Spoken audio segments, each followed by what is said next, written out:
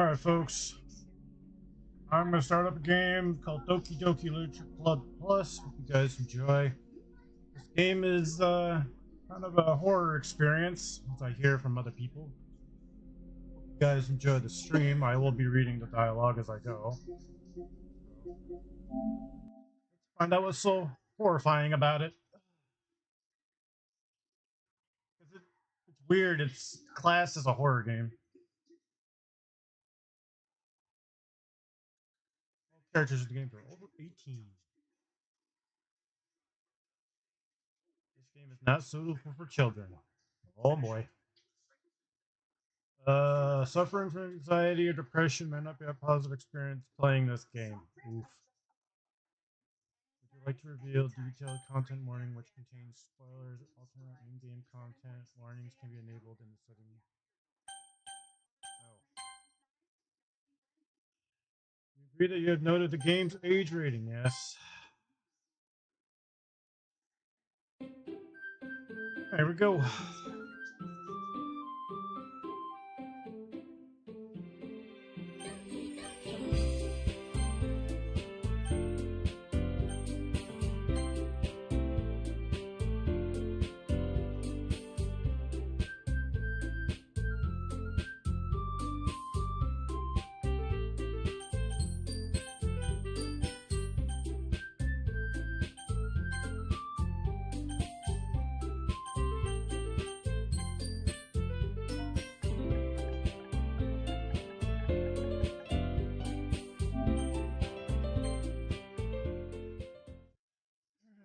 Here we go. Hey! I see an annoying girl running toward me from a distance, waving her arms in the air like she's totally oblivious to any attention she might draw to herself. The girl is Sayori, my neighbor and good friend since we were children. You know, the kind of friend you never see yourself making today, but it just kind of works out because you've known each other for so long. We used to walk to school together on days like this, but starting around high school, she would oversleep more and more frequently, and I would get tired of waiting up. If she's going to chase me like this, I'll feel better off running away. However, I just sign idle in front of the crosswalk and let Sayori catch up to me. Ha! I overslept again! I caught you this time. Maybe only because I decided to stop and wait for you. You say that like you were thinking about ignoring me. That means Joey. Well, if people staring at you for acting weird, then I don't want them to think we're a couple or something. Fine. But you did wait for me after all. I guess you have to have it in you to be mean if you want to be. Whatever you say, Sayori. We cross the street together and make our way to school. As we draw near the street, become increasingly speckled with other students making their daily commute. By the way, Joey, have you decided on the club to join yet? A club? I told you already, I'm really not interested in joining any clubs. I haven't been looking either. That's not true. You told me you would join a club this year. Did I? I'm sure it's possible that I did in one of our many conversations where I just mercifully go along with whatever she's going on about. You like to worry a little too much about me, when I'm perfectly content just getting by the average while spending my free time on games and anime. I was talking about how I'm worried that you won't learn how to socialize or have any skills before college. Happiness is really important to me, you know. And I know you're happy now, but I die at the thought of you becoming a NEET in a few years because you were used to the real world. Trust me, right? Don't make me keep worrying about you. Alright. I'll look at a few clubs if it makes you happy. No promises, though. Will you at least promise me you would try a little hard? Try a little? I guess I'll promise you that. Hey. Why do I let myself get lectured by such a carefree girl? More than that, I'm surprised I even let myself relate to her. I guess seeing her worry so much about me makes me want to ease her mind at least a little bit, even if she does exaggerate everything inside of her head. School days as annoying as ever.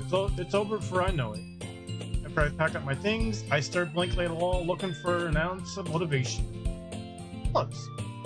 Yuri wants me to check out some clubs. I guess I have no choice but to start with the anime club.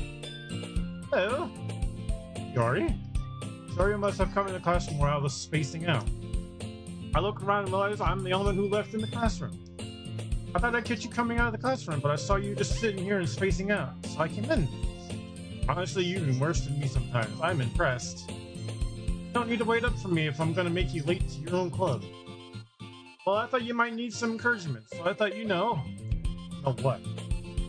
That you could come to my club. Sayori. Yeah? There's no way I'm going to your club.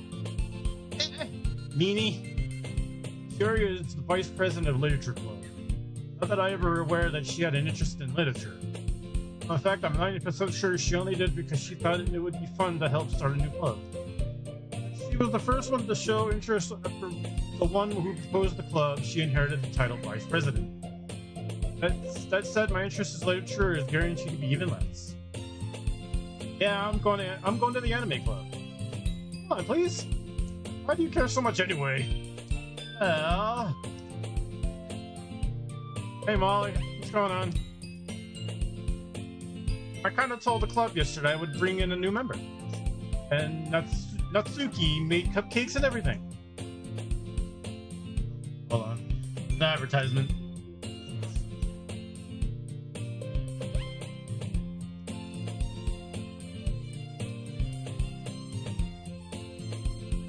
Sorry about that. The ads went through. I'm doing alright, Molly. How you doing? Figured I'd give this game a shot. This game is weird. So, people are telling me it's a horror game, too. So, I don't know yet. We'll see how it goes. Don't make promises you can't keep. I can't tell if Sayori is really that much of an airhead, if she is cunning as a planning of all of this out. Good, just got home from work a little bit ago. Nice. Oh, fun. Yeah, Hannah and a couple other people are telling me about this game. So, we're gonna give it a shot. It is one of the free games for PlayStation, just so people know. I let out a long sigh. Fine, I'll stop by for a cupcake, okay? Yay, let's go! Hey Johnny, what's going on? Unless today marks the day I sold my soul for a cupcake. I dejected follow Sayori across the school and upstairs, a section of the school I rarely visit. Sayori, full of energy, swings upon the classroom door. Everyone, the new member is here.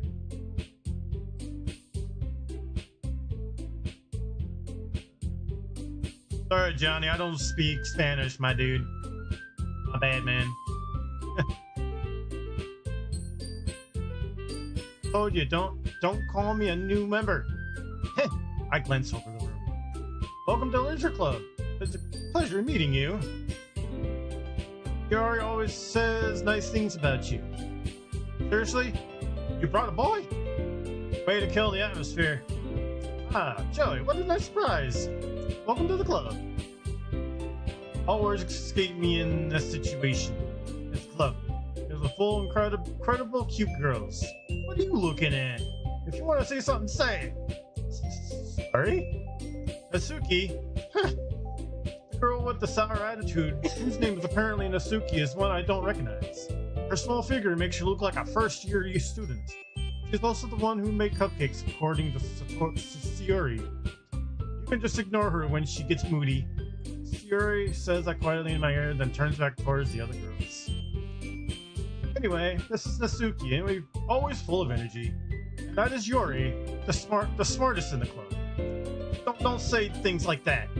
Yuri, who is apparently more mature and timid, seems to have a hard time keeping up with people like Sayori and Natsuki.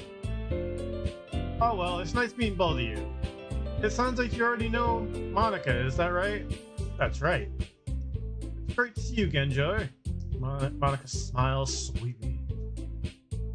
You know each other well. We rarely talked, but we were in the same class last year. Monica was probably the most popular girl in class. Small, beautiful, athletic. Basically completely out of my league. So having her smile at me so generally feels a little... You too, Monica? Sit down, Joe. We made room for you at the table, so you can sit next to me or Monica. I'll get the cupcakes. Hey, I made them. I'll get them. Sorry, I got a little too excited. Then how about I make some tea as well? Girls have a few desks arranged to form a table. As Sayori mentioned, it's been widened, so there's one space next to Monica and one space next to Sayori. He and Yuri walk over to the corner of the room where Nasuki grabs a red tray and Yuri opens the closet. Still feeling awkward, I take a seat next to Sayori. Nasuki proudly marches back to the table's tray in hands. Okay, are you ready? Ta-da! Yahoo! Oh. Nasuki lifts the foil off the tray to reveal a dozen white fluffy cupcakes decorated to look like little cats. Whiskers are drawn with icing and little pieces of chocolate were used to make ears. So cute! I had no idea you were so good at baking this, Nasuki. Well, you know. By the way, Molly, is volume good for this game? Do I have to change anything before I proceed? Still here? Like the music of the game and my voice.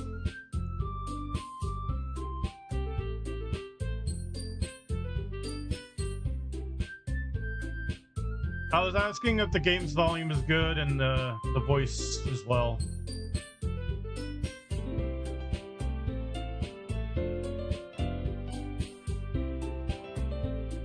Oh, the sound is good for me. Okay. Just hurry and take one. Sayori grabs one first, then Monica, I follow. It's delicious. Sayori talks with her mouth full and has already managed to get icing on her face. I turn the cupcake around in my fingers, looking for the best angle to take a bite. Suki is quiet. I can't help but notice her sneaking glances in my direction. Is she waiting for me to take a bite? I finally bite down. The icing is sweet and full of flavor. I wonder if she made it herself. It's really good. Thank you, Nasuki. Why are you thanking me? It's not like I haven't I heard this somewhere before? Made them for you anyway. Heh, I thought you technically did, Sayori said. Well, maybe, but not for you, you know, you dummy. Alright. I gave up Nasuki's weird logic and dismissed the conversation. Yuri returns to the table carrying a tea set.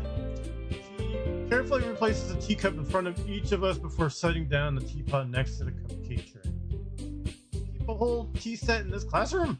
Don't worry, the teachers gave us permission. After all, doesn't a hot cup of tea help you enjoy a good book?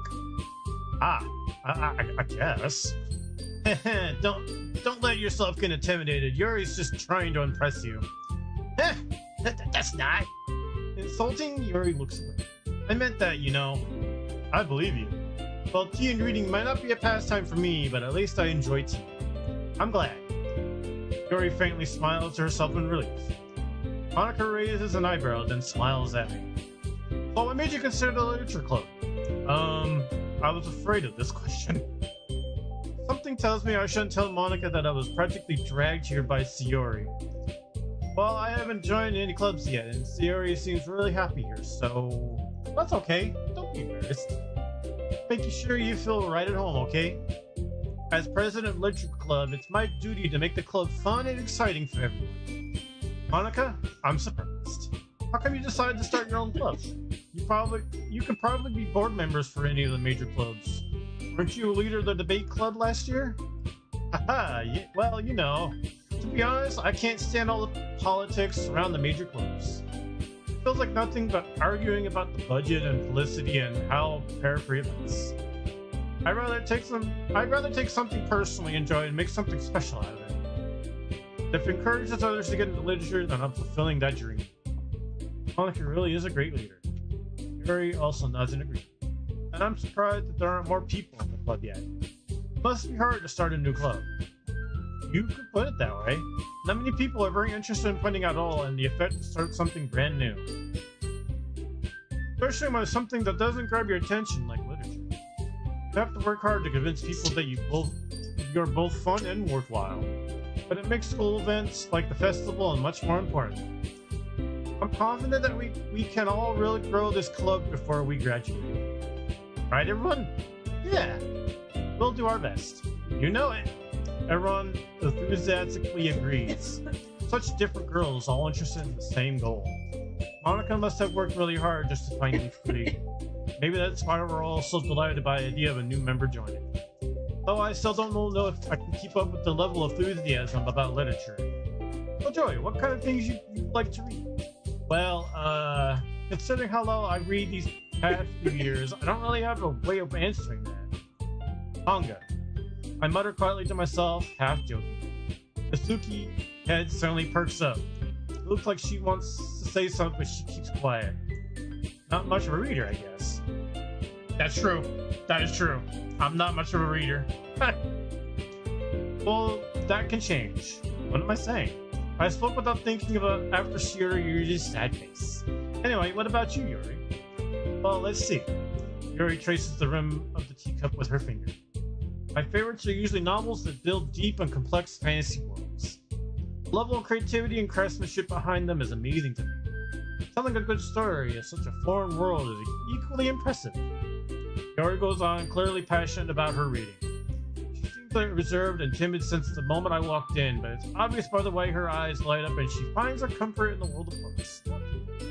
But you know, I like a lot of things. Stories with deep psychological elements I immerse as well. Wait, you're playing this game? Yes, I am. What's up, Try? Isn't it amazing how a writer can deliberately take advantage of your own lack of imagination to completely throw you for a loop? Anyway, I've been reading a lot of horror lately. I read a horror book. I read a horror book once. I desperately got something I can relate to, but at a minimum level. At this rate, Yuri might as well be having a conversation with a rock. Really? I wouldn't have expected that, Yuri. Someone as gentle as you, I guess you could say that. But if the story makes me think or takes me to another world, then I really can't put it down. Surreal horror is often very successful at changing the way you look at the world, if only for a brief moment. I hate horror. Oh, why's that? Well, Asuki's eyes dart over to me for a split second. Never mind. That's right, you usually like to write about cute things, don't you, Nasuki? What? What gives you that idea? You left a piece of scrap paper behind last club meeting. It looks like you were working on a poem called Don't Say It Out Loud. And get that back. Fine. Your cupcakes, your poems, everything you do is just as cute as you are. Shiori sidles up behind Nasuki and puts her hands on her shoulders. I'm not cute! Nasuki, you write your own poems? Well, I guess sometimes. Why do you care? Well, be warned, this game is a largely horror game, so don't take the game as a regular dating sim. Be prepared to get unnerved by this game. You have been warned. I know. People, like, I was talking to Hannah and a couple other people last night when I was doing those random games. I was doing Super Mario Sunshine. Trust me, Try. People were telling me, so this is going to be an interesting experience. So I want to see why this is a horror graphic game. Don't spoil anything if you've seen this game, please. I really would appreciate that. I want to find out myself. I think that's impressive. Why don't you share them sometime? No. Nasuki averts her eyes. You wouldn't like them. And I'm not a very confident writer yet. I understand how Nasuki feels. Sharing that novel writing takes more than just confidence. The truest form of writing is writing to oneself. You must be willing to open up your readers, exposing your vulnerabilities and showing the deepest reaches of your heart. Also, don't trust Monica. I dislike her for reasons I will not explain. Well, I will play the way I want to play. Try. So whatever I get is what I get. So I don't care who's who and who's what. I will play the way all the way through. You have a writing experience too, Yuri? Maybe if you share some of your work, you set an example to help Nasuki feel comfortable enough to share hers. I guess it's the same for Yuri. Oh, I wanted to read everyone's poems. Well, don't say I didn't warn you. It's alright. It's all good. We all sit in silence for a moment. Okay.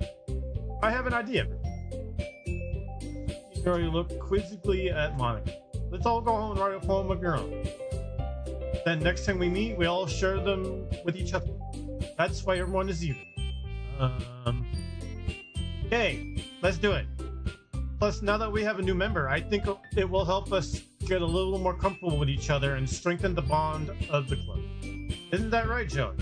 Monica smiles warmly at me once again. Hold on, there's still one problem. Eh? What's that? Now that we're back at the original topic of the Joining Me Club, I've currently come forth with that's been on my mind the entire time. I never thought I would join this club. Shiori may have convinced me to stop by, but I never made any decision. I will say Natsuki is my favorite character in this game. Based on looks for me, I would say Yori. I like her. I still have other clubs to look at, and I lost my train of thought. All four girls stare back at me with dejected eyes. But I'm sorry, I thought... You all, I am defenseless against these girls. How am I supposed to make a clear-headed decision when it's like this? That is, a writing poem is the price I need to pay in order to spend away day with these beautiful girls. Right. Okay, I've decided then. I'll join the literature club. One by one, the girls' eyes light up. Yes, I'm so happy. Shiori wraps her arms around me, jumping up and down. Hey, you really did scare me for a moment. If you really just come for the cupcakes, I would be super pissed. And that makes it official. Welcome to the literature club. Thanks, I guess. Okay, everyone. I think with that, we can officially end today's meeting on a good note. Everyone remember tonight's assignment. Write a poem to bring the next meeting so we can all share. Hanukkah looks over at me once more. Joey, I look forward to seeing how you express yourself. Yeah. Can I really impress class star Monica with my mediocre writing skills? I already feel anxiety welling up inside me. Meanwhile, the girls continue to chit-chat as Yuri and Natsuki clean up their food. Hey Joey, since we're already here, do you want to walk home together? That's right, Shiori never walked home together anymore because she's always staying at the school for clubs. Sure, might as well. Yay! With that, the two of us depart the club room and make our own way home. The whole way, my mind wanders back and forth between the four girls. Shiori, Natsuki, Yori, and of course, Monica. Will I really be happy spending every day after school in a literature club? Perhaps I'll have a chance to grow closer to one of these girls. Alright, I just need to make the most of the circumstances. I'm sure good fortune will find me. I guess that's short for writing a poem tonight. Time to write a poem. Pick words you think your favorite club member will like. Something good might happen whoever likes your poem the most.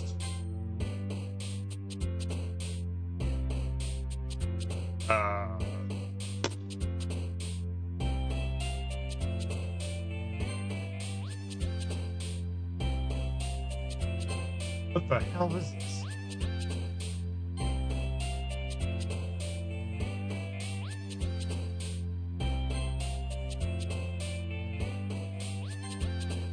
Why? Why is it picking her? Why is it the other way around?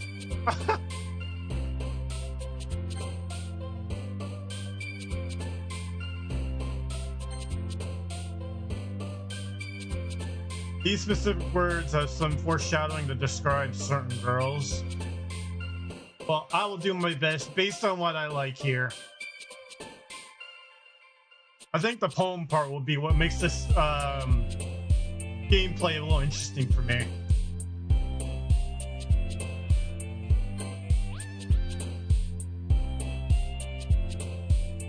I like the music.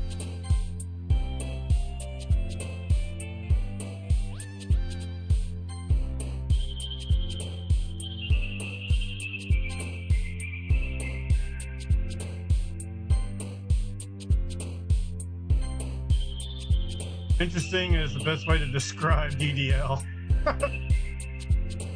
Well, we'll see. We'll make this a series, you know what I mean?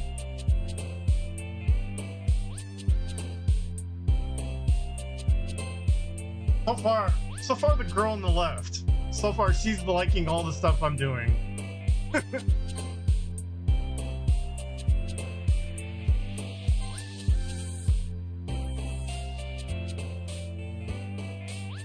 Oh my god. The girl on the left is winning this one.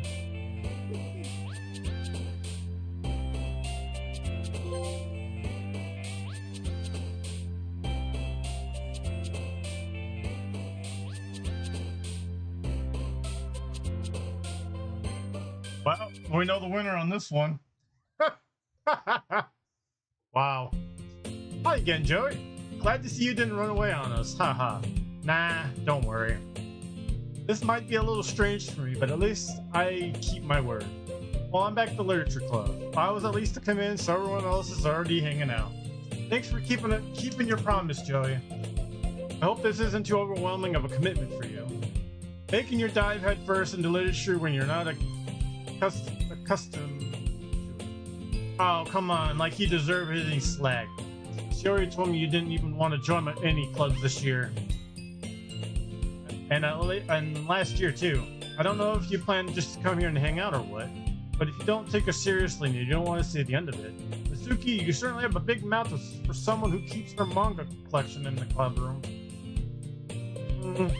Mizuki finds herself stuck between saying Monica and manga. Manga is literature. Swiftly defeated, Mizuki pops back into her seat. Don't worry, guys. Joey always gets it best as long as he's having fun. He helps me with the busy work without me even asking, like cooking, cleaning my room. I'll depend on it. Theory, that's because your room is messy and distracting, and you almost set your house on fire once. Ooh, boy.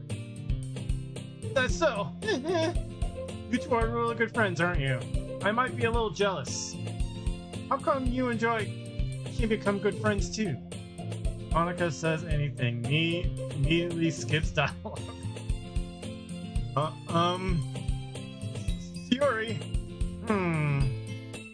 As usual, Sayori seems oblivious to the world situation she puts me into. Oh, Yuri even brought you something today, you know. Oh, wait, Sayori? Heh, me? Not really. Don't be shy. It's really nothing. What is it? Never mind. Sayori made it sound like a big deal when it's really not. What do I do? I'm sorry, Yuri. I wasn't thinking.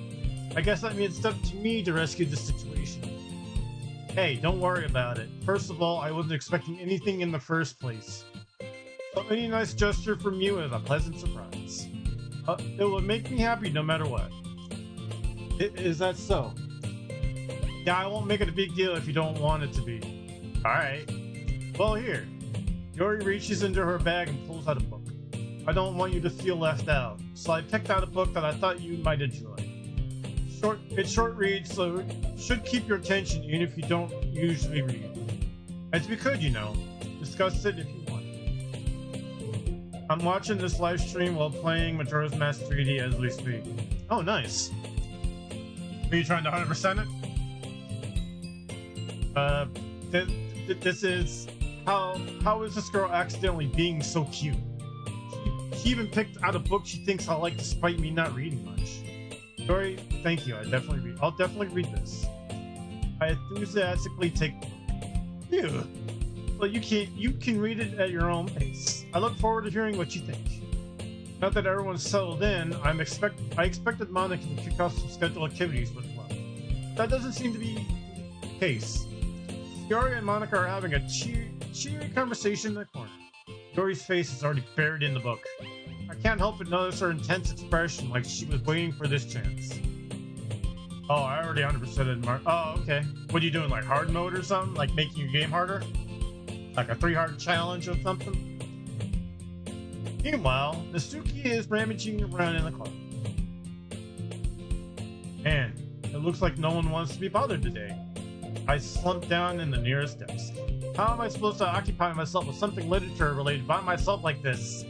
I guess I can always read some of the book Yuri gave me, but I'm feeling a little too tired to read. I can probably fall asleep right now. I just watched School Kid cutscene on the top of the clock tower. Oh, okay. You're at the beginning. I closed my eyes and ended up listening in on Sayori's conversation with Monica. Probably gonna seem really lame compared to all the other clubs, though. Huh. Well, we can't give up. The festival is our chance to show everyone what literature is all about. Problem is that the idea of literature clubs sounds too dense and intelligible. That's not like it at all, you know. We just need a way of showing that that's to everyone. Something that speaks to their creative minds. That doesn't solve the problem, though. Eh? What do you mean?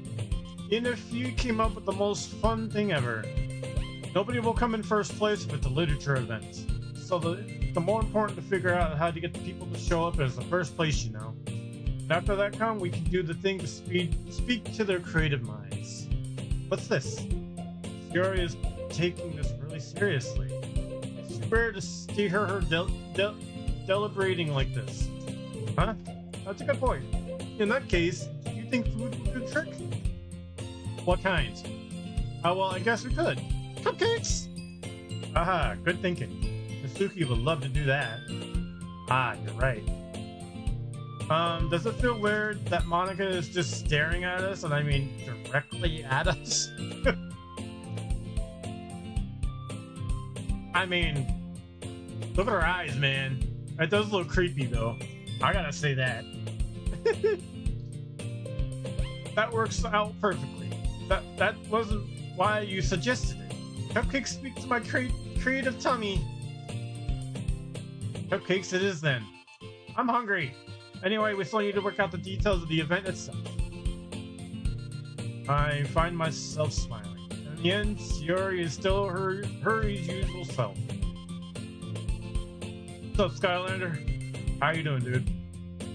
But therein lies the unexpected reason I admire her. Unlike me, who has trouble finding any motivation at all. Yuri can put her mind to things and make them come to life. Oh, you're chilling? What you been playing lately, Sky? Anything good? Oh, it's deeper than you think, but spoiler's sake, I won't say anything. Okay, well, let's find out together. I suppose that's why I end up letting her get on my case about things. I can't help but wonder what it'd be like to see the whole world through her eyes. Ooh. I opened my eyes to find Yuri's face filling my vision. I nearly fell out of my chair. Sorry. Wait. Actually, I'm not sorry at all. It's your fault for sleeping like that. This isn't the napping club. Does your school having a napping club? Oh, you're staying up late again, aren't you? Now that you're in a club, you're gonna have less time for an anime, you know. You'll need to get used to it. Don't say that so loud. I glanced over my shoulder to see if Monica overheard. It's true though. Yeah? I know. You're always looking out for me, Sayori. It's what I do best. That's the problem. What about you? You look out for me better than you look out for yourself. You're still oversleeping every day, aren't you? Not every day. That's not very convincing. How many days this past week have you gotten up on time? It's a secret. I knew it. Come on. At least give me the benefit of the doubt. However, I will say once you fully play this game, you will never see this game the same way ever again. You've been playing Astrobot? Man, I want to play Astrobot, but I gotta wait for Jamboree first. So I gotta get Jamboree, then I want to get Astrobot. So Jamboree comes first before Astrobot. Then I can play that. I can't even do that. Look, Sayori is written all over you. Huh? Sayori glances around at herself. How is it written all over me? You were clearly in a rush this morning. Look at your hair, it's sticking out all over around here. Ah! I run my fingertips to the side of Sayori's hair, trying to straighten it out. Man, you really need to brush for this. My hair is just really hard to get right. I won't fall for that. That's just more than your hair. Look, your bow isn't straight either. And that toothpaste stain on your collar right here? I try to wipe off the stain with my finger. But nobody would ever notice that. Of course they would. Nobody's gonna tell you about it because they don't want to embarrass you.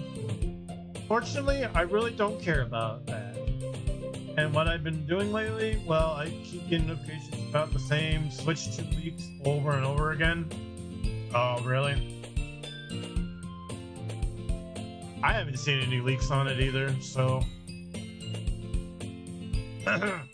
Hey, you meanie.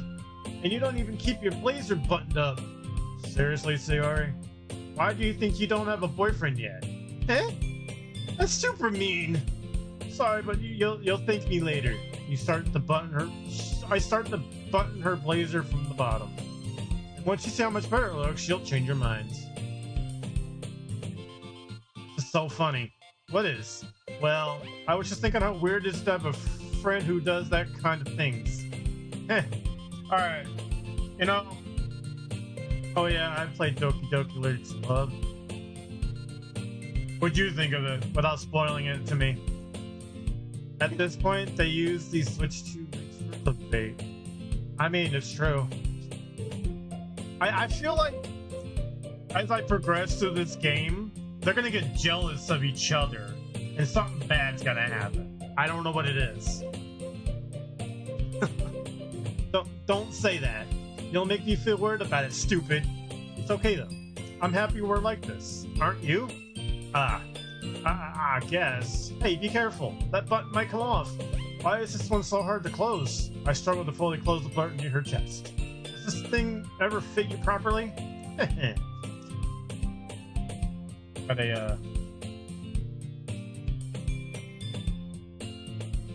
I'll wait a couple of seconds because of the,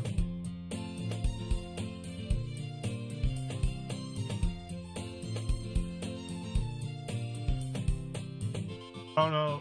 Oh, not really. Only one particular person gets jealous. Gotcha. I did it when I bought it. Huh. If you ever buttoned it, you would have noticed sooner than it does, and then it doesn't fit you anymore. What are you smiling about? It means my boobs got bigger again. But don't say that out loud. Anyway, you look much better now, so... Why does it feel strange to see Sayori's blazer buttoned up like that? But it's so stuffy. It's not worth it at all. Sayori hastily unbuttons her blazer once more. What was the point of that? I buttoned it up and she's like, nah, I'll just take it off. Ew, that's so much better. Sayori puts her arms out and twirls around. Some of these moments like this make me a little uncomfortable. So if I keep it unbuttoned, then I won't get a boyfriend, right? What kind of logic is that? And why are you saying it like it's a good thing? Because if I had a boyfriend, then he wouldn't let you do things like this. You take care of me better than anyone else would. So that's why I'm keeping it unbuttoned. So saying all these embarrassing things, I didn't say anything embarrassing. Jeez. Well, anyway, just focus on trying to wake up a little earlier. Only if you focus on going to bed earlier. Fine. But I'll let it slide for now. It's a deal. I guess we really are better at taking care of each other than we are taking care of ourselves. Yeah, I guess so, huh? So maybe you should come wake up in the morning. You're doing it again, Sayori. But I was stroking that time. Man, it's impossible to tell you with you sometimes. Okay, everyone. Monica suddenly calls out. Why don't we share the poems we wrote now? Yay! Joy, I can't wait to read yours. Yeah, same. I failed to sound enthusiastic, but Sayori still trots away to achieve her poem. Me before playing DDLC, me after playing... Oh god. I'll say one thing, Try. I don't get freaked out very easily, or get cringy, really, so... Let's put it that way. I failed to sound enthusiastic. By the way, did you remember to write a poem last night? Yeah. My relaxation ends. I can't believe I agreed to do something so embarrassing. I couldn't really find such inspiration since I've never really done this before. Well, now that everyone is ready, why don't you find someone to share with? I can't wait. Sayori and Monica enthusiastically pull out their poems. Sayori is on a wrinkled sheet of loose leaf torn from a spiral notebook. On the other hand, Monica writes hers in a composition notebook. I can already see Monica's pristine handwriting from where I sit. Suki and Yuri rhythmically comply as well, reaching into the bags. I do the same myself. Honestly, this game is fun, except for the one scene. I wrote a poem, alright. It's called Go Away, Monica. Alright, let's see. Let's pick Yuri first. Yuri seems the most experienced, so I should start with her. I can trust her opinion to be fair. Yuri stares at the poem. A minute passes, more than enough time for her to finish reading. Oh. Sorry, I forgot to start speaking. It's fine, don't force yourself. I'm not. I just need to put my thoughts into words. Hold on. Okay, this is your first time writing a poem, right? Yeah. Why do you ask? I'm just making sure. I guess that might be after reading through it. So it's that bad. Oh, did I just raise my voice? I'm so sorry. Yuri buries her face in her hands. I couldn't help but notice that she's been several minutes and we really haven't gotten anywhere. It might take Yuri a while to get used to new people. It's fine. I really didn't notice. What were you saying? Right. It's just that there are specific writing habits that are usually typical of new writers. And having been through that myself, I kind of learned to pick up on them. I think the most noticeable thing I recognize in new writing is that we'll try to make their style very deliberate. In other words, that tend to pick writing style separate from the topic matter, and that form fit the two together. The end result is that both the style and expressiveness are weakened. Once Yuri finds her train of thought, it is as if her demeanor totally changes. Her stammering is completely gone and she sounds like an expert. Of course, that's something you can't be blamed for. There are so many different skills and techniques that go into writing even a simple poem. Not just to find them and building them, but getting them to work together is probably the most challenging part.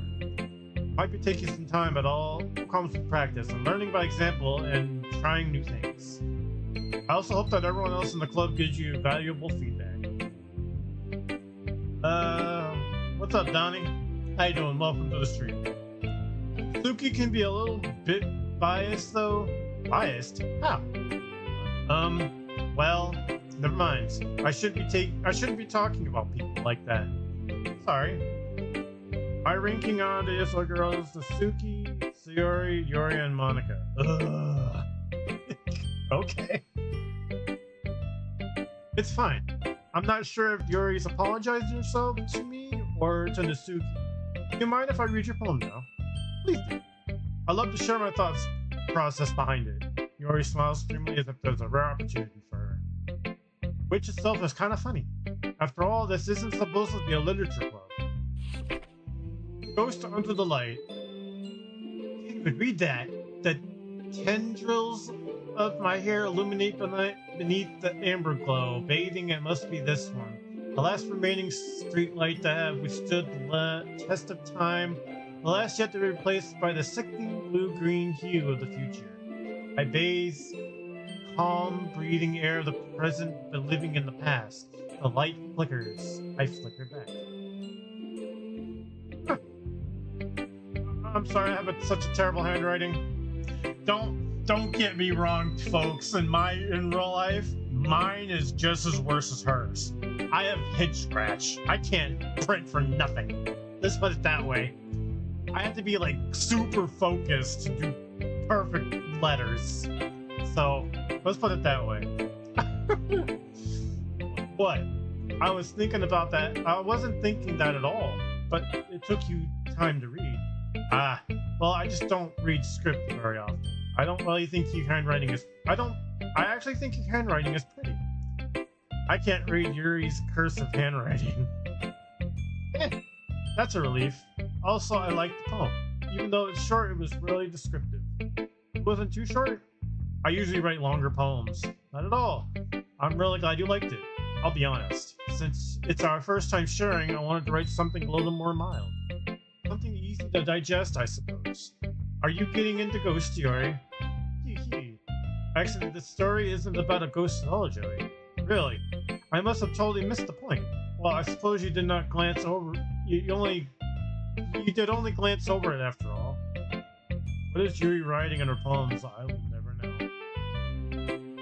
But remember that poets often express their own thoughts, feelings, or experience in their work. work. They usually do more than tell a simple story or paint a picture. In this case, perhaps the subject of the poem is only being symbolically compared to a ghost.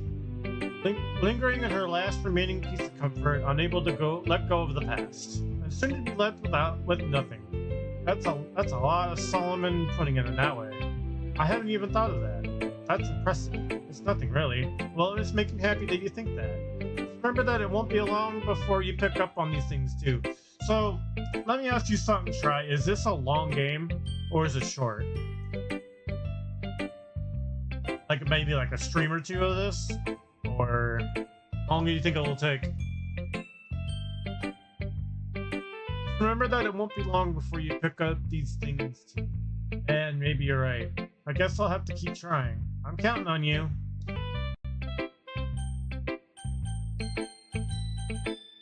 Somewhere around 5 to 6 hours, I believe. Oh man, that's not bad.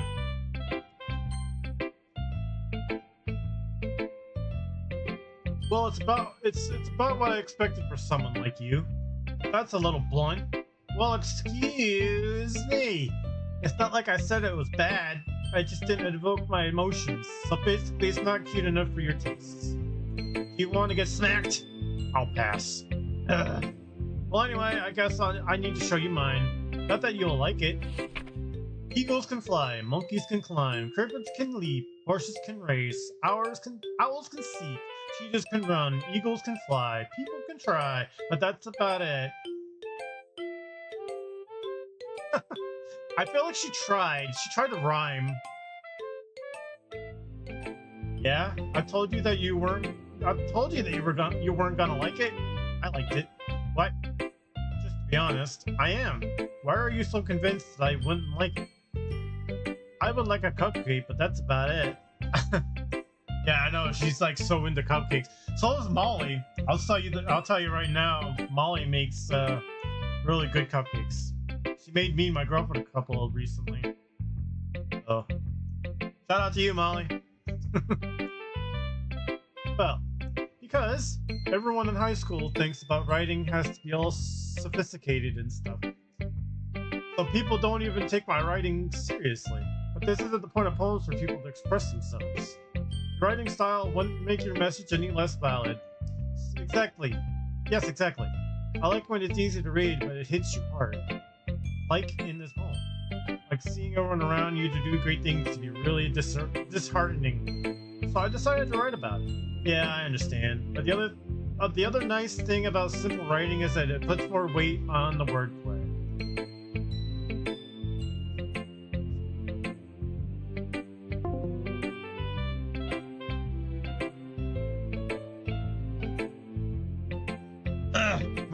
Like I set up for a rhyme at the end, but then made it fall flat on purpose. It helps bring out the feeling in the last line. So you did.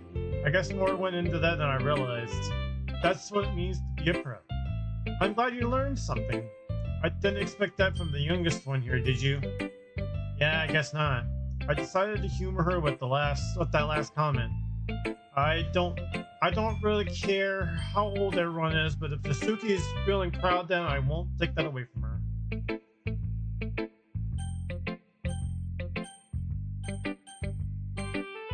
Guests are adorable. The warden is scary. The enderman is odd. I love pizza. Nasuki is cool. The creaking is terrifying, but that's about it. Huh. Oh my goodness. This is so good, Joey. I love it. I had no idea you were such a good writer. Sayori, you must be seriously overreacting. I'm not a good writer at all. I honestly have no idea what I'm doing. Well, maybe that's why. Because I have no idea what I like either. Jeez. Sayori's opinion was way more constructive than this. Are you sure you don't like it because I wrote it? Well, I'm sure that's part of it. I think I understand you better than a lot of people you know. So when I read your poem, it's not just a poem. It's Joey's poem. And that makes it feel extra special. Like I can feel you feeling in it. Sayori hugs the sheet against her chest. You're so weird, Sayori. I'm really happy that you wrote one. It just reminds me how you really are part of the club now. Not to mention the fact that I'm sitting in front of you in the club room. Well, of course, I'm not really into it yet, but that doesn't mean I'll break the promise. See? It's like I said before, Joey. Deep down, you're not selfish at all, you know? Trying new things like this for other people. That's something that only really good people do. Thanks, Sayori. I'm not sure if Sayori sees the full picture of my motive here. Then again, I can't deny that she's part of the reason I joined. Knowing how much this means to her and all. Yeah. And I'm gonna make sure you have lots of fun here, okay? That will be my way of thanking you. Alright, I'm gonna hold you to that then. Hey, now you read my poem too, right? Don't worry, I'm really bad at this. Hey, Joseph. What's going on, dude? We'll see about that. Dear sunshine, the way you glow, the glow through my blinds in the morning makes me feel like you missed me. Kissing my forehead to help me out of bed, making me rub the sleepy from my eyes. Are you asking me to come out and play? Are you trusting my wish to a rainy day? I look above, the sky is blue. It's a secret, but I trust you too. If it wasn't for you, I could sleep forever, but I am not mad. I want breakfast. I'm alright. How you doing?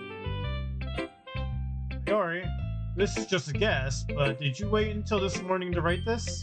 No. Just a little bit. You can't just answer a little bit to a yes or a no question? I forgot to do it last night. But at least that makes me feel a lot better about myself. Don't be mean. I still try my best. Love how the theme changes depending on which girl you're talking to.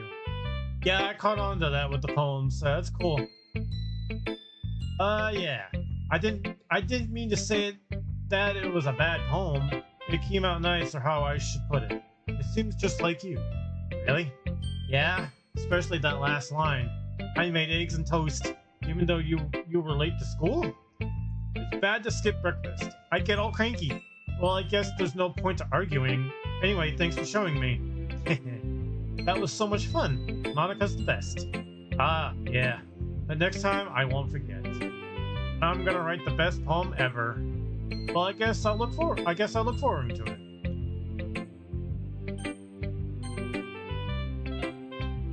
Hi, Joey. Having a good time so far? Yeah. Good. Glad to hear it. By the way, since you're new here and everything... I have no idea, Joseph. I know nothing of the Doki series, but it's supposed to be a horror game. So... I have no idea. It's a dating simulator, but it's supposed to have horror aspects to it. So, we're about to find out. So, it's a neat experience for me. Currently, all I'm getting out of this is you're interacting with these girls in a literature club, and you're writing poems and stuff like that. And that's somewhat how I'm getting with this game. As far as I know. La, don't look scary. Well, we were talking to Hannah yesterday before Rocket League. She said there's some freaky stuff that happens in this game. So that's why I'm doing it. By the way, since you're new and everything, if you ever have any suggestions for the club, like new activities or things we can do better, I'm always listening. Don't be afraid to bring things up, okay? Alright, I'll keep that in mind. Of course, I'll be afraid to bring things up. I'm much better off just going with the flow until I'm more settled in. Anyway, want to share your poem with me? It's kind of embarrassing, but I guess I have to. Don't worry, Joey. You're all a little embarrassed today, you know. But that's the sort of barrier that we'll all learn to get past soon. Yeah, that's true. I hand Monica my poem. I like this one. It makes me think of something Sayori would like. Is that so? You and Sayori are really good friends, right? I wouldn't be surprised if you had these sort of things in common. Well, it might be a good friends, but Sayori and I are actually really different. This is the biggest mistake you've ever made. Once you get into the next act, you'll see why. Well, let's find out together, Try. Well, that may be the case, but that maybe there are also some similarities that you wouldn't expect. The way she talks about you, it seems like the two of you are really care about each other's well-being. Even if you show it in a different way, it ends up being more similar than you think. I wish girls look like that. You want girls to look all anime, Joseph? Is that what it is? So I think that's the kind of vibe I get when reading your poem. Stop staring at me, Monica. Oh, Joey does like DDDLC. Well, let's put it this way, Diamond. I know nothing of this game, so I've heard of it, never played them, so... How are you, Diamond? So I think the kind of vibe I get when reading your poem. Sure you're not reading into it too much? Aha, it could be. Oh, gosh, I sound like Yuri. But in any case, Yuri's writing has got a gentle feel to it. Well, you're in luck because I do. Poor soul. I know you would, Joseph. I know you would love that. Don't spoil anything for me, Diamond. Don't spoil anything even know it. I asked Try as well, so... I can tell that she's like exploring with emotions like happiness and sadness. Who knew that sometimes someone so happy would enjoy sad things too? Oh, I ain't. Yeah, that's totally unexpected. Well, to each other their own. I'm gonna let you find out what happens. Good. And you shouldn't be afraid to experiment a little bit either. I'm sure I'll end up trying different things a lot. It could take a while, but I feel comfortable doing this. Not spoil, let him experience it first. Yeah, please. That's okay. I love to see you try new things. That's the best way to find the kind of style that suits you. Everyone else might be a little biased toward their own kind of styles, but I always help you find what suits you the most. So don't force yourself to write the way everyone else wants you to write. It's not like you have to worry about impressing them or anything. Aha. Anyway, do you want to read my poem now? Don't worry, I'm not very good. You sound pretty confident for someone who claims not to be very good. Well, that's because I have sound confident. That doesn't mean I always feel the way, you know? I see. This game has the same feeling as getting PTSD. Oh boy. Well, let's read it then. Hole in the wall. It couldn't have been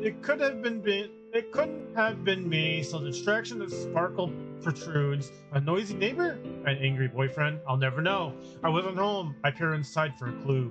No, I can't see. I reeled blind like a film left out of the sun, but it's too late. My retinas already scorched with a permanent copy of a meaningless image. It's just a little hole. It wasn't too bright. Was too deep, stretching further into everything, a hole of infinite choices. I realize now that I wasn't in, I was looking out, and he on the other side was looking in. What the fuck?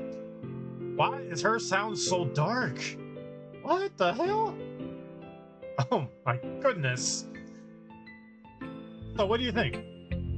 It's very free form, if that's what you call it. Sorry, I'm not really the right person to ask for feedback. Aha, it's okay. And that kind of style has gotten pretty popular nowadays. That is, a lot of poems have been putting emphasis on the timing between worlds and lives. When performed out loud, it can be a really powerful... What was that inspiration behind this one?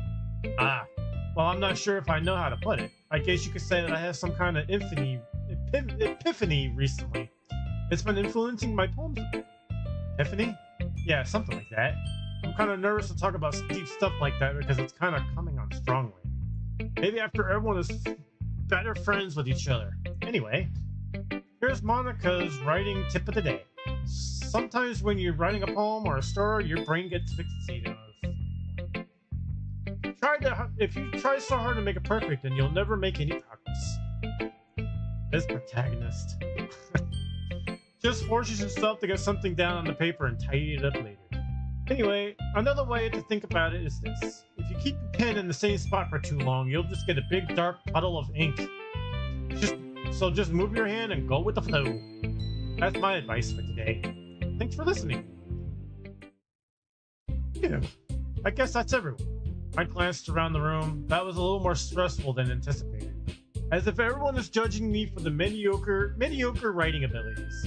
Even if they're just being nice, there's no way my poems can stand up to theirs. Monica's second tip of the day is where things get interesting. Okay. This is literature club after all. I sigh. I guess that's what I ended up getting myself into. Across the room, Shiori and Monica are happily chatting. My eyes landed on Yori and Natsuki. They generally exchange sheets of paper sharing their respective poems. Monica reminds me of Joey in charge. What the fuck? How? What are you talking about?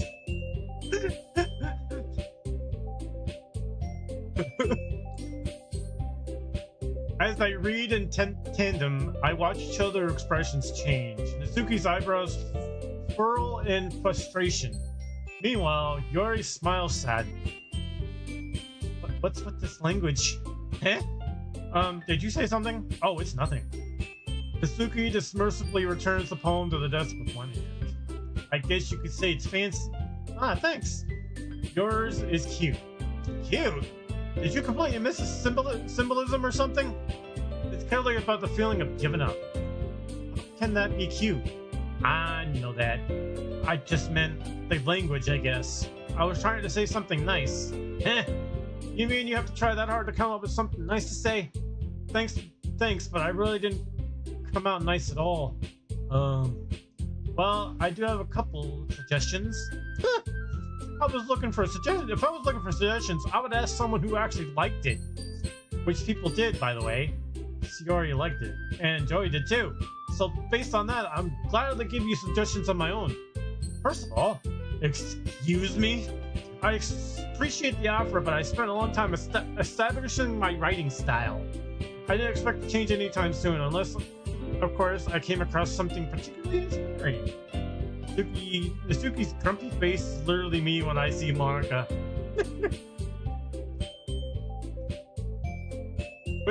which I haven't yet. And Joey liked my poem too, you know. I even told me he was impressed by it. Natsuki suddenly stands up. Oh?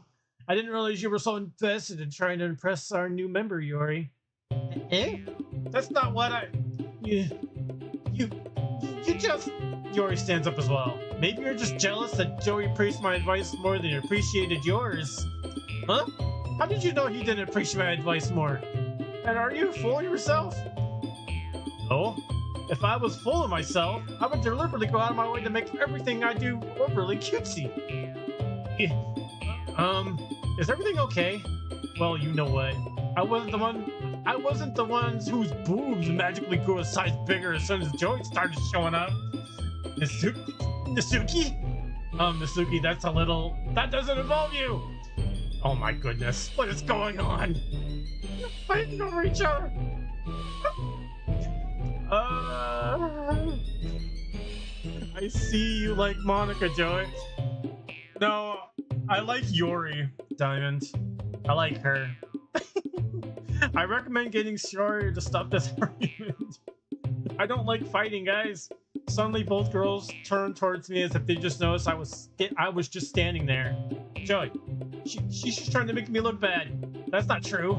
She started it. If she could get herself and learn to appreciate that simple writing is more effective, then that's what happened in the first place.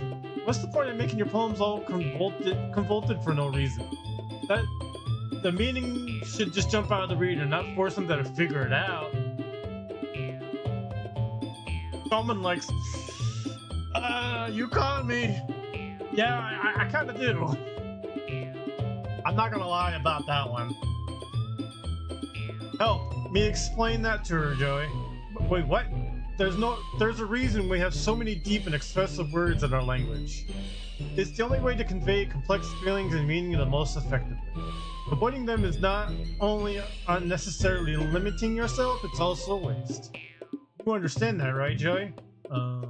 Well, how did I get dragged into this in the first place? It's not like I know anything about writing. But whoever I agree with, then I'll probably think more highly of me. Doki, you're right. You're right. You're right. I liked your poem. What? Wait, what did I do? Wait a minute. I chose Yori. What did I just do? that I chose Yuri. What happened? Let me from the alternate. I'm going to say I might stream this too after you do it. Wait, that's not an excuse for you to be so mean. You shouldn't pick a fight just because someone's opinion is different. That's not what happened at all. Yuri wouldn't even take my poem seriously. I understand, Yuri. You're a seriously talented writer. It's no secret that I was impressed. Well, here's the thing. No matter how simple or refined someone's writing style is, they're still putting feelings into it, and it becomes something really personal. That's why Natsuki felt threatened, and when you said her poem was cute. I didn't notice that. I'm sorry. But Natsuki, you took it way too far. Yuri means well if you just told her how you felt. And this wouldn't have happened in the first place. Are you kidding? That's exactly what I did. It was her that... Natsuki, I think that's enough. You both said some things that you didn't mean. Yuri apologized. Don't you think you should too? Natsuki clenched her fists. In the end, nobody has taken her side. She's trapped at this point, being defiant only because she can't handle the pressure. I end up even feeling bad for her. Sometimes when I'm hurt, it helps to take a walk and clear my head. Sorry, she doesn't need to. You know what? I'm gonna do that. I'll spare me from having to look at all your faces right now. Damn! Without warning, Natsuki snatches her own poem up from her desk and storms out. On her way out, she crumples up the poem with her hands and throws it into the trash. Oh, goddamn! Natsuki, she didn't need to do that. I look across the room. Yuri has her chin buried in her hands while she stares down at her desk. I generally approach her and sit in the adjacent chair. Everything alright? I'm so embarrassed. I can't believe I acted like that. You probably hate me now. No, Yuri. How could anyone not have gotten flushed without being treated like that? You handled it as well as anyone could. I don't think any less of you. Well, alright, I believe you. Thanks, Joey. You're too kind. I'm thinking to have you part of this club now. It's nothing. One more thing. That one thing that Natsuki said. How about, I would never do anything so shameful? So, What thing did Natsuki say? Well, never mind that. I'm going to make some tea. Good idea. Make sure you make enough for more than one person, okay? Yeah. Okay, everyone. It's just about time for us to leave. How did you feel about sharing poems? It was a lot of fun. Well, I say it was worth it. It was alright, but mostly. Joey, how about you? Yeah, I'd say the same. It was a neat thing to talk about with everyone. Joey's really acting for his favorite girl. Awesome. In this case, we'll do the same thing tomorrow, and maybe we'll learn something from your friends too. So your poems will turn out even better. I think to myself, I did a little more about the kinds of poems everyone likes. Feeling like that means I can at least do a better job impressing those I want to impress. I thought to myself with newfound determination. Good. Ready to walk home? Sure, let's go. Yuri beams at me. It's truly been a while since Yuri and I have spent this much time together. I can't really say I'm not enjoying it either. Yuri, what happened earlier? What do you mean? Between Yuri and Natsuki? Does that kind of thing happen often? No. That's really the first time I've ever seen them fight like that. I promised them both wonderful people. You don't hate them, do you? No, I don't hate them. I just wanted your opinion, that's all. I can't see why they'd make good friends with you. Ew. Joey, it's nice that I get to spend time with you in the club, but I think seeing you get along with everyone that makes me the happiest. I think everyone really likes you too. That's every day is going to be so much fun. It looks like Sierra hasn't still caught on to the kind of situation I'm in. Sure, being friends with everyone is nice, but does it really need to stop there? We'll just have to see what the future holds, Sierra. I pat Sierra on the shoulder. I say that more to myself than to her, but it's easy to use Sierra as an internal monologue sometimes. Yeah, let's do this. Alright, let's see what we got going on here.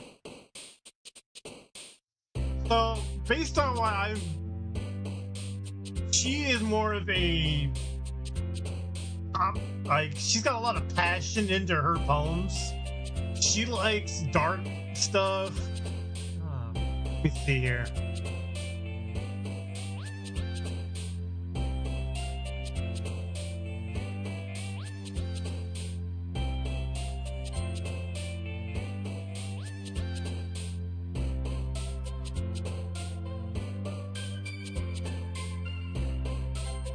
Ah.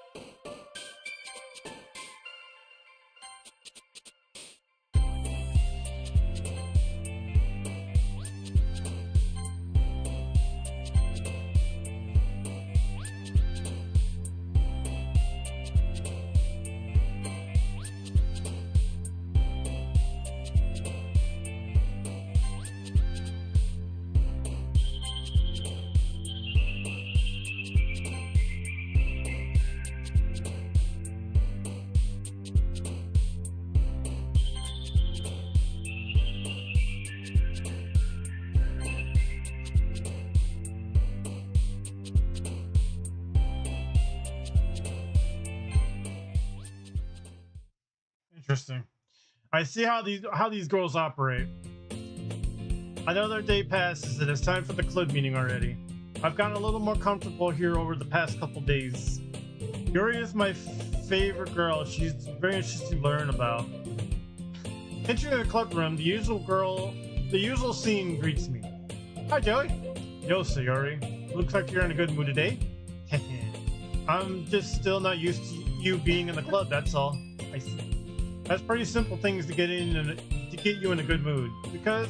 But I guess it's always the simple things with you anyway. Speaking of which, I'm kind of hungry. Will you come with me to buy a snack? No thanks. That's not like you at all. I have my reasons. Why don't you take a look at your purse, Yuri? Why is that all of a sudden? No reason really. I just wanted to look at it. Yuri nervously retrieves her coin purse. She fumbles with the latch and gets it open. Then she turns it upside down and lets the contents spill out onto the desk. Only 2 small coins fall out. I knew it. I can see right through you, Sayori. That's not fair. How did you even know? It's simple. If you had enough money in the first place, you wouldn't have brought a snack before coming to the club room. So either you're not hungry or you just want an excuse to take a walk. Oh, you plan to conveniently forget that you spent all your money so I would lend you some? There's something but there's one more thing. You're always hungry. And so that only leaves the one option. I give up. Don't make me feel guilty. If you feel guilty, that means you deserve to feel guilty. Yuri suddenly giggles. I didn't even notice she was listening in. Her face is in her book as always. I wasn't listening or anything. I was just simply in my book. Yuri, tell Joey to let me borrow some money. Don't get me involved like that, Sayori. Besides, you should only buy what you can responsibly afford. And frankly, after pulling a mischievous little stunt like that, your suffering is a fair enough retribution. But I didn't mean that. I just got absorbed into my book. I really like when you speak your mind, Yuri. It doesn't happen much, but it's a fun side of you. There's no way you could think like that. You were right, though. I did something bad, and now I have to accept the retribution. That, still, coming from you, Sayori, I guess there's a little devil inside of all of us, isn't it? Don't let her fool you.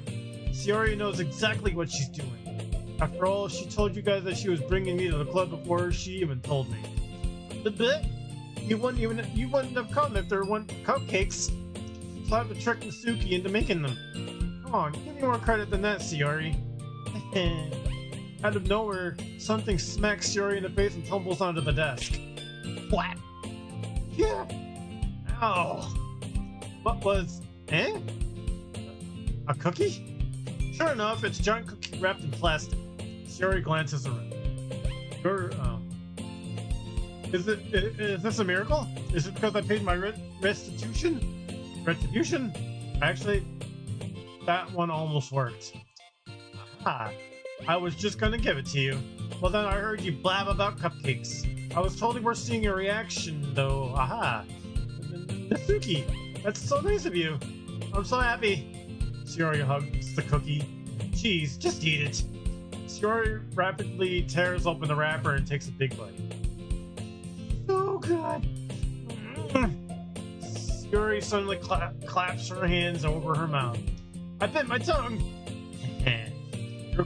You're going through a lot over there just for one cookie. Natsuki takes a bite of her own cookie. Ah, yours looks really good too, Natsuki. Can I try it? Jeez. Beggars can't be choosers. But yours is chocolate. Yeah, why do you think I gave you that one? Fine. Still, I'm really happy that you shared this one with me. Shiori gets out her seat and goes behind Natsuki, then wraps her arms around her. Ah, jeez. I get it. Cookie still in hand, Natsuki reaches up the nut Shiori offered. Shiori suddenly leans down and takes a bite out of Natsuki's cookie. Hey! Did you just seriously just do that? Yeah. Mouthful, Shiori trots away safely. Shiori and I laugh as well. Jeez, you're such a kid sometimes. Monica, can you tell Shiori? Eh? Natsuki glances around. Monica isn't in the club room. Where's Monica anyway? Good question. Have any of you heard anything about her being late today? Not me. Yeah, I haven't either. That's a bit unusual. I hope she's okay. Of course she's okay.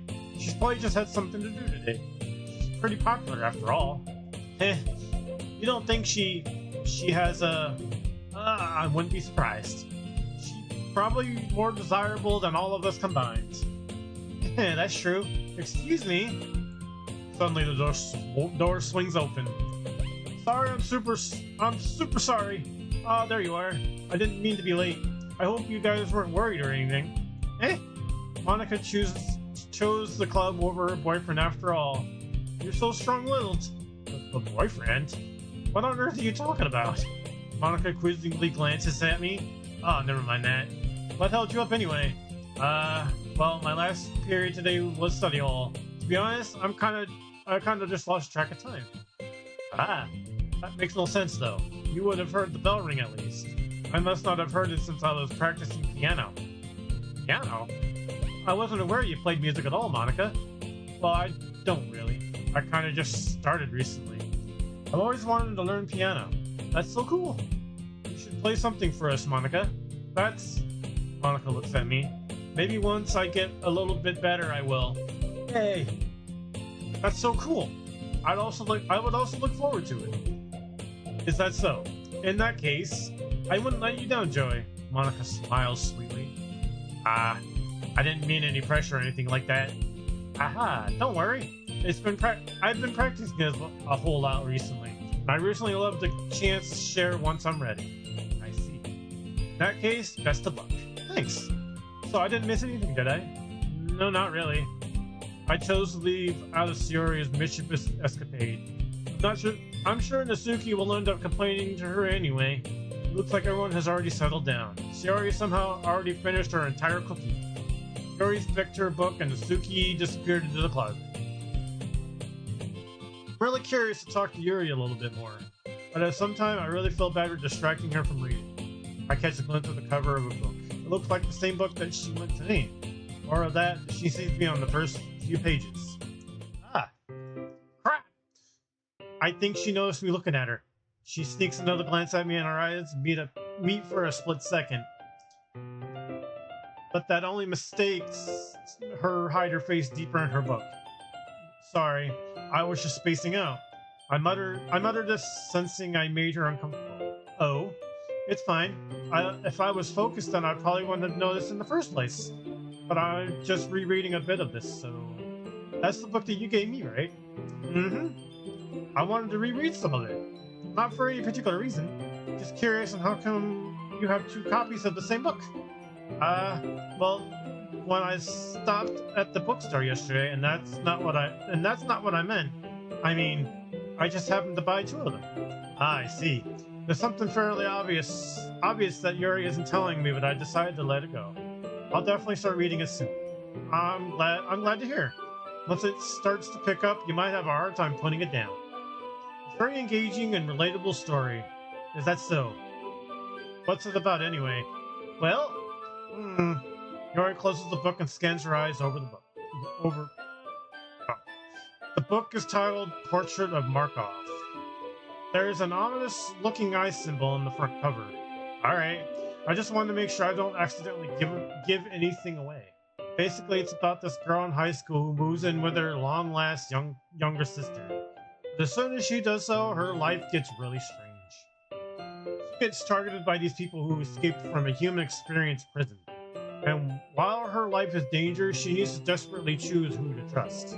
No matter what she does, and end up destroying most of the relationship, and her life starts to fall apart. That's kind of dark, isn't it? Yuri made it sound like it was going to be a nice story, so the dark turn came from nowhere. Ah, Yuri gently giggles all of a sudden. Are you not a fan of this sort of thing, Joey? No, it's not that. I mean, I can definitely enjoy those kind of stories, so don't worry. I hope so. Yeah, I totally forgot that Yuri is into those things. She's so shy and reclusive on the outside, but her mind seems to be completely different. It's just that those kinds of stories, they challenge you to look at life form from a strange new perspective. Horrible things happen not just because someone wants to be evil, but because they have their own goals or their own philosophy they would have believed in. Then suddenly, when you thought you related to the protagonist, then it made out to be a naive one for letting their one-sided morals interfere with the villain's plans. What's up, Joe? How you doing? I'm rambling, aren't I? Not again. I'm sorry.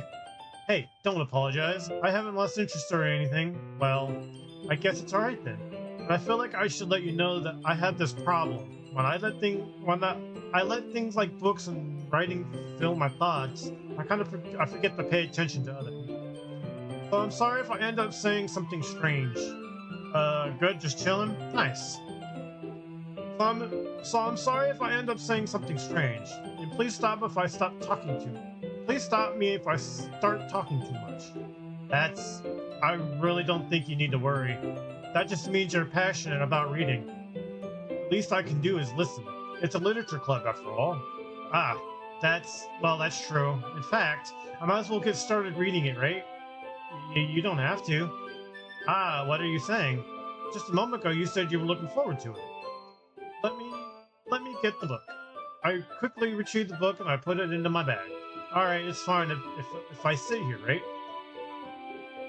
You are going to lose your mind once you're further in the game. It's just wild. Well, you're gonna just have to find out, Diamond, what's gonna happen. We're all in this together. I'm going in the blind, so there you go. I slip in the seat next to Yuri. Ah, yeah? Are you sure? You seem a little apprehensive. I'm sorry. It's not that I don't want you to. It's just something I'm not very used to. This is reading in company with someone. I see. Let's just tell me if I end up distracting you or anything. Alright. I open the book and start the prologue. I sort of understand what Yuri means about reading in company, as if I can feel her presence over my shoulder as I read. It's not particularly a bad thing. Maybe a little distracting, but the feeling is somewhat comforting. Yuri is in the corner of my eye. I realize that she's not actually looking at her book. I glance over. Looks like she's reading from my book instead. Sorry, I was just... Yuri, you really apologize a lot, don't you? I do. I don't really mean to. Sorry. I mean... Here, this should work, right? I slid my desk until it's up against Yuri's, then hold my book more between the two of them. I gotta say, I like Yuri. she fits my particular style. I would say that.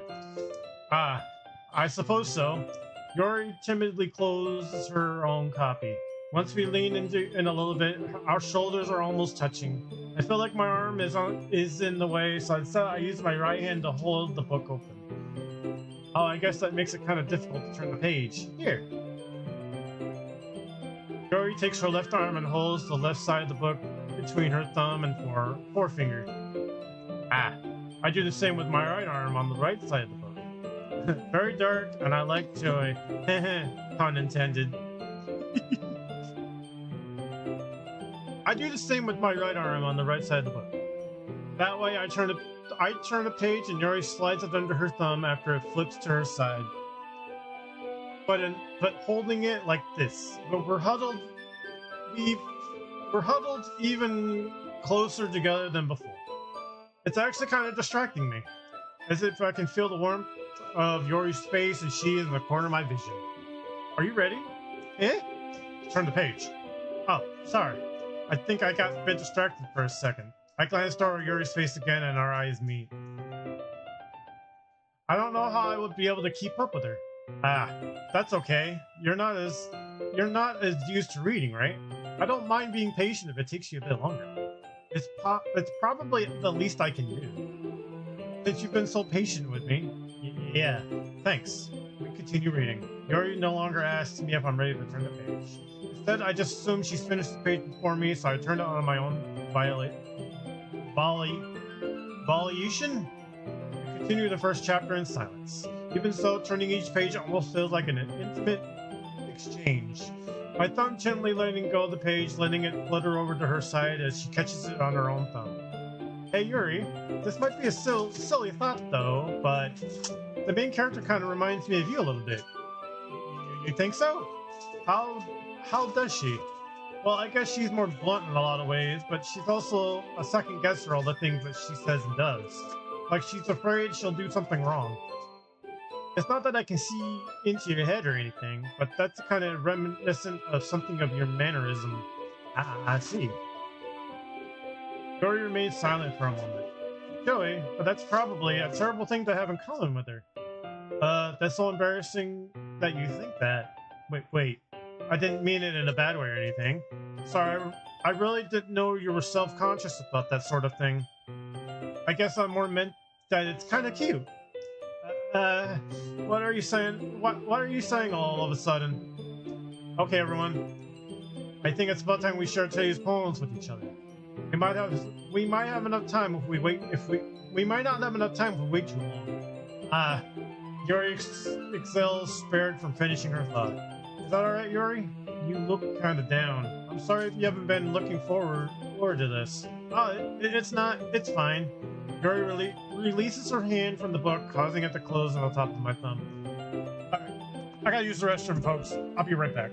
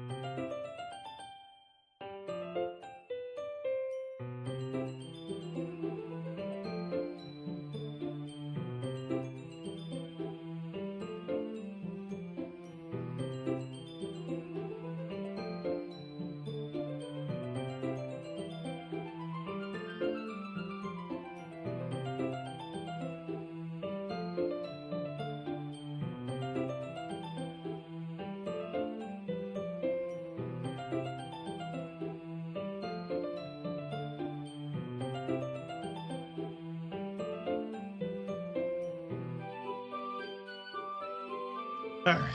Sorry, I'm back, guys. Alright. I guess I'll do some more reading tonight. Or would you prefer I only read it with you? I guess I don't have too much of preference either way. In that case, I'll read a little more tonight. It'll be more fun to read with you after it picks up a bit, you know? That's good reasoning. In that case, feel free to finish the first 2 chapters in your own time. Alright. I stand up. I make a mental note of where I left off in the book and slip it back into my book.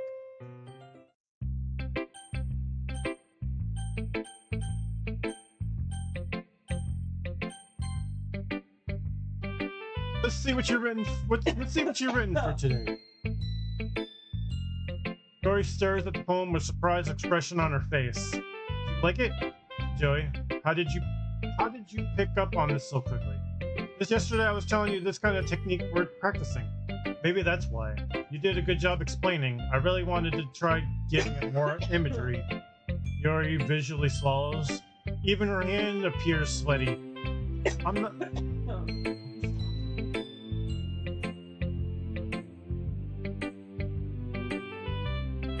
I'm not used to this.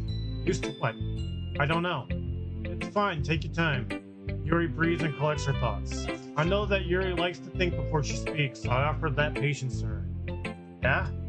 Just being appreciated like this, I guess? It probably sounded really stupid, but seeing someone motivated by my writing, it just makes me really happy. Are you saying that you never shared your writing before? Yuri nods. Really? I don't believe it.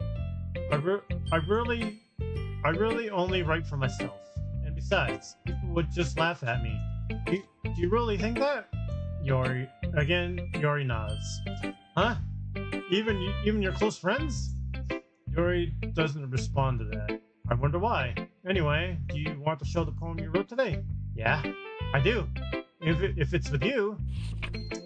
Alright, let's see.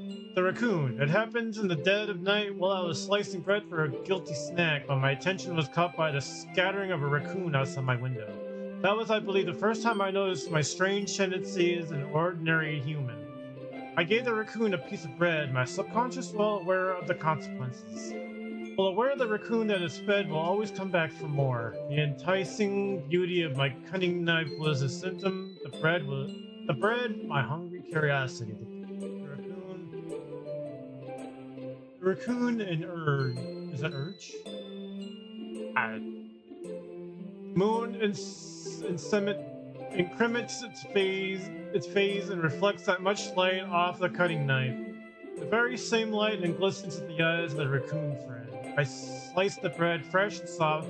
The raccoon becomes excited, or perhaps I'm merely projecting my emotion to the nearly satisfied animal.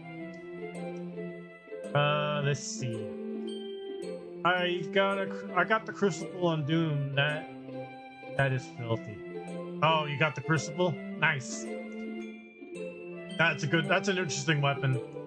A raccoon has taken to following me. You could say that's gotten quite used to each other. The raccoon becomes hungry more and more frequently, so my bread is always handy. Every time I brandish my cunning knife, the raccoon shows me its excitement and a rush of blood. Classic I don't even know what that word is. Classic something conditioning. I slice the bread and I feel myself again.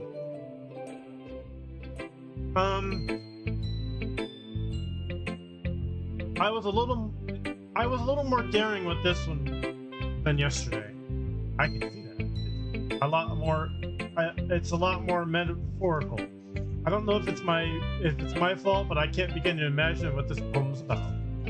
That's right, it's a bit closer to my preferred writing style, using the poem as a canvas to express vivid imagery and conveying emotions to them.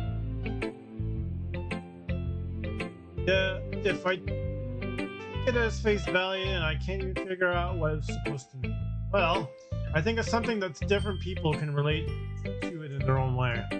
I want to express the way it feels to more indulge in my more unusual hobbies. Those sorts of things I'm usually forced to keep to myself. So sometimes I enjoy writing about them. Why do you keep them to yourself? Because they're embarrassing. And people would have more fun, people would make fun of me. Don't you have anything like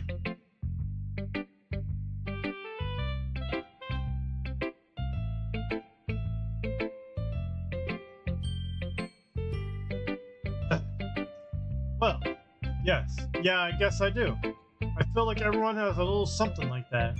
The best we can do is respect each other and our individualities, even if it's difficult times and some things make us uncomfortable. That this was on my homepage at 5 a.m. What's up, Archduke Jake? How you doing? Welcome. Hope. After all, if I haven't learned to embrace my old weirdness, I would probably hate myself. I might be ranting a little bit now, but I'm glad that you're a good listener.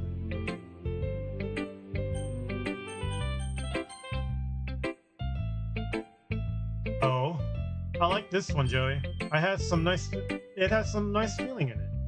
Ah, I'm glad. Still though, your tone makes it sound like you liked yesterday's poem better. I guess you caught me. Sometimes you know me a little too well for my own good. I see DLC. I clicked. Yeah, this is the free game for PlayStation Plus for this month. So yeah, this is the DLC. It's called the DLC Plus. So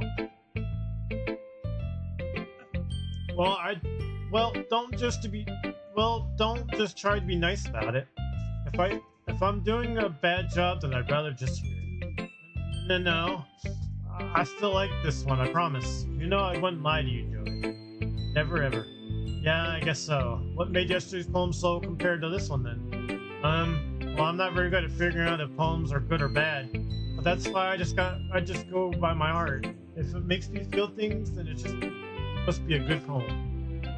I'm not sure exactly how it works. Then again, I guess conveying feeling is a pretty important part of this whole thing. Yeah, maybe. Honestly, I don't know what kind of writing you like in the first place. Yeah? Me neither. Ugh. Why don't you at least try giving it some thought? Ah, you want me to write you want to write something for me? That's so sweet. Yeah, right. But yeah, you're always thinking about other people. You need to think about yourself once in a while. You don't mind ending getting hurt at some point? Eh? Well, I really know what you mean, but I'll try to keep in mind. If you ever played this before, I feel sorry for you. I don't want to spoil it for you, but shit goes from 0 to 100 pretty quickly. I'm going in this blind, Jake. So this will be whatever comes out. You know what I mean? But I do appreciate you not spoiling it for me. Well, and plus, this is my first time. I've heard of the other Doki games, but this is my first one. So. Well, whatever. Anyway, let's see. I guess I like happy poems. Well, wait, sometimes I like sad poems too. Sometimes a little bit of both. There's a word for that, right? What's the word I'm looking for? Bittersweet. Yeah? I like things that are happy and things that are sad. Happy and sad. I can't see you liking something sad, Siori. Well, I like the happy the most. But sometimes when you have a little rain cloud in your head, a sad poem can help give the rain cloud a little hug. It makes me a nice happy rainbow. Siori, that's unexpectedly poetic. Yeah, it is. Maybe I'm getting better expressing my feeling after all. Thanks, Joey. I should go write that down then. You can read my poem now, okay? Let's see. Bottles. I pot off my scalp like a lid of cookie jar. It's the secret place where I keep all my dreams. Little balls of sunshine all rubbing together like a bundle of kittens. I reach inside my thumb and forefinger and pluck one out. It's warm and tingly. There's no time to waste. I put it in the bottle and keep it safe, and I put it in the bottom of the shelf with all the other bottles. Happy thoughts, happy thoughts, happy thoughts in the bottle, all in a row. My collection makes me lots of friends. Each bottle started to make amends. Sometimes my friend feels a certain way. Don't come in a bottle to save the day. Night after night, more dreams, friends after friend, more bottles. Deeper and deeper my fingers go. Like exploring a dark cave, discovering the secret hiding in the nooks and crannies.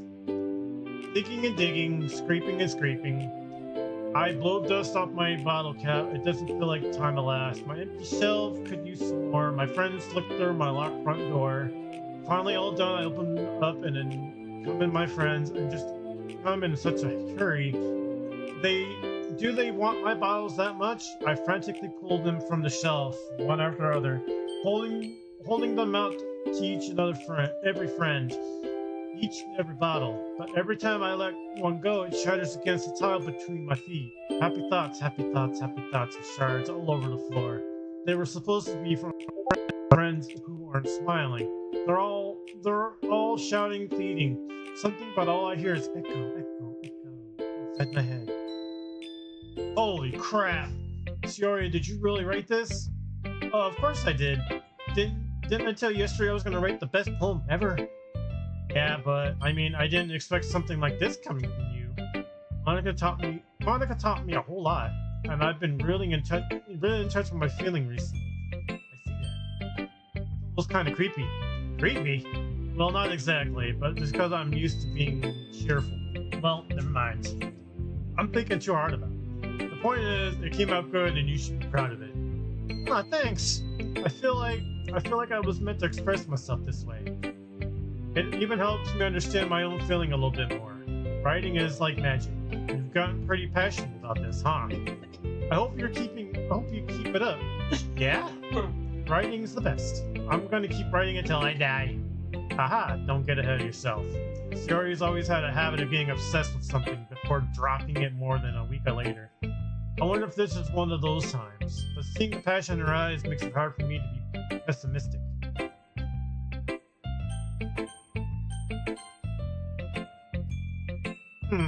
Well, if it's not really any worse than your last one, but I can't really say it's any better either. Ew. Huh? You what? Well, anything that isn't a train wreck, I'll take it as a win. And I keep feeling you're probably the most critical. Hey, what makes you... Wait, maybe that was just a compliment. Aha, glad to see someone recognize my experience. Well then, keep practicing. Maybe you'll be good as me someday. That's, something tells me Nasuki completely missed the point. Come to think of it, that kind of reminds me of Shiori's poem from yesterday. You think so? Yeah, I guess you've been friends with her for so long you might be on the same wavelength. But you never really struck me as her type. Shiori has a type all of a sudden. Well, I don't know, but honestly, how can someone so fluffy spend so much time with someone like you? Aw, man. It's like she's dragging around like a deadweight. Ugh. That was a little unnecessary. But to think of that, if it weren't for me, then she would probably fly away like a letting go of a balloon. We could say each other take care of each other in their own way. Whatever it is, I don't get it. Oh yeah, I guess I'm supposed to show you my poem. Here. Amy likes spiders. You know what I heard about it, Amy? Amy likes spiders. Icky, wriggly, hairy, ugly spiders. That's why I'm not friends with her. Amy has a cute singing voice. I heard her sing my favorite love song. Every time she sang the chorus, my heart would pound to the rhythm of the words. But she likes spiders. That's why I'm not friends with her. One time I hurt my leg really bad, and Amy helped me up and took me to the nurse. I tried not to let her touch me, but she likes spiders on her hands and probably gross. That's why I'm not friends with her. Amy has other friends. I always see her talking to people. She probably talks about spiders. What if her friend starts to like spiders too? That's why I'm not friends with her. It doesn't matter if she has other hobbies. It doesn't matter if she keeps it private. It doesn't matter if it doesn't hurt anyone. It's gross. She's gross. The world is better off without spider lovers, and I'm gonna tell everyone. That's rude. That is so rude. Wow. You don't like her because she likes spiders. Wow. Not bad, right? It's quite a bit longer than yesterday. Yesterday was way too short. I was just warming up. I hope you didn't like that was a bit I bet the best I could do. No, of course not. Anyway, the message is pretty straightforward in this mail. I doubt I have to explain it. Sometimes you can explain complicated issues with much simpler analogies. And it helps people realize how stupid they're being. Like, anyone would agree that the subject of this poem is an ignorant jerk. Do you know people like that? What's up, Bananas? How you doing? Of course, it's about how everyone thinks. That doesn't matter. It can be about anything. I wrote it to be easy to relate to. Everyone has some kind of weird hobby or a guilty pleasure. Something that you're afraid if people find out, then make fun of you, think of less of you. But that makes people stupid. Who cares what someone likes, and as long as they're not hurting anyone and it makes them happy. I think people really need to learn to respect others for liking weird things. Huh? That's funny. Yuri wrote about something similar today. Huh? Did you say Yuri? Yeah. She said her poem was about an unusual hobby of hers. I didn't really get it, but she said something similar to you. That person shouldn't make other feel insecure about those things. Really? Well, I mean, Yuri's pretty weird, so I wouldn't doubt that she has some weird hobbies. Not that there's anything wrong with that. It's not like that I would judge her. I would judge her or anything. It's not like that I would judge her or anything. Doki has trouble finding words. I guess I should try not to be so mean to her. If she feels insecure about her weird behaviors and stuff. I mean, I've always hate people who make me feel insecure. And Yuri made me feel insecure yesterday. But by the way you put it, it sounds like she's learned her lesson. Well, I would say so. And if her writing style is very different, I'm sure she'll appreciate the message in your poem.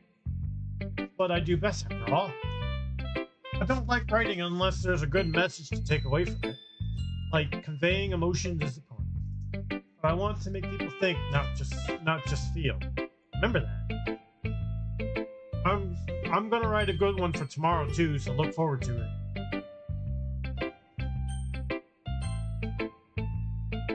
Hi again, Joy. How's the writing going? Alright, I guess. I'll take that. As long as it's not going bad. I'm happy that you're applying yourself. Maybe soon you'll come up with a masterpiece. I wouldn't count on that. You never know. Want to share what you wrote for today? Sure, here you go. I gave my poem to Monica. Alright, great job, Joy. I was going oh in my head while reading it. It's really metaphorical. I'm not sure why, but I didn't expect you to go for something so deep. I guess I underestimated you. It's easy for me to keep everyone's expectations low. That's why I'm always counting when I put in some effort. Ah, that's not very fair. Well, I guess it worked anyway. You know that Yuri liked this kind of writing, right? Writing that's full of imagery and symbolism. Unlike Yuri, who likes using simple and direct words to describe happiness and sadness, Yuri likes it when readers are left to derive their own meaning out of it. It's very challenging to write like that effectively. Both allowing people to get something out of it just by feel, or letting them deeply analyze all the nuisance. Not nuisance, yeah. I can take years of practice when I'm assuring Yuri has this point. I never really asked though. I'm sure I'm nowhere near her level yet. Don't worry so much about that. You do your own thing. Just keep exploring and learn by trying new things. But anyway, you want to read my poem now? I like the way this one turned out. Hope you do too. All right, let's take a look. Save me.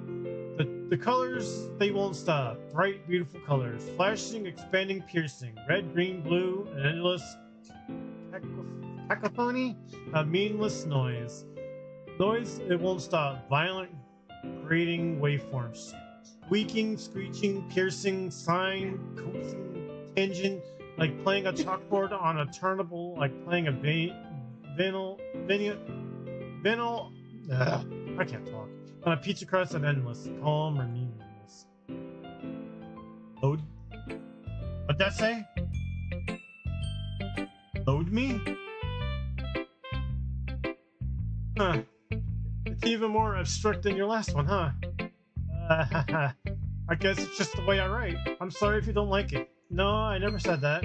It's just the kind of thing I've never seen before, I guess. I kind of like playing with my space on the paper. Choosing where and how to space your words can totally change the mood of the poem. It's always like magic. The way I write, the lines really shot makes it feel like they're trying to speak over the noise. I see. Still hard for me to tell what it's about though. Except sometimes asking what a poem is about isn't the right question. A poem can be abstract as a physical expression of the theme, or a conversation with the reader. How's things going with you, Bananas? Hope you're doing good.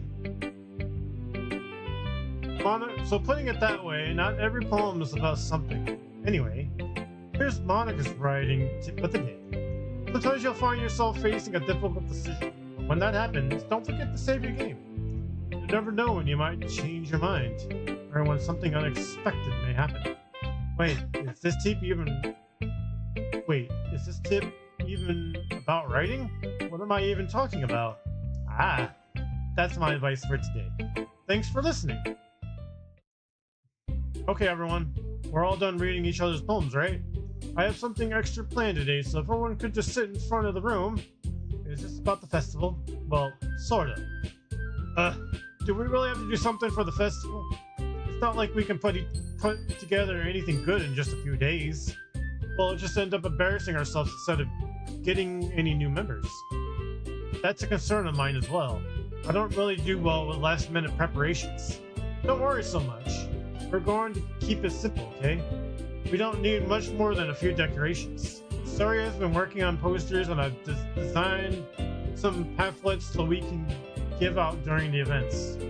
Okay, that's great and all, but that doesn't tell us what we're actually going to be doing for the event. Ah, sorry, I thought you heard about it already.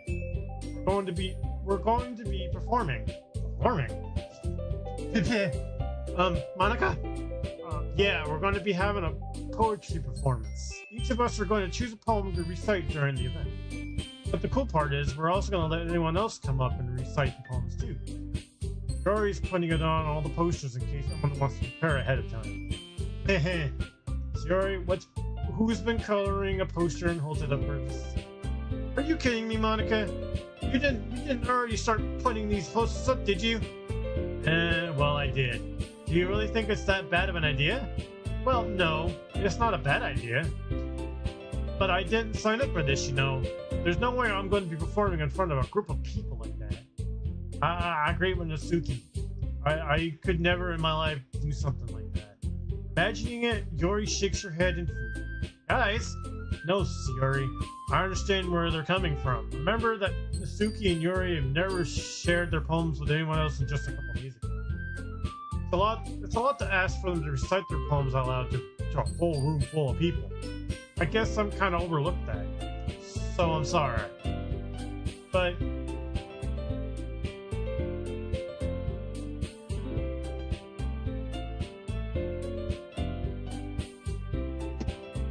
I still think we should give it our best. We're the only one responsible for the fate of this club. If we start the event and each other put on a good performance, then it will inspire each other to do the same. And more people who perform better will be able to show everyone what literature is all about. Yeah?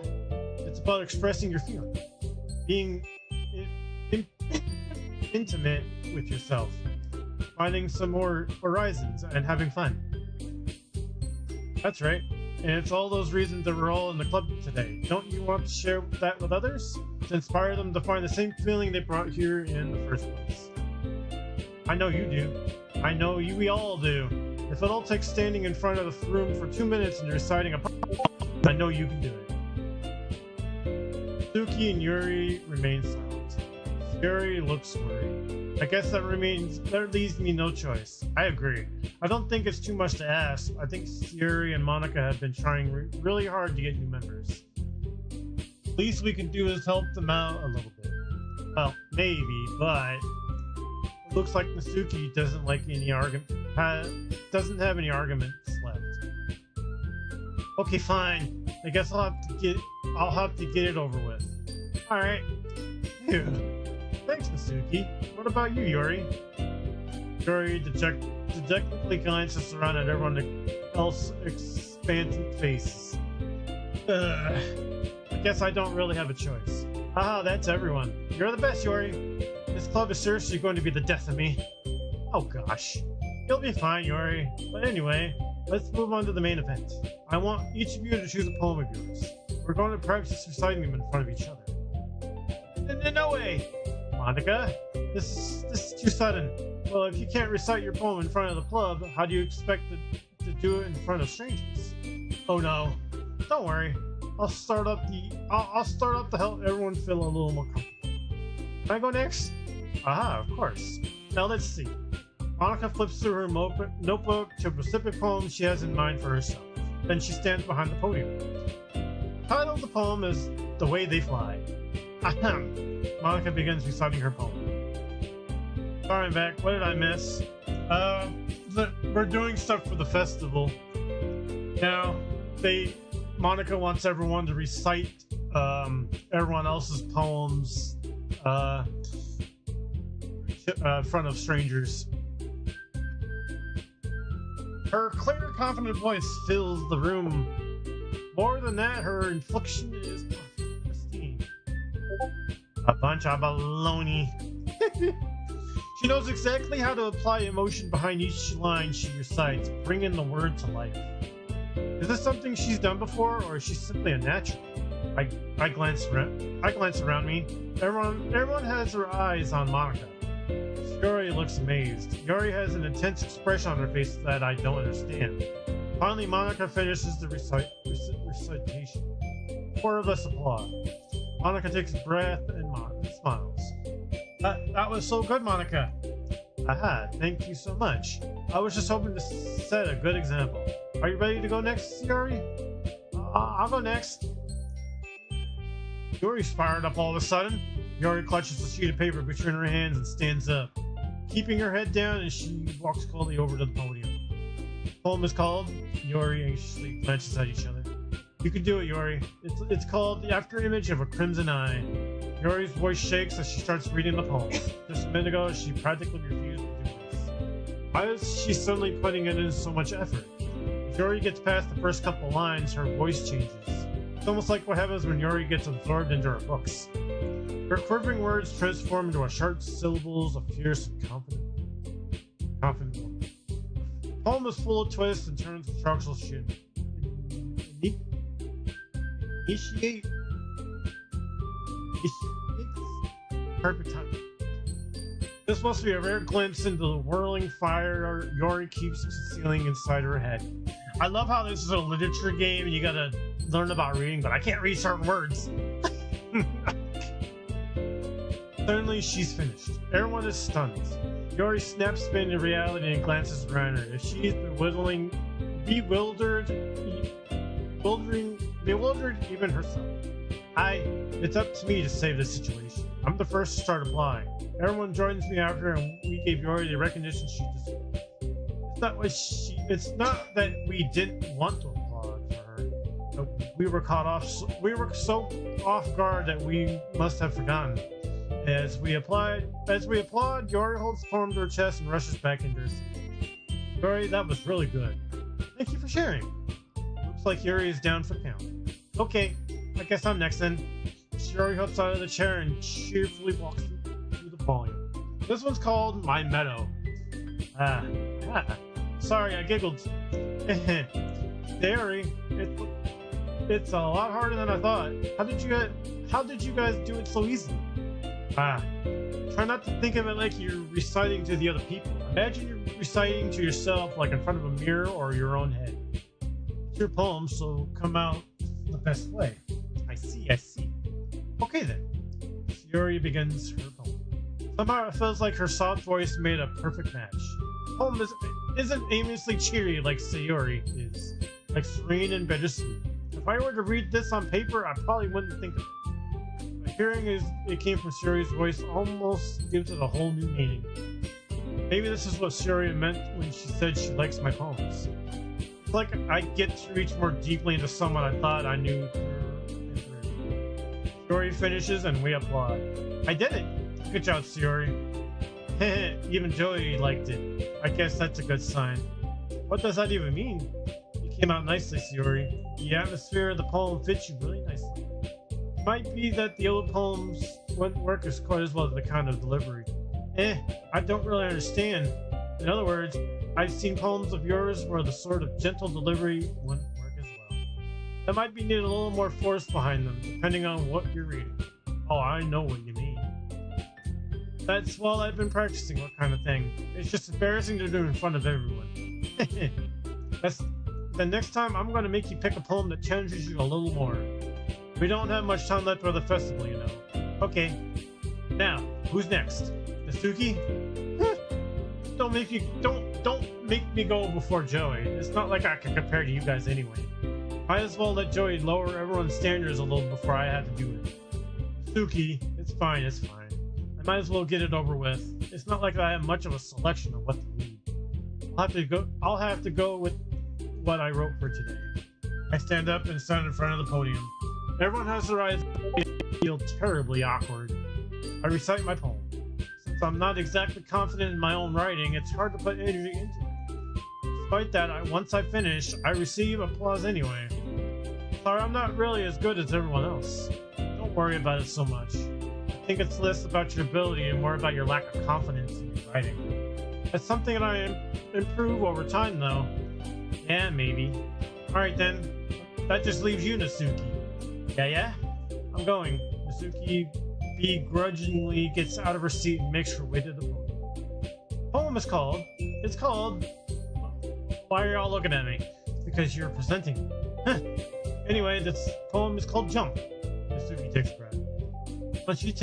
Once she starts reciting the poem, her sour attitude disappears a little. While she's a little enthused, her poem has a rhythm and rhyme to it. It's Nasuki's trademark style, and it works surprisingly well when spoken aloud. The words feel like they bounce up and down if it's giving life to the poem. Nasuki finishes and everyone applauds. She hops back to her seat.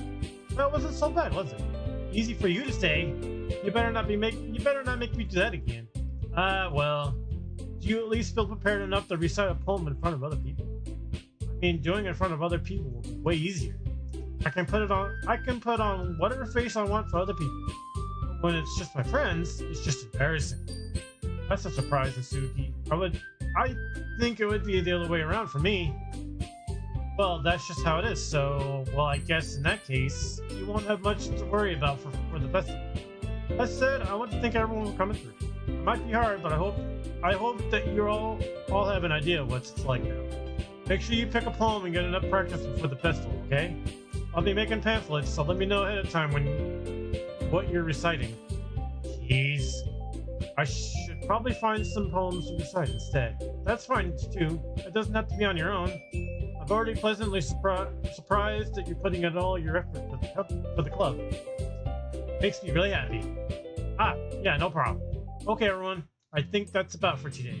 I know the festival's coming up. Now let's try to write poems for tomorrow as well. It's been working out really nicely so far, so I'll continue that. At the festival, we're finishing planning tomorrow, and then we'll have the weekend to prepare. Monday's the big day. I can't wait. I can do this. Alright. I stand up. There's no way I'll be able to find the same enthusiasm as Satori and Monica, but I'll do my best to get through it. It's for the sake of the club and impressing Monica, and I'll have to do my best. Ready to go, Sayori? Yep. Look at you two, always going home together like that. It's kind of adorable, isn't it? Jeez, guys, don't make such a big deal out of it. It must be a little nice, though. Well, how am I supposed to respond to that? It's okay, Joe, you don't have to say it. Whatever, let's go already. I walk home with Sayori once more. Even though it's been a few days, a lot of things have been already changed.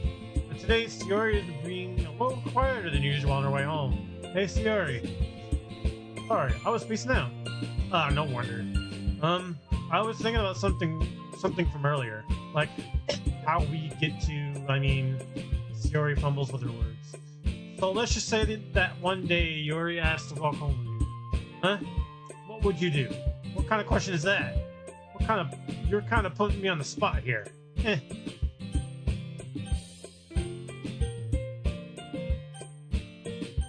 Sorry, Sayori, I want to go with Yuri.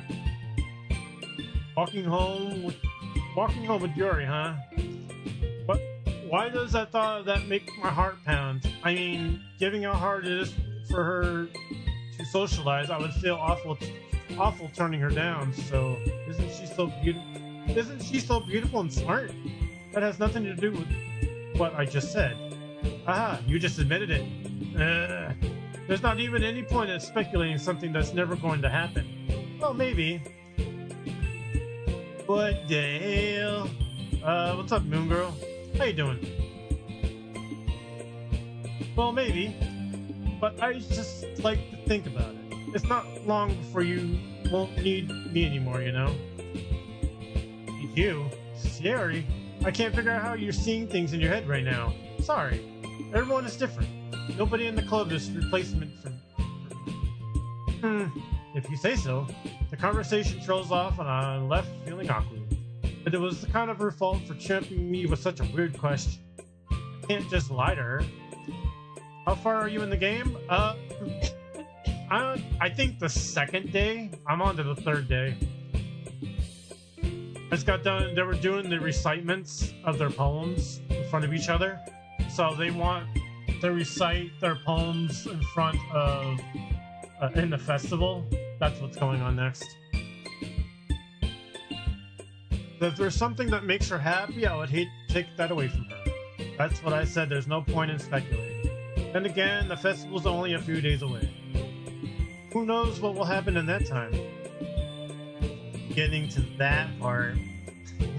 Yeah, please, no spoilers. I do appreciate it, though, if you guys played this. This is my first time, so no spoilers. Who knows that will happen in that time?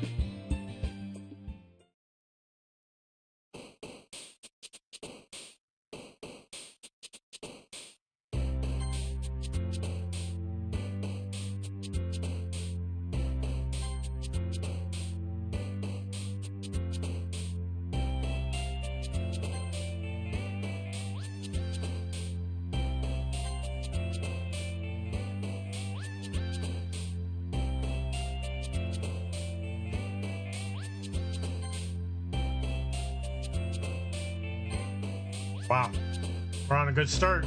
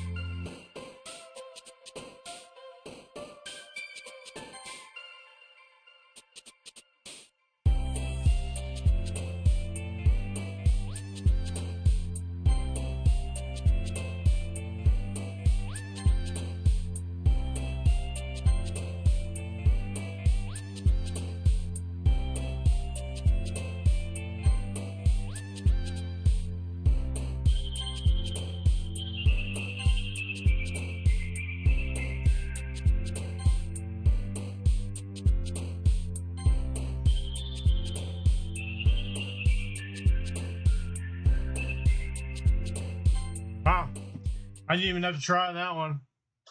I got Yori more than anybody. Ah, man. I'm the last one here again. Don't worry, I just walked in too. Were you practicing piano again? Yeah. If anybody doesn't know, if just coming into the stream, I like Yori, so I'm trying to get her the most. So, just give you guys an insight. Aha, you must have a lot of determination. Starting this club and now picking up the piano, well, maybe not determination, but I guess passion. Remember that the club wouldn't be here if it wasn't for all of you. And I'm super happy that you're willing to help out for the festival too. Ah, I can't wait for the festival. It's gonna be great. Eh? Weren't you complaining about it just yesterday, Nasuki? Yeah, well, I'm not talking about our part of the festival. The whole day of school where we get to play and eat all our kinds of delicious food. Sound a bit like Sayori all of a sudden. Monica, did they usually have fried squid? Squid? That's pretty specific things to look forward to. Oh boy, oh jeez. Oh boy, you guys sound like you're really interested into this. Appreciate it. Oh, come on. Are you saying you don't like squid? You of all people. Eh, I didn't say I don't like it. Besides, what do you mean by you of all people? Because it's right in your name. Monica. Eh? That's not how you say my name at all. Also, the joke makes no sense in translation. Ah, never mind. Let's just focus on our own event for now, okay? Oh, fine. Our reactions aren't as fun as Yori's Yori's and Sayori's anyway. Excuse me? Where is Sayori anyway? Oh, there you are. Sayori is sitting at the desk in the corner of the room, looking down at nothing. I walk over to her. Hey, Sayori. I wave my hand in front of her face. Eh? You're spacing out again. Sorry. Don't mind me. You can go talk. You can go talk to everyone else. Huh? Is everything all right? Oh, of course. Why wouldn't it be? It just feels like you're a little off. Sorry for assuming things. Please, you worry too much about me. I'm fine. See? Sayori shows me a big smile. Don't let me distract you from having fun with everyone. Well, all right. If you say so. I worriedly glanced at Sayori before turning back to anyone else. The conversation is already dispersed with everyone back at their usual activities. Maybe I should ask Monica if she knows anything about Sayori recently. If they've been preparing for the festival, they might be spending a lot of time together. I timidly approached Monica, who is shuffling through some papers at her desk. Yo, what's up? Hey, this might sound a little strange, but have you noticed anything about Sayori recently? Anything up with her? In what way do you mean? Maybe I'm reading into it a little too much, but she seems a bit downcast today. Oh, you think so? I can't say I'm noticing anything about her.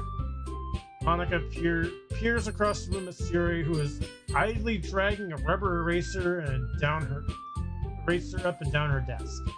Maybe there is something on her mind. But I'm surprised I'm not the one asking you, Joey. You certainly know her a lot better than I do. Yeah, but she never really liked this.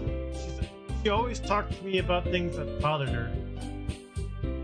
Oh, hey, it's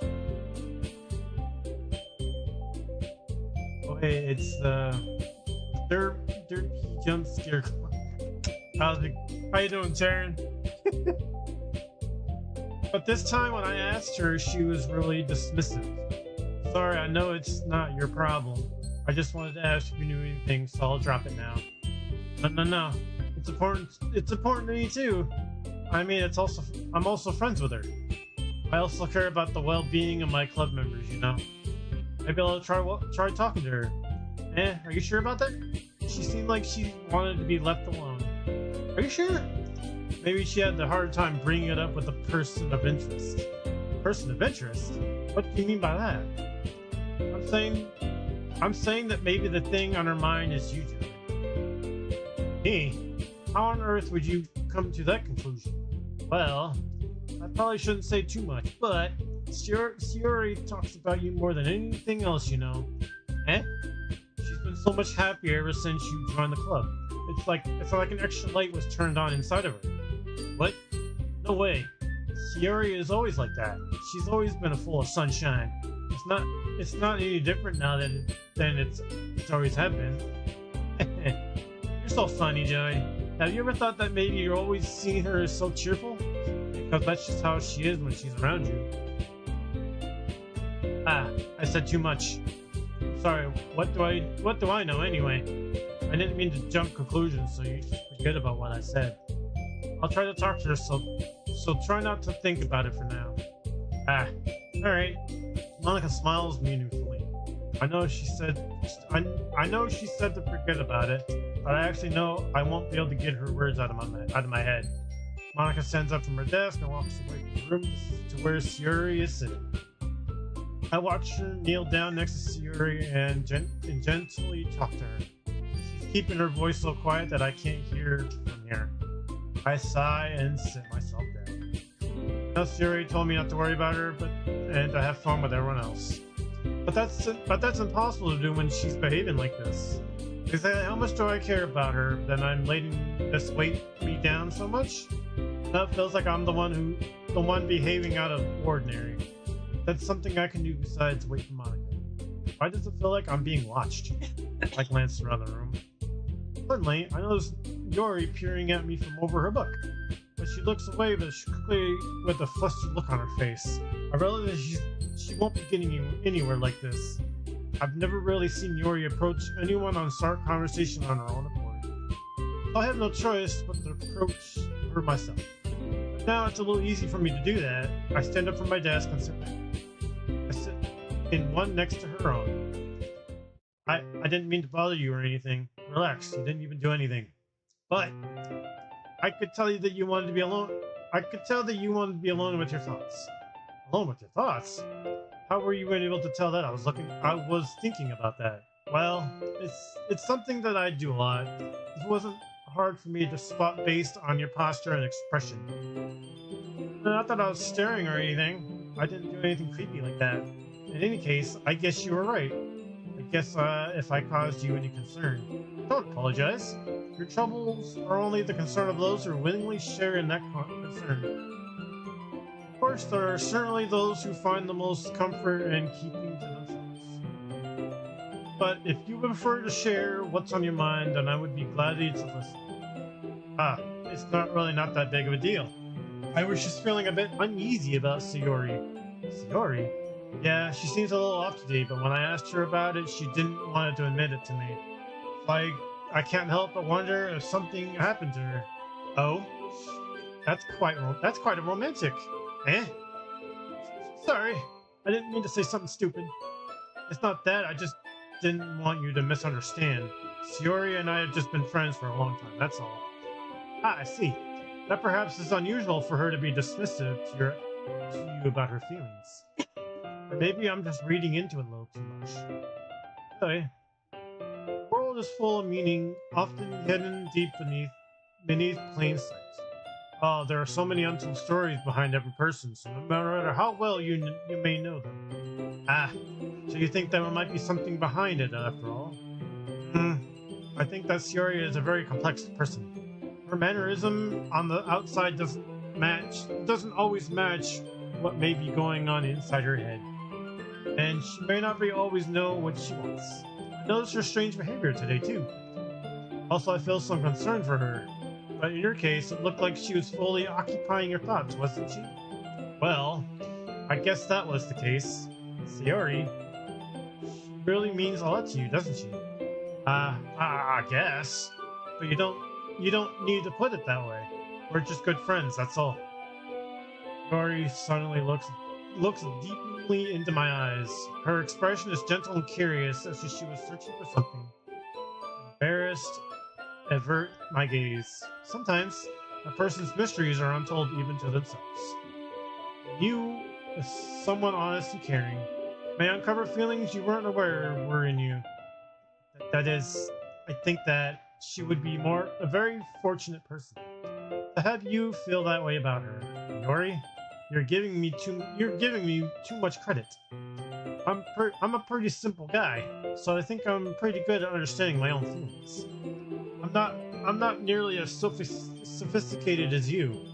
That's not a compliment, is it? It is what it is. Anyway, as long as we're here, why don't we do some reading? Well, as long as you're okay with it. Yeah. I should be taking my mind off this whole thing anyway. Why don't we go ahead and get started? Yes, let's. Actually, I have a request. Do you mind if I make tea first? Not at all. Thanks very much. If there's one thing that can make my reading time here any better, it's a nice cup of tea. Not to mention for yourself as well. Yori stands up and makes her way to the closet. I follow and watch as she retrieves a small water pitcher from the shelf, the kind with a filter inside. Can you hold this for a second? Sure. Yori hands me the water pitcher and also fetches an electric kettle.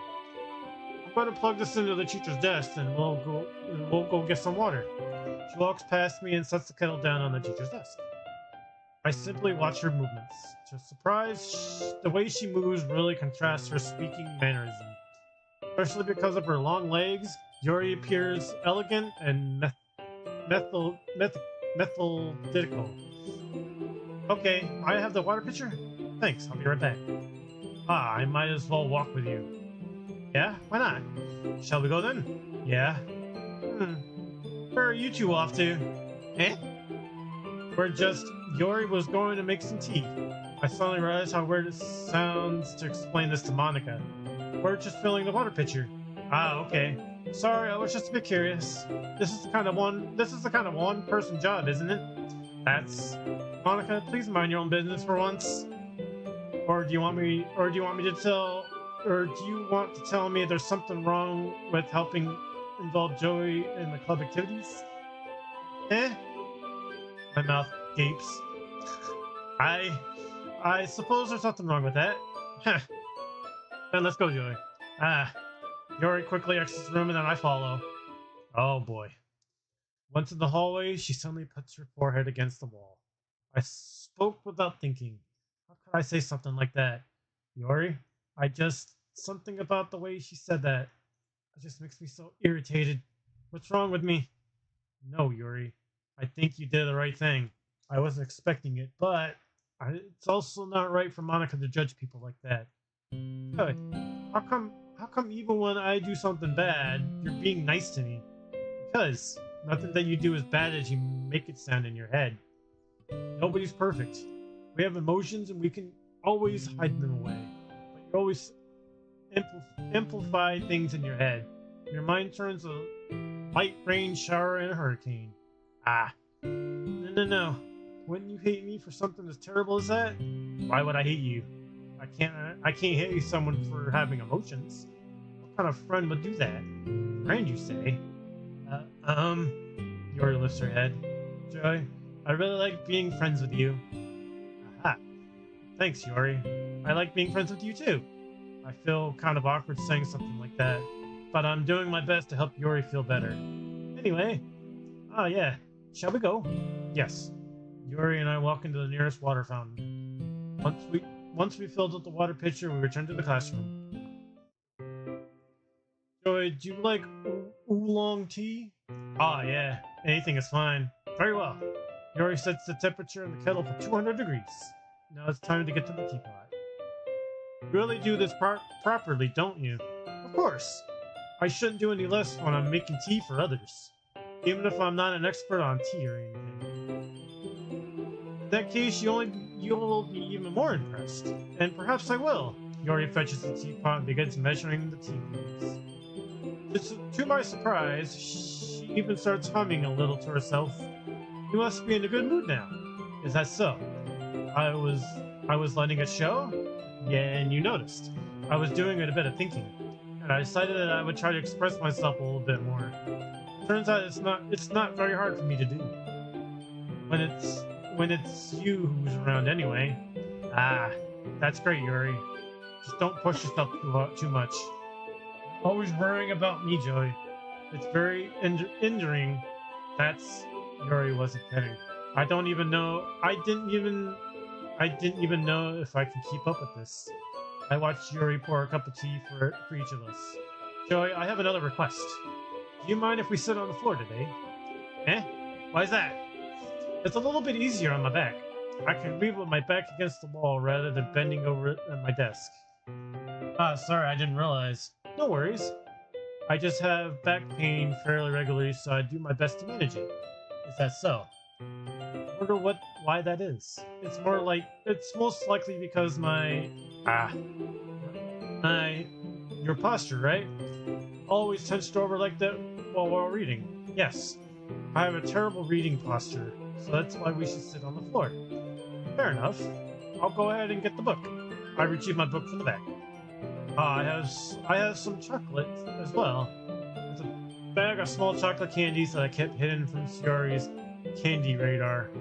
I take it since it'll go well with the tea. Yuri and I then sit against the wall, teacups at our sides.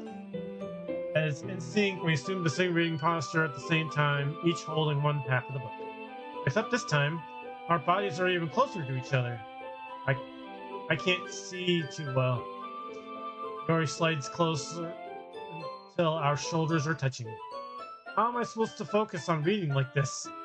Yuri was always kind of cute, but when she's being less apprehensive, it's almost more than I can handle. Your teacup. Yuri hands me my teacup. Holding it with my hand and not holding the book, I end up in a positive that makes it even harder to focus. Even though I need to worry about making sure I don't accidentally touch her chest. Meanwhile, Yuri hasn't noticed a single thing. was her intense reading expression, and I can only presume the world around her has faded away. I used all of my willpower to focus on reading. After a few minutes, I finally managed to relax a little. I put a teacup between my legs and fumbled with the chocolate wrapper. Ah, sorry.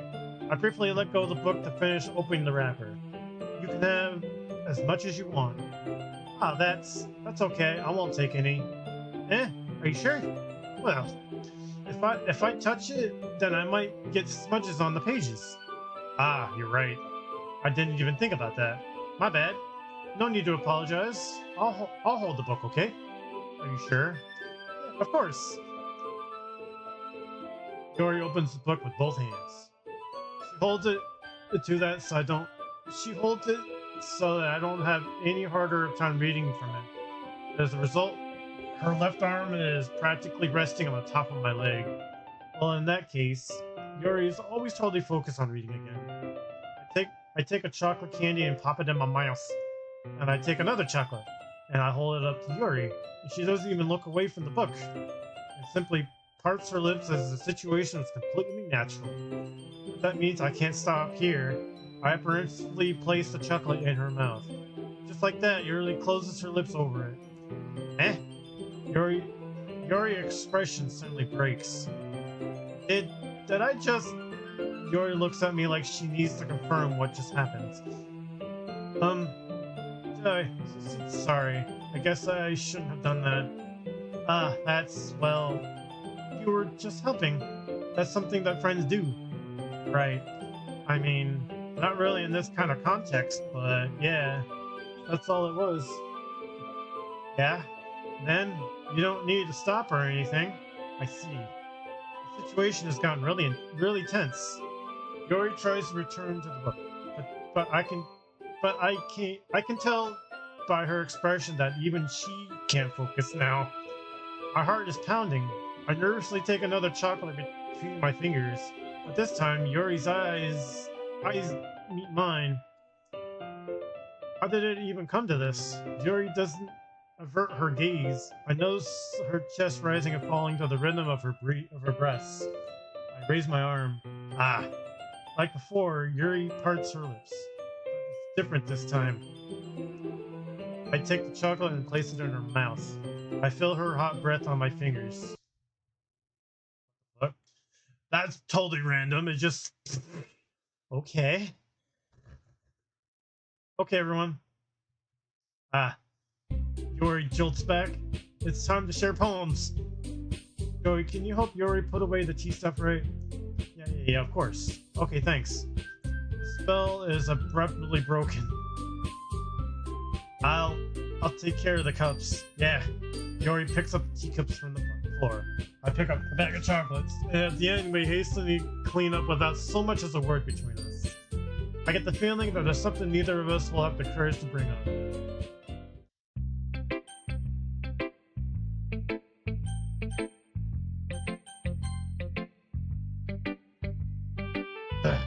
Joey, your writing has only improved in these last few days.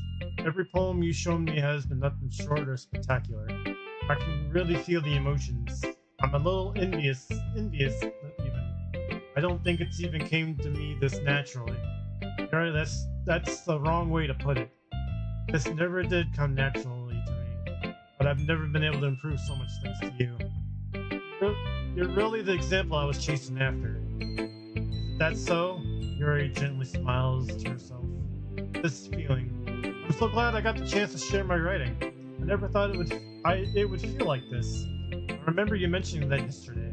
I can't believe that you're so good at something and you never even shared it with anyone. It's kind of a shame, maybe, but it's not like I really had a choice. I mean, well, Yuri smiles sadly.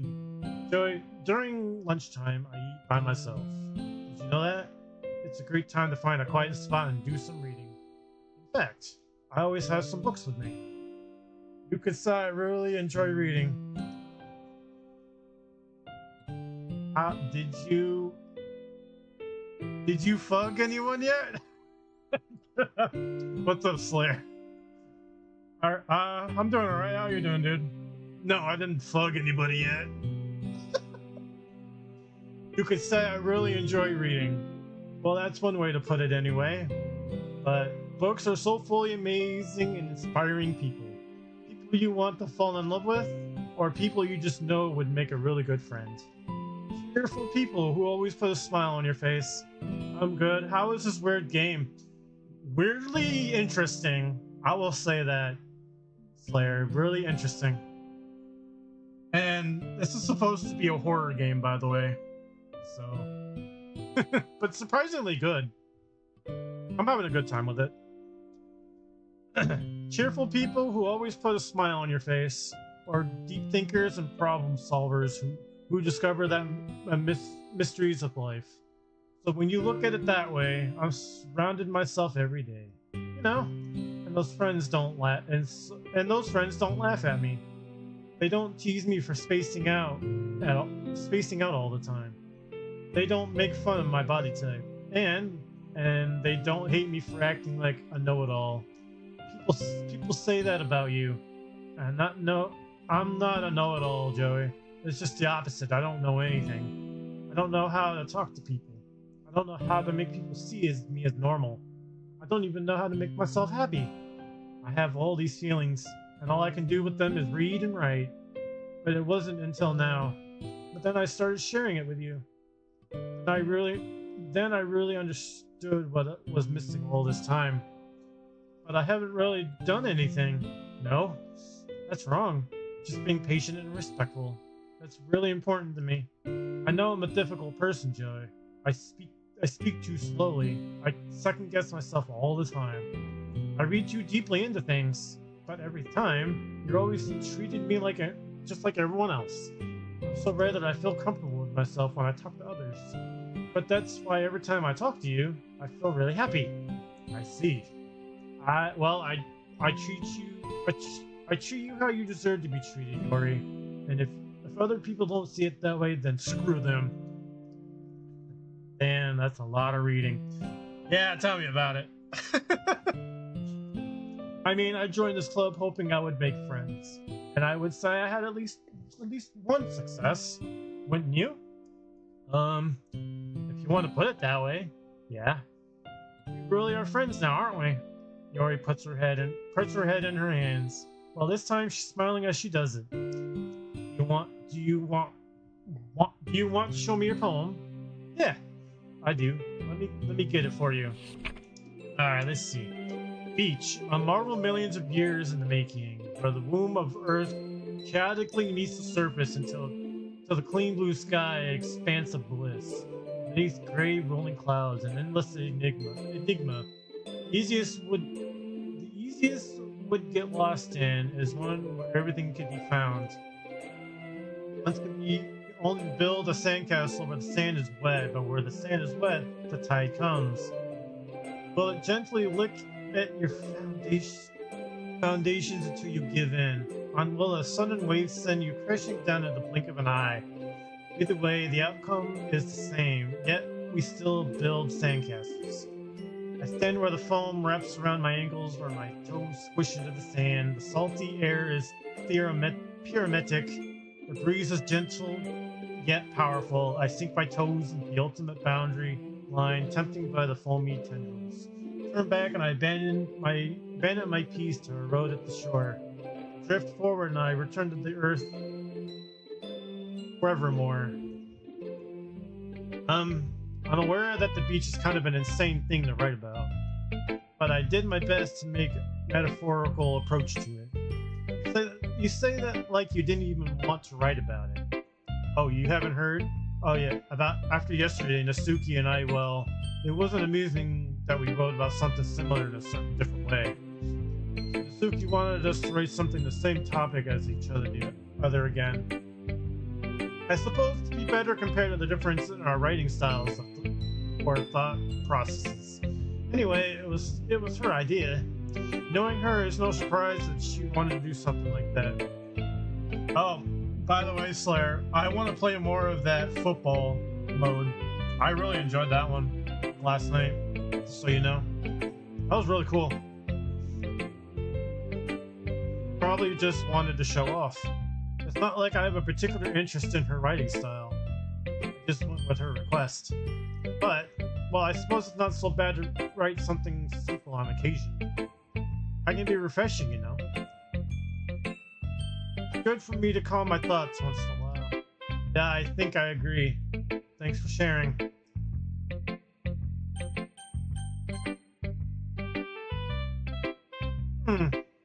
It's nice, I guess. Come on, I can already tell you don't like it. Well, you don't need to worry about what I think. After all, you wrote this for someone else, didn't you?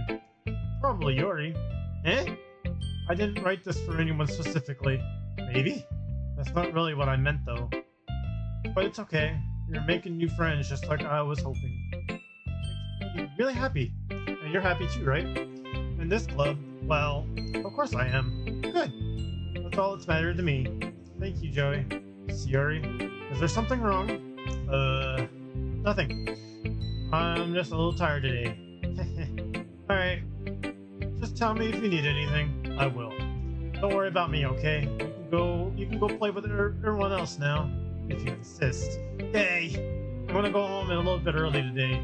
Yuri, tell Monica I wasn't feeling well today, okay? I'll see you tomorrow. Before I can say anything else, Yuri cheerfully walks out of the classroom, humming to herself. Okay, didn't even get to read her poem. Oh man, this is seriously a step backwards. Eh? I liked your last two way better than this one. I mean, I guess I can't be mad at you for trying different things. As long as you're not just trying to impress Yuri or something like that. Gross. Okay. Like you said, I'm allowed to try new things. Why are you so emotional and invested in my poems anyway? Isn't that more of a compliment to me? Eh? No, gross. It's not like I care. It's just one of us in the club has to make sure you're not slacking off. Really? Well, if you ended up just scaring me away, it's not like you would actually do that. Yeah, you're right. It's kind of fun to hang out, even if I had to put it up with you. Ugh. Suki's elbows connect with my stomach. Oh, maybe I wouldn't mind scaring you away after all. I was just joking. Oh, I know. Don't worry, I was too. I'm starting to sense some darkness in these people right now. What's going on? How the hell do you call that a joke? That seriously hurt. Well, maybe it was just funny to her. I guess that's kind of the point. I should really just wash my mouth around Suki. Anyway, Suki holds her palm out to me like nothing ever happens. I will be your beach. Your mind is so full of troubles and fears that diminish your wonder over the years. But today I have a special place, a beach for us to go. A shore reaching beyond your sight, a sea that sprinkles with brilliant light. The walls in your mind will melt away before the sunny glow.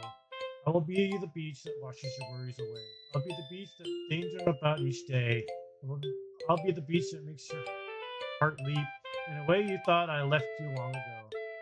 Just bury your heavy thoughts in a pile of sand, bathe in sunbeams and hold my hand. Wash your insecurities in the salty sea and let me see you shine. Let's have your memories in a footprint trail, set you free in my windy sail. And remember the reasons you're wonderful. When you press your lips to mine, I'll be the beach that watches your worries away. I'll be the beach that danger about each day. I'll be the beach that makes your heart leap. In a way you thought I left you long ago. But if you let me be your side, your own beach, your own escape, you'll learn to love yourself again. Yeah, I felt like I kept writing about negative things, so I wanted to write something with a nice message for once. Besides, the beach is awesome.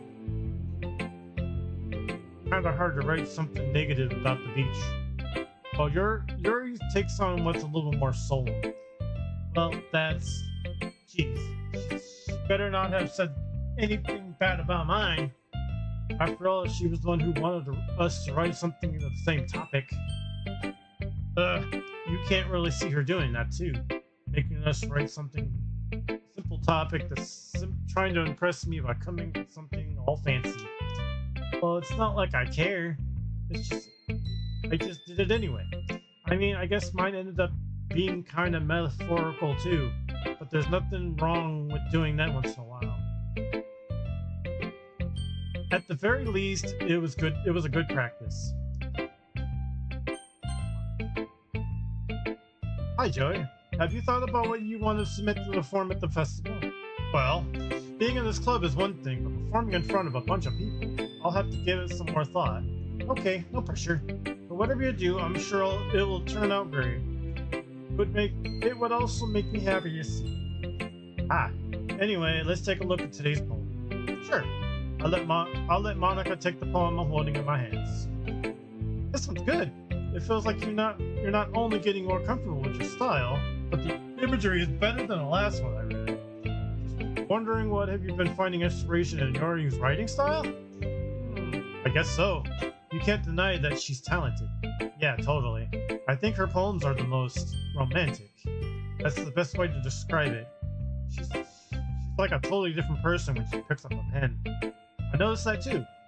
When she's talking about literature, it's like light turns on inside of her. Sadly, it's hard to get much personal conversation out of her. Trust me, I've tried. Who knows what goes on in that head of hers? I hope that doesn't mean that in a bad way. No, of course not. It's just meant I wish she didn't keep so much to herself. But still, defending her like that? You must be pretty into her. Eh? You completely understood. Calm down, I'm kidding. Besides, I'm pretty sure she's already got a boyfriend. Wait, really? Yeah, a fictional one, anyway. Monica kind of whispers that last part to me. It's just a hunch, but there's not really anything wrong with that. Oh well, I know. I was just saying. Anyway, I'll share my poem with you now, alright? Alright. Let's see. Lady who knows everything. An old tale tells of a lady who wanders earth. A lady who knows everything. A beautiful lady who has found every answer, all meaning, all purpose, and all that was ever sought. And here I am, a feather. Lost adrift the sky, a victim of currents of the wind. Day after day I searched. I searched with a little hope, knowing legends don't exist.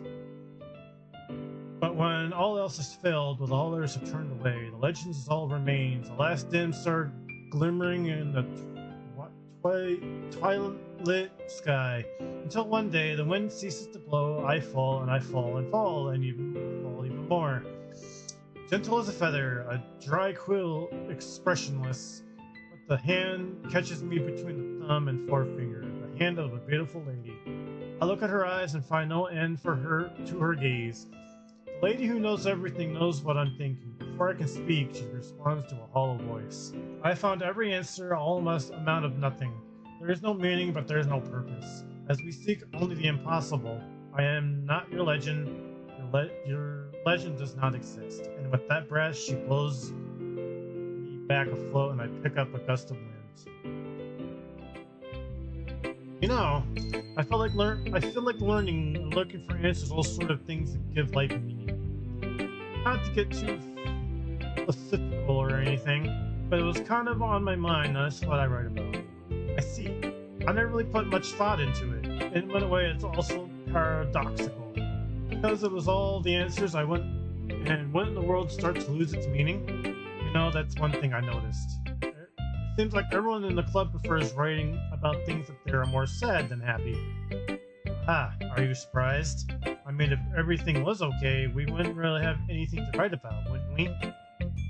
Humans aren't two-dimensional creatures. I think you know that better than anyone. You mean one-dimensional? Oh yeah, that. Anyway, here's Monica's writing tip of the day. Are you ever too shy to share your writing because you're afraid it's not that good? It can be really disheartening to get a lukewarm response to something you put so much into. But if you find other people who enjoy writing, then sharing becomes a lot easier. Because instead of just telling you that your writing is good, or okay, or bad, they'll want to focus more on everything that went into it and the things you can work on. It's much more encouraging that way. It will make you want to continue improving. It's almost like having your own little literature club, don't you think? That's my advice for today. Thanks for listening. Okay, you three. We're all done sharing poems, right? Why don't you start figuring it out? Hold on a second. It's just me, or did you say something strange just now? Eh? Something that sounded a bit unusual. That's right. You deviated from your usual catchphrase when addressing the club. Catchphrase? I don't have a catchphrase. Jeez. Why is the mood so weird today? Look, even Yuri isn't immune to it. Yeah. Stagnating air is common foreshadowing that something terrible is about to happen. In your books, maybe?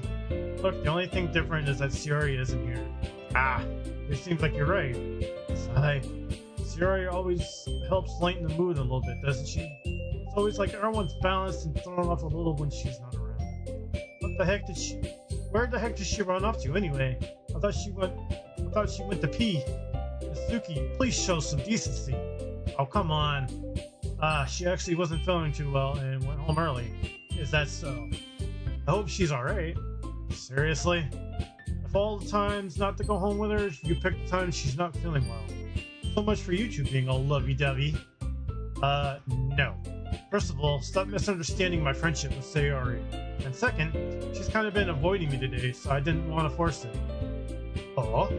That's that curious expression coming from Yuri all of a sudden. Calm down, guys. I talked to her earlier and everything is fine. What did she say? Anyway, we need to figure out the rest of the festival preparations. So, let's decide what everyone will be doing this weekend. I already know what I'm doing. That's right. Natsuki will be making cupcakes, but we might need a lot of them at different flavors. Can you handle that all by yourself, Natsuki? Challenge accepted. As for myself, I'm going to be printing and assembling all the poetry pamphlets. Sayori will be helping me design them. As for Yuri, you can. Guys, can you help me come up with something for Yuri? I'm useless. No, that's not at all. You're the most talented person here, you know. Now Natsuki's pouting too. Jeez, even I can tell now. I guess I never gave Sayori enough credit, but I can tell things are even harder on you when she's not around. That may be the case, but if it also can be a leader of my own, on my own, then I won't grow as a person. So Yuri, you have a beautiful handwriting, you know.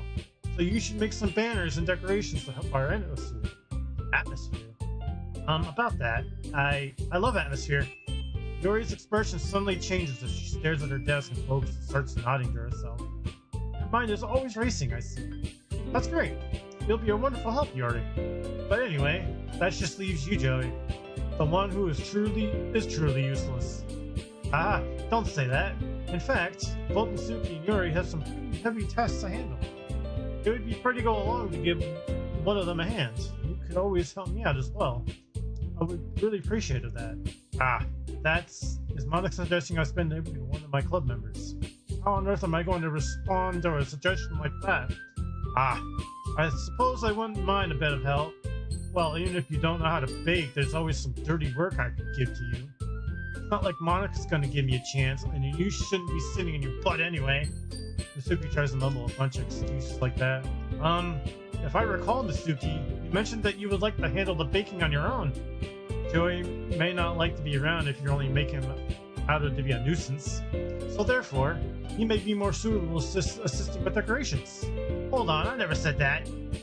How hard could it be making a few decorations anyway? Sounds more like you're just making excuses for Joey to... Well, what are you saying? I'll be extremely meticulous work. And baking isn't? What do you think? Guys, let's settle down for a moment. And at the end, I think it's up to Joey to decide how he likes to contribute. Besides, he hasn't really gotten the chance to spend any time with me yet, you know. I'm sure he's interested in it. You literally just said, I'm surprised as well. Sorry, I was just saying though. Jeez. Can we just settle this already? Yeah. Joey, you're okay with this, right? It's in the end, it's up to you. Of course. Very well. In that case, everyone looks straight at me. Sorry, I'm going with Yuri. Well, I'm probably the most useful helping out Yuri. Me? Are you serious? Why would you... Natsuki, I can already tell you're about to say something mean. No, I was just saying. So you'll be helping Yuri then, Joey? Yeah. And what am I going to... And that's what I'm going to do. I'm glad. I have a bad habit of overthinking these sorts of things. So I think your assistance will be very useful. That's great. That's great to hear. Nasuki, will you be able to handle the baking yourself? I mean, yeah. I already said I would be fine. Okay, okay. Everyone can tell that Nasuki's feeling a little sour. So that everything we needed. Wow. Nasuki's actually jealous I chose Yori over her. That's crazy. I can tell these two aren't gonna get along. So that everything we needed to go over. Yeah, that should be about. Are you guys excited? Well, excited may not be the right word, but I suppose I'm looking forward to it a little bit. You feel the same way, Joey? Me? I guess you could say I'm interested in seeing how it'll turn out. That's good enough for me. What about you, Nasuki? Nasuki? What? Why is everyone yelling at me? I didn't even do anything. No, that's not what I meant at all. Yuri anxiously glances between everyone in the room. I'm sorry for this. I don't know why Joey picked me. And also, your cupcakes are the best cupcakes I ever had. They go really well with my tea. Nothing else I do for the event will compare to that. So, I get it. I'm kind of surprised though. But why? I'm the one acting immature. I am actually known that. You're already cheer me up all of a sudden. I know I'm not very good at it. I'm sorry if I said anything bad. Nasuki isn't the only one surprised. Monica and I are all also taken back by Yuri's words. She already has trouble with words, trying to cheer someone up from far out of their comfort zone.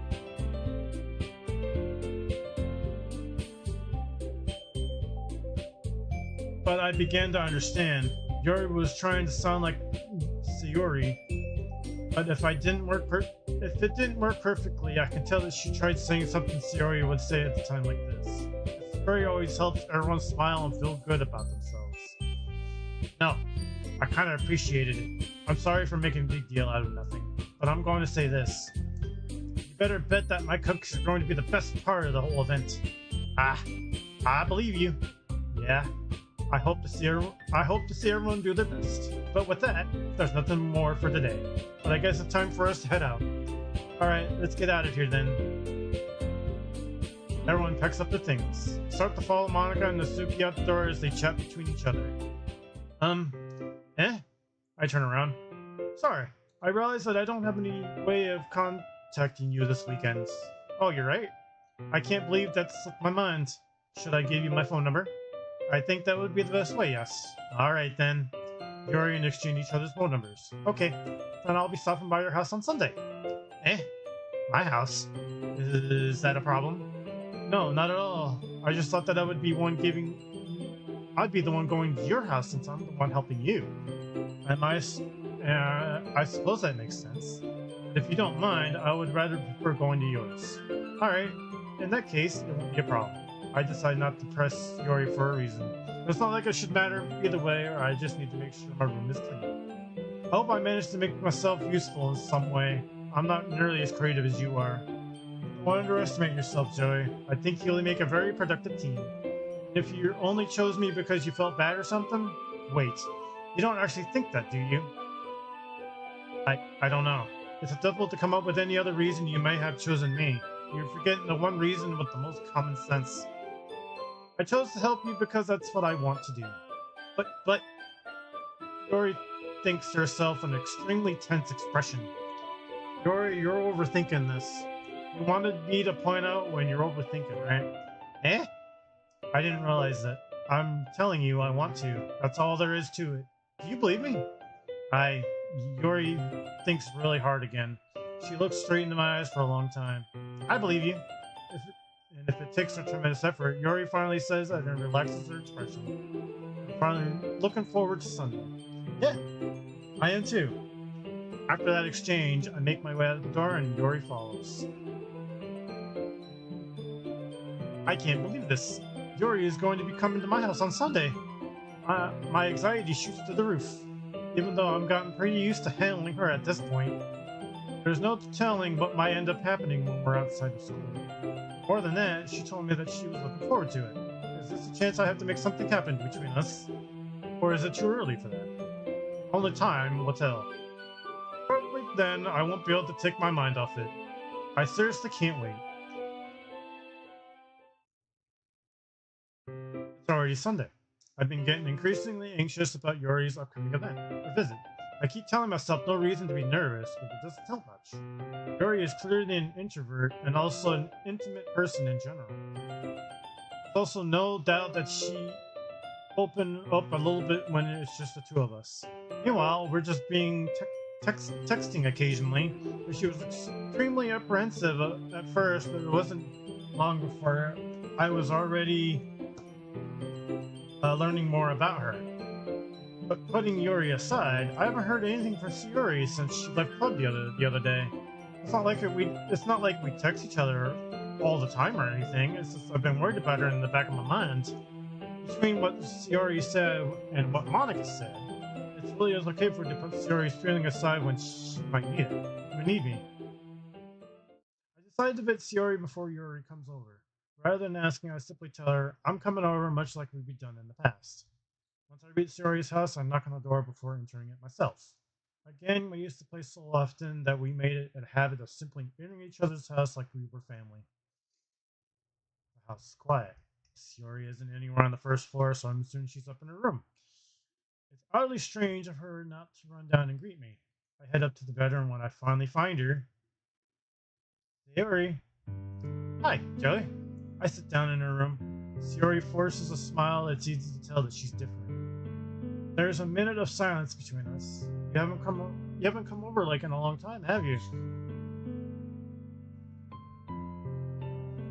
Ah, I guess you're right. It has been a long time. Not much of really has changed, has it? Yuri's room is as messy as it's always been. I always recognize the same stuffed animals and wall decorations as she had it years later now.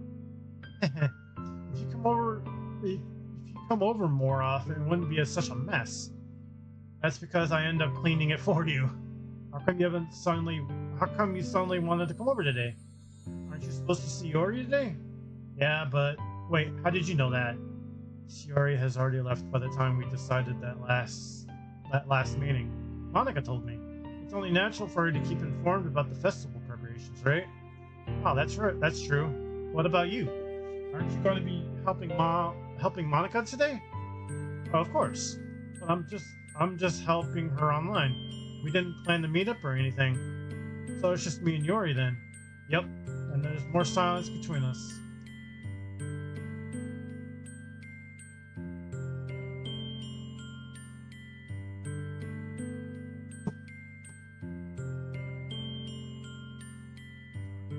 Stupid bug. That's more silent. There's more silence between us. Yuri stares in a random direction. Everything about her behavior is really uncharacteristic. I finally get to the point. I just wanted to see how you were doing, and after you left on Friday. When something's wrong, you can't hide it from me. I know you too well. So, Yuri smiles, shaking her head. That's no good, Joey. Eh? Why can't it just be like it always been? This is all my fault. If I can accidentally express my feelings, if I didn't make that stupid mistake, then you wouldn't have been worried about me at all. You wouldn't have come here. You wouldn't have been thinking about me right now. But this is just my punishment, isn't it? I'm getting punished for being so selfish. I think that's why the world decided to have you come over today. It just wants to torture me. Yuri. I grabbed Yuri by the shoulders. What on earth are you saying? Are you listening to yourself right now? I know something happened to you. There's no other explanation for you to like this. So tell me already. Until now, I won't be able to stop thinking about it. Aha. Yuri gave me an empty smile. You really put me in a trap, Joey. But you're wrong. Nothing happened to me. I've always been like this. You're just seeing it for the first time. See what? What are you talking about, Yuri? You're just going to make me say it, aren't you, Joey? I guess I'll have no choice this time. The thing is, I've had really bad depression my whole life. Did you know that? Why do you think I'm late to school every day? Because most days I can't find a reason to get out of bed. What reason is there to go in when I'm fully know how worthless I am? Why go to school? Why eat? Why make friends? Why make other people put their energy in carrying to waste by having them spend it on me? That's what it feels like, and that's why I just want to make everyone happy, without everyone worrying about me. I'm in shock. I can't even figure out how to respond. How is it possible that Siri kept this from me the entire time I've known her? Did she really want so badly for me just to not think about her? Why, Siri? Why? Why isn't there you never told me about this? It almost feels like I've been betrayed as your close friend, because if I knew, I wouldn't have done everything I could to support you. Even if there's only so much I could do. I would have tried a little bit harder to make every day a little bit better for you. That's why I'm your friend. All you had to do was tell me. You don't understand at all, Joey. Why do you think I didn't tell you? Because if I told you, then you would have to waste effort caring about me instead of doing important things. I don't want to be cared about. It's bittersweet when people try to care about me. It feels nice sometimes, but it also feels like a bat being swung against my head. That's why I wanted so badly for you to make friends with everyone else. Having everyone be happy together is the best thing for me. Then I discovered something else too. Seeing you make friends, get closer with everyone in the club. It feels like a spear going. Oh my goodness, what is going on with this woman? So that's why I decided the world just wants to torture me. Every path leads to nothing but hurt. Aha. You're right that I don't understand. I just don't understand you. I don't understand your feeling at all, Sayori. But I don't need to understand. But whatever it takes for me to help you stop hurting, that's what I'll do.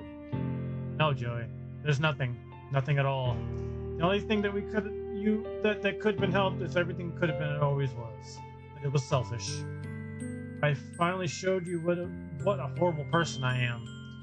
Tears streaked down Sayori's face. I made you join the literature club because I was selfish. But I was punished by the heart hurting in a way that I couldn't understand. And now you came here, I made you hurt too. I'm just weak and selfish. That's all I am. That's why I'm going to accept these punishments. Because I deserve it. I deserve every last one. Without thinking, I once again grabbed Sayori's shoulders. This time I pull her into a tight embrace. Joey, Sayori, I don't care if you feel selfish. I'm really happy that you convinced me to join the club. Seeing you every day makes it worthwhile enough. If I make friends with everyone else, then that's just a bonus. Please never understand how much I care about you. I wouldn't have it in any other way. Joey, Sayori isn't hugging me back. Despite my arms being wrapped around her, Sayori's arms remain at her side. She starts sobbing next to my ear. No, don't do this to me. Please don't do this. Joey, Sayori barely managed to speak between her sobs. I don't know if I'm doing the right thing, but all I want is for her to know that I care. If you have it in you to call yourself selfish, and you have to let me be selfish too. No matter what it takes, I'll figure out what it needs to change. I'll make these feelings go away. If there's anything that you need me to do, then you better tell me. I'll get mad if you don't. I don't know. I don't know. Gently, Sayori finally puts her arms around me in return. I don't know anything. It's all really scary. I don't understand any of my feelings, Joey. The only time I'm not feeling nothing is when I'm feeling pain. Hugs are so warm, and that's really scary too. Sayori let me go, and she does so. I let her go as well. The festival's tomorrow. Yeah. It's going to be fun, right? Yeah. How would you like for me to spend it all with you? It's what I want, I promise. I think that would be nicer then. Yeah. Sayori wipes her eyes. If I could spend the whole day here, I would. If whole days, that has to be the one where I have all other plans. Maybe I should cancel. No, don't. Please don't. If you did that, then I really wouldn't forgive you. But it's almost time for Yuri to meet you at my house. At the very least, do you want to come along and help out? It would be fun. To my surprise, Sayori shakes her head. I'm sorry. I don't know if that would be very good for me today. You understand, right? Ah, kind of hard for me to fully understand, but I'm trying my hardest. It's okay. Don't worry too much about it. I'll see you tomorrow, okay? All right. I look forward to it. I say goodbye to Sayori and exit her house. On the way home, I find myself still feeling uneasy. It's hard for me to keep thinking about it when Yuri is about to come over too. I think Sayori is right. I shouldn't be worrying too much, and we're definitely going to have a great time tomorrow. I should just focus on what's ahead of me. As I approach my house, I see something that makes me feel a moment of panic. Worried? Ah, thank goodness. You're a little early. I'm sorry I wasn't home yet. Were you waiting for a long time? No, I just got here. But I started to get really nervous when nobody answered the doorbell. You always could have texted me. If I have known, I would have reassured you and hurried more on my way home. Ah, I suppose that's true. I didn't think of that for some reason. It should be a common sense to do that, but I decided to ignore it. Anyway, let's go inside. I see you brought a lot of stuff with you. That's right. And did you manage to find everything I asked you to buy as well? Yeah, pretty much. At least I hope I got everything right. I'm sure it'll be fine. I take Yori to my room. The first thing she does is glance around curiously, what makes me feel anxious. It's so clean. Aha. I cleaned it before you came over, so that's very considerate of you to do. No. I would be really embarrassed for my room to be a mess while you were here. Well, I do enjoy cleaning. I would have gladly helped you clean. Ah, that would be even more embarrassing. Wait, don't look in there. I snatched Yuri's wrist, which was in the process of opening a desk drawer of mine. I'm sorry. I wasn't thinking for some reason. I was just spacing out. It's fine, it's fine. I let go of Yuri's wrist. She puts both of her hands firmly in her lap as it's making sure she keep a track of them. So, should we get started? Ah, yes. I have a few things planned that you can help with. Decorations and other atmospheric enhancements. Atmospheric enhancements? You know, mood lighting. Therapy candles. Oh wow. I didn't know you planned on taking it that far. Of course. I want to help take our guests to a faraway place. Although many will stop by just out of curiosity. As for cupcakes, I guess, I determined to provide an experience that will leave them wanting more. That's great. It's easy to forget that you're a pretty intense person. Ah, intense. I guess that's the best way to put it. Is that a bad thing? No, not at all. Is that something that I like about you? It's something that I like about you, actually. Is that so? That makes me feel relieved. And kind of happy. Yeah, no need to be so anxious. You can relax a little. Relax? I brought some things for a relaxation. I was going to use them during the poetry event. Oh yeah? Like what? Let's see. Yori ramages through her bag. She pulls out a few candles and a wooden cylinder-shaped object. I did some shopping on the way here, so I happen to have these in my bag. So I plan to cover the windows in black paper and use the candles to light the room. I think that would be amazing, don't you? Yeah, that would be really neat. What's that wooden thing though? Oh, this? It's a diffuser. It's a diffuser for essential oils. How familiar are you with aromatherapy? Not familiar at all. Oh, that is so. It's one of my favorite contributors to a positive atmosphere. Depending on the oils of herbs you choose, you can change the mood of an air itself. You can even feel it permeate through your body. Relaxation, positive energy, romance, reflection. It's also like magic. Yuri takes a cylinder and pushes a switch on the bottom. It's just a moment, a thin gray or vapor begins to spout through a small hole on the top. Ah, that smells wonderful. What kind of mood is that one for? That is jasmine essential oil. It smells like a little sweet and flowery, right? Yeah, that's a good way to describe it. I chose jasmine for the event because it provides more than relaxation. Jasmine enhances your emotions and helps you feel them flow through your body. You feel warmer and your heart pounds more heavily. Don't you think that would be a perfect for sharing our poems? Because it does sound suitable, but you seem to know a lot about this, so I trust your opinion with anything. Yori smiles gently, clearly enjoying herself. She again reaches into her bag and pulls out several spools of thin ribbon. What are these for? What are those for? Well, did you purchase the origami paper I asked you to get?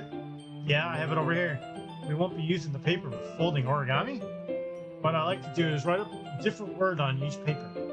We'll need about 100 of them. Oh yeah? What will those be used for?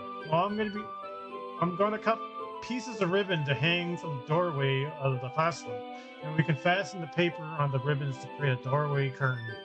Wouldn't that be beautiful? It would be it would also catch the eye of those passing by the room. May attract some. It may attract some to peek inside. That's really creative. I have no idea you'd be so good at this, Yuri. Is that so? Well, I suppose I do get a little intense, as you'd put it. Yuri giggles with red cheeks. Is it just me, or is she more relaxed when it's just the two of us? Maybe the two excitements she feels when sharing something that she enjoys. Here's a marker, Joey. You can write any characters you want. I'll help you once I finish cutting the ribbon. Alright. Sitting on the floor together, the two of us get to work. I carefully draw a different character on each paper, doing my best to manage my bad handwriting. Yuri unravels a long strand of red ribbon to her desired length. Then she reaches into her bag once more and pulls out a pocket knife. And the knife is strangely beautiful. The silver handle has an intricate pattern of waves etched into it. The blade itself is gently tinted blue. That's no ordinary pocket knife. That's something that looks really fancy. Well, embarrassed, Yuri looks away. What is it? You're going to think it's weird. Yuri, whatever it is, I have no reason to judge. Teach their own, you know. You promise you won't be weirded out? You promise if you won't be weirded out? Yeah, I promise. Alright. The thing is, I'm kinda into knives. They're just so pretty. I can't help it. I don't know what it is. The combination of craftsmanship and feeling of danger, maybe? What am I saying? Please don't think I'm weird for this. You're laughing at me. You're laughing at me. No, I'm not laughing at you. It's just funny how nervous you got about sharing. Well, it's just an interesting thing to be into, I guess. But I think it kind of suits you. Suits me. Yeah, it's kind of intense. Aha. Besides, it's a really cool looking knife. I can't deny that. Is it? Isn't it? Yuri relaxes her expression once more. Would you like to hold it? Sure, I'll check it out. Yuri carefully hands me the knife with the handle facing me, and I take it and turn it around in my hands. It feels heavy and extremely solid. Where did you even get a knife like this? Curious of its sharpness, I feel the point of the knife with my index finger. Ow! Joey, why did you do that? I didn't expect it to be that sharp. I barely touched it at all. It's my fault. I should have warned you. This knife's extremely sharp. It can cut through skin like it's paper. Oh no. I smell a drop of blood trickles down the side of my finger. Yuri takes my hand and gives the wound a closer look. Ah. She stares at it and noticeably fidgets. If you're squeamish, I'll wash it off now. Ah. Without warning, Yuri puts my finger in lips. Oh my goodness. I feel her tongue curling. Oh my god. Startling and distinctly pull my hand back. Oh, please forgive me. I wasn't thinking. Yuri lowers her head and her face burning up. Yuri, that's the most embarrassing thing I've ever done. How could I do something like that? I'm sorry. Sure, it was a little weird, but it took me by surprise. But I guess she was just starting to help, right?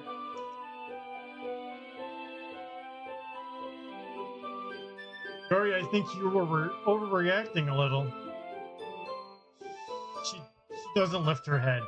What if she doesn't recover from this for the rest of the what if she doesn't recover from this for the rest of the afternoon? All right, you know what? This might be a stupid thing to do, but I do it anyway. I take Yuri's hand and I lick her index finger. It's her. Joey, did you really just do that? Now we're even. Yuri just looks at me like I did something wrong. Ah, I knew that would be a bad idea. It's not for the sweet aroma of the jasmine oil, but the air would be extremely heavy right now. You're so weird, Joey. Yuri giggles shyly. Eh? Yuri calling me weird? I have no response to that. Where do you keep your bandages? Ah, I don't think I need one actually. It was a tiny cut. Look, it's already stopped bleeding. I see. That's relieving. The tension is quickly lifted. We each resume our respective activities. I watch Yuri's knife cut through the ribbon like it's nothing but air. Meanwhile, I continue to make progress on the paper. After we finish attaching the paper to ribbons, we lay them all out side by side. It looks better than I expected it. It will be very effective as a door curtain. It looks great. Good thinking coming up with this, Yuri. Ah, thanks. It's just something I saw online, really. Are you ready to move on to the next task? Yeah, let's do it. What do you mean? What do you have in mind? I like to create a banner. That's why I asked you to buy the paint tablets. Ah, that's right. One of the items Yuri has asked me to buy was a kit of watercolor paint tablets. We'll need about 6 cups of water to put each of the tablets in. You mind fetching those for us? Of course not. 6 cups of water. I'll be right back in a minute. Thank you very much. Oh, and just a little bit of water is okay. If you fill the cup too much, it would be too diluted. Taking Yuri's advice, I decided to use a small plastic bathroom cup rather than full-size glasses. I put them on a plate to catch any paint that drips and bring it back into my room. Yuri? Yes? I come in to see Yuri quickly unrolling her sleeve, pulling it back over her arm. Ah, nothing. Your face is a little red. Is it too hot in here or anything? Ah, no, not at all. There's nothing wrong, so let's mix the paint. Yuri hurriedly dismisses me and takes it upon herself to unwrap the tablets, dropping them into the cups. So, I thought we would do something simple that would look very, very nice. I like to paint a gradient across the banner, starting with the colors for the sunrise, then daytime, then sunset and nighttime. Once it dries, I'll write an inspirational quote across the banner. We can hang it on the wall behind the podium at the front of the classroom. Ah, neat. What are you going to write? Well, it will be more fun to surprise you. Yuri smiles at me. If you say so. After rolling out the banner, Yuri and I kneel on the opposite side so we don't get in the way of each other. Yuri uses a brush and adds a few dots of different colors across the banner to serve as a color guide when you paint. This kind of reminds me of the elementary school. Painting on the banner with watercolors feel a lot like the art class projects we had back then. It's relaxing. Ah, I'm sorry if this feels so childish. No, I didn't mean that at all. It's kind of fun, you know? Yeah, it is fun. I'm glad you feel that way too. Yuri stops praying for a moment, thinking to herself. For me, I don't need to go out and do crazy things to have fun. In fact, I usually don't even want to. It's like when I can spend time with one other person. Even if it's something simple like reading, it doesn't even matter if we don't talk much. Just having a friend next to me makes things feel a little bit nicer. I think that's all it takes for me to be happy. Is that so? Even if Yuri and I are quite different, I can understand where she's coming from. I feel that way about things like anime and games, where simply sharing the experience with someone can make me happy. I think I feel the same way. Yuri smells gently. I knew you understand. Yuri leans over the banner and grabs an unused paintbrush, but I move at the same time, causing my head to bump into her. Yeah, sorry. Yuri reels back and quickly lifts my hand in success. Are you hurt? No, I'm not hurt. It just startled me, that's all. Sorry, I should have asked you to get it for me. It's not your fault. Ah, your face. So there are droplets of paint on Yori's face and neck. Is there something on my face? Yeah, I accidentally got paint on you. Sorry, it's totally my fault. I'll get a towel right away.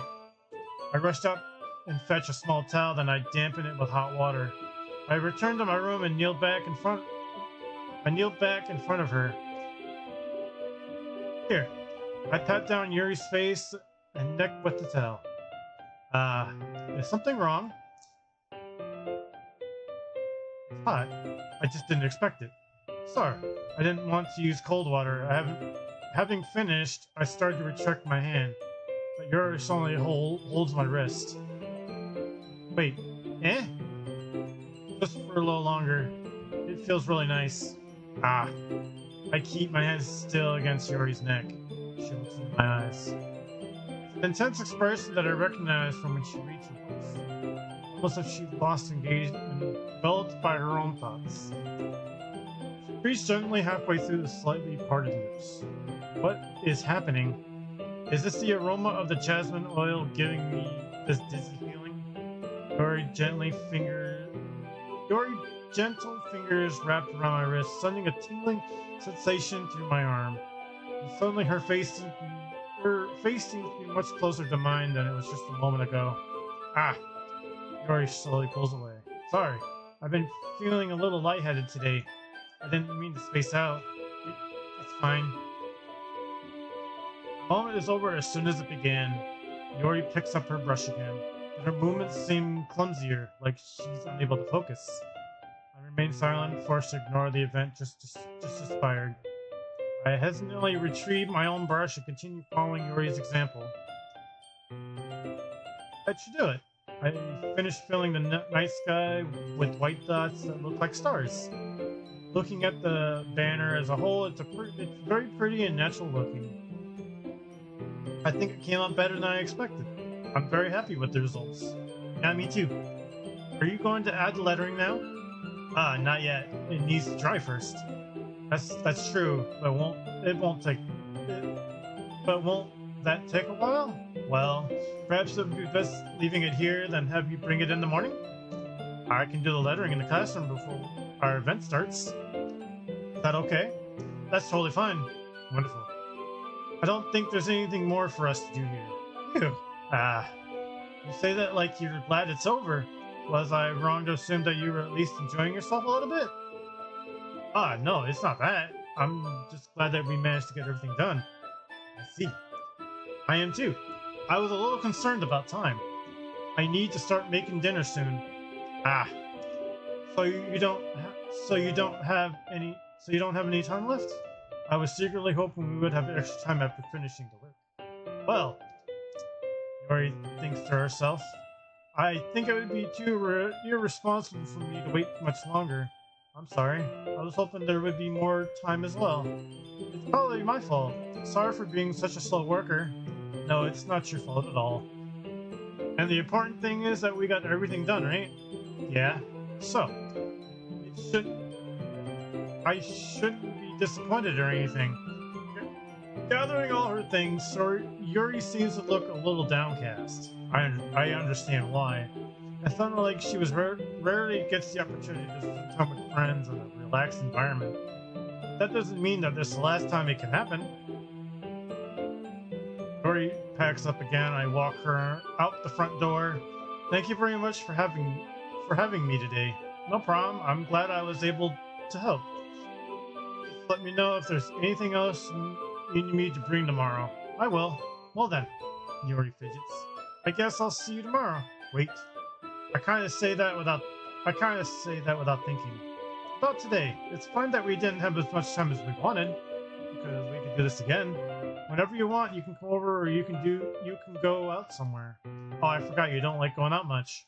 As I stumble over my words, Yuri simply smiles bashfully. Anyway, you know what I'm trying to say. So you're very thoughtful, Joey. Yuri takes a step closer to me, then briefly squeezes my hand. I kind of like that about you. Well, how am I supposed to respond to that? I don't even get a chance to, as Yori suddenly pulls back. Yori? Eh? Ah! Hi, Joey. Sayori. Just now we weren't. Eh! It's okay, Joey.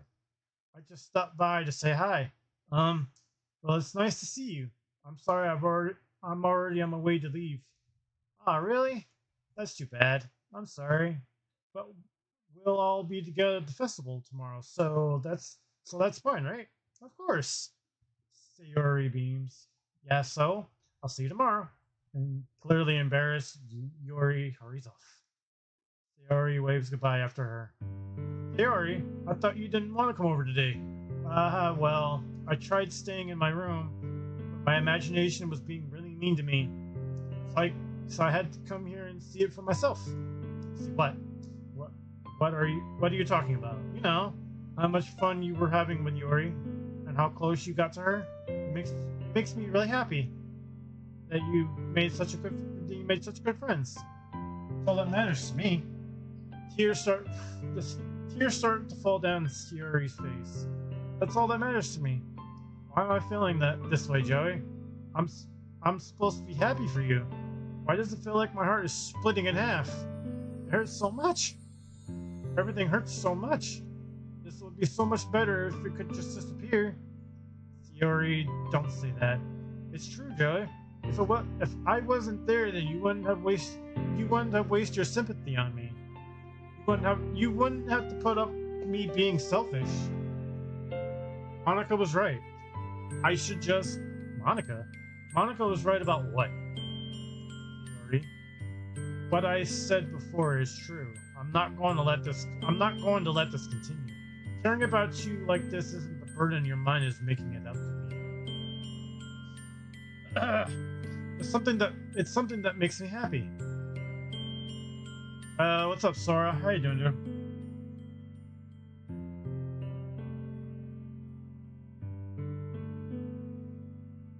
It's something that I wouldn't trade for anything else. So even if it takes on an entire lifetime, I'm going to be by your side until you don't feel any more pain. But Sayori looks away. You're playing my favorite game, lol. Is it your favorite game? Nice.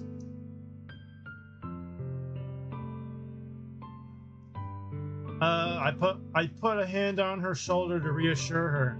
I'm scared, Joey. I'm really scared. What are you scared of, Sayori? Yeah, this is my blind playthrough, Sora, so don't spoil anything for me, please. Pretty interesting so far. I'm scared that I might like you more than you like me, Sayori. It's true, isn't it? I was weak and started to like you too much. I did this to myself, Joey.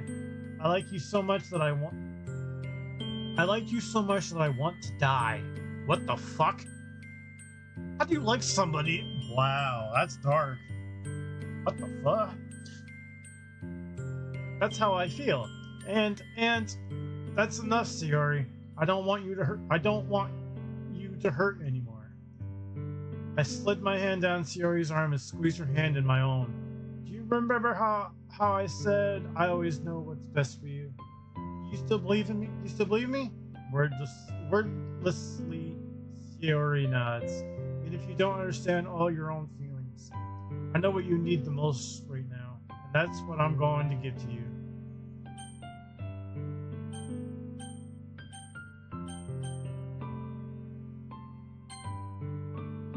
You'll always be my dearest friend.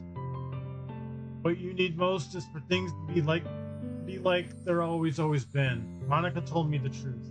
She told me how much happier you seemed after I joined the club. I know you struggled with some really difficult feelings right now. But please trust me that I know what's best and what will make you happy in the end. The only thing I didn't like about this is a lot of reading.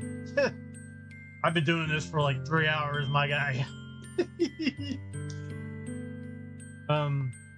I promise I will help get things back to the way they were. I see. Sayori forces a smile through an incredibly pained expression. Ah, is that what it feels like to get stabbed in the chest? I should write a poem of Yuri. It's okay. This is just my punishment, remember? For being so selfish. So please don't worry about these stupid feelings. I know you're right. I know this whole time that there's no happiness down that path. That's why I came here. Just so I could get the answer I needed to hear. And the only thing, you're also right that I just wanted to go to the back to the way it was. I realize that now. You really do know me better than anyone, Joey. I'll trust you with anything. Anything at all. So, Yori's smile finally breaks.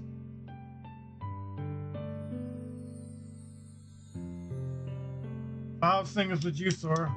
Playing anything new recently? Hope you're doing good, dude.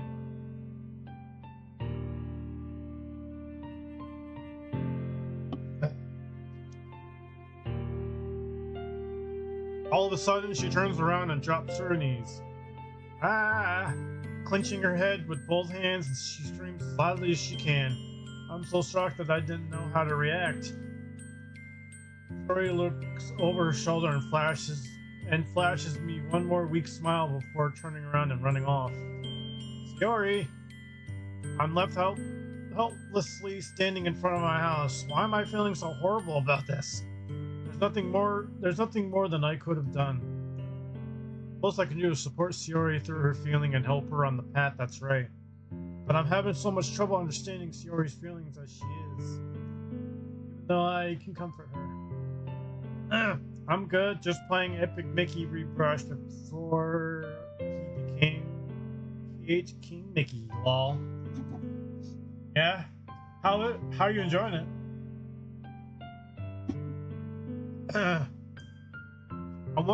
I kept wondering if I should be something more or something different. I know these thoughts will continue to plague me until things are back to the way they were. I'm gonna give everything I've got. Shiori will always be my dearest friend.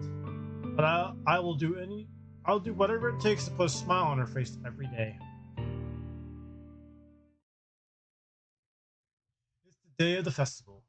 Of all days, I expected this to be the one where I'd be walking to school with Shiori, but Shiori isn't answering her phone. I considered going to her house to wake her up, but decided that's a little too much. Meanwhile, the preparations for the event should be nearly complete.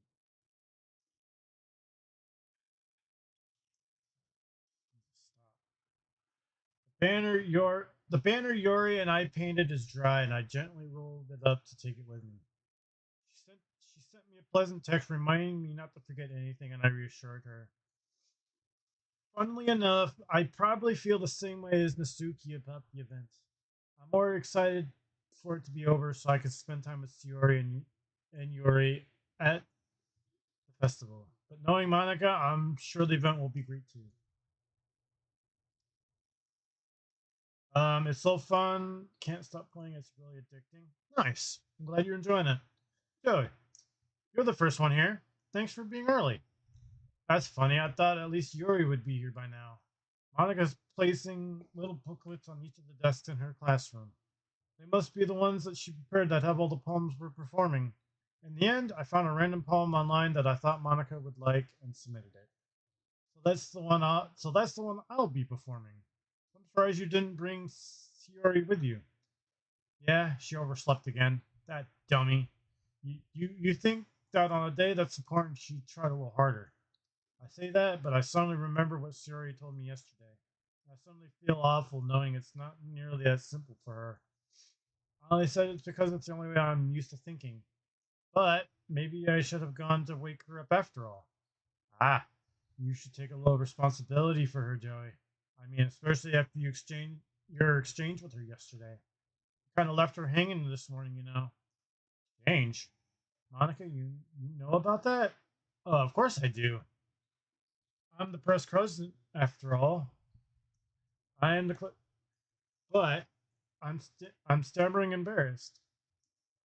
Did Siri really tell her about it that quickly?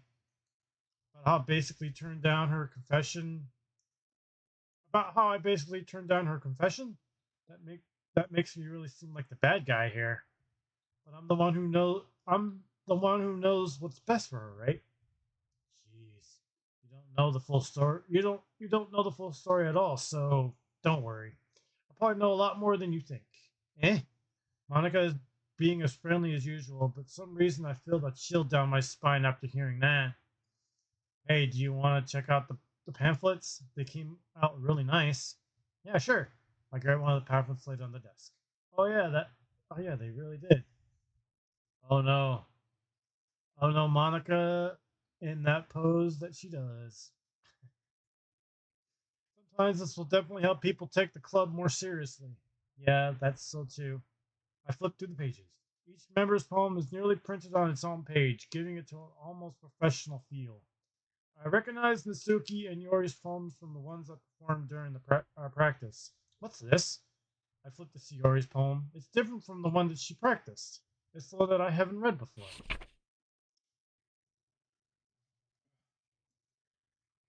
Get out of my mind, get out of my head. Get out of my head, get out of my head, get out of my head, get out of my head.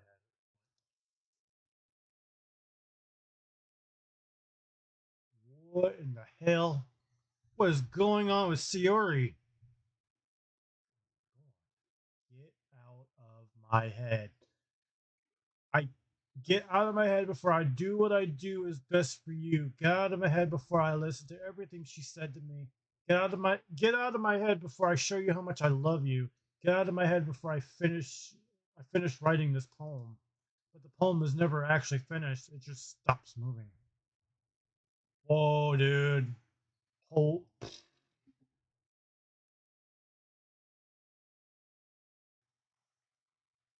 I'm taking a guess when I said to be friends with her instead of saying I love you to her.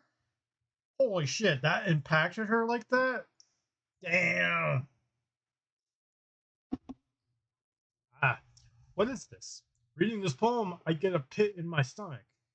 Joey, what's wrong? Ah, nothing. This poem feels completely different from everything else Sayori's written. More than that, I changed my mind. I'm going to get Sayori. Go get Sayori. Well, all right. Try not to take too long, okay? I quickly leave the classroom. Don't strain yourself. Monica calls that out after me. I quicken my pace. What was I thinking? I should have tried a little bit harder for Sayori.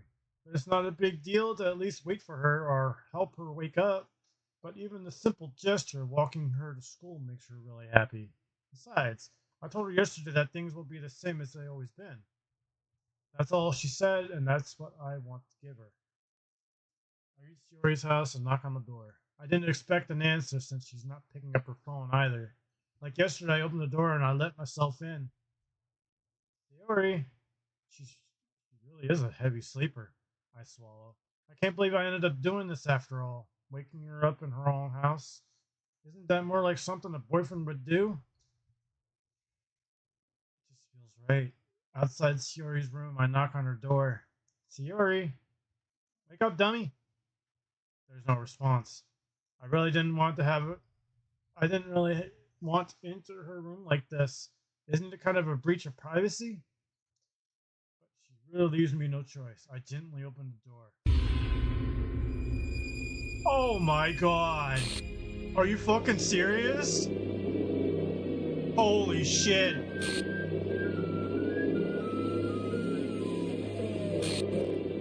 Wow.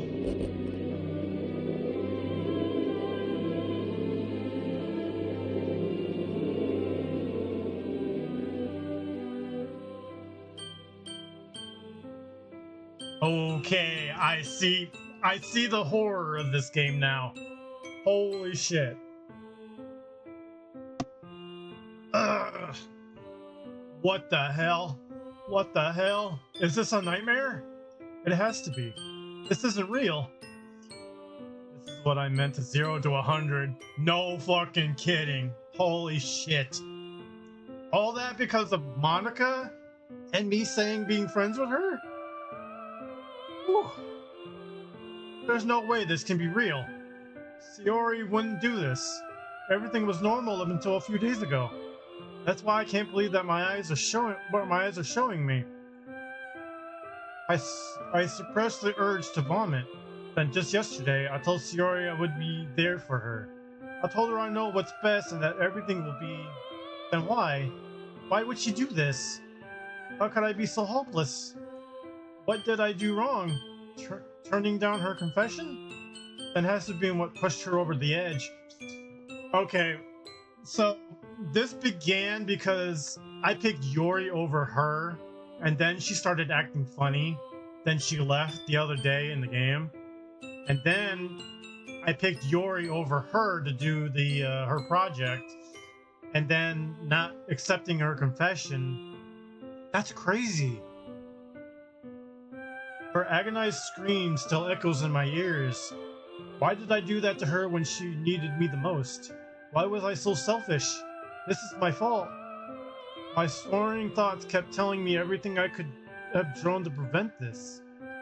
Fun fact, no matter what choice you made with Shiori ends up the same way. Unfortunately, thought that was an alternate choice, but this isn't. I try my best to find a way to save her, but unfortunately there isn't a...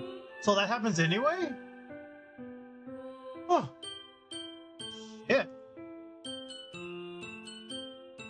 But the weird thing is, I saw a little flash of, was that Monica? On the bottom right there when it flashed? Was that her? Oh, trust me, after this is going to be a lot more, there's going to be a lot more craziness. Oh man, this is going to interest me more. I walked her to school and gave her what I know she wanted out of a relationship. And I could have prevented this. I know I could have prevented this. Screw the literature club. Screw the festival. I just lost my best friend. Yeah, this is just the beginning of the horror. Someone I grew up with. She's gone forever now. Nothing I can do to bring her back. This isn't some game where I can reset and try something different. I only had one chance and I wasn't careful enough. And now I'll carry this guilt with me until I die. Nothing in my life was worth more than hers, but I still couldn't do what she needed from me. Now, I can never take it back. Never, never, never, never. I swear, I'll tell you right now, if I end up losing Yori because of this bullshit... Oh, that's it? What happened?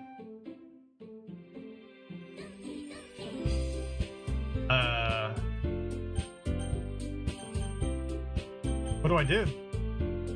Right there? Oh. Dude, she's pixelated now. Yo, that's crazy.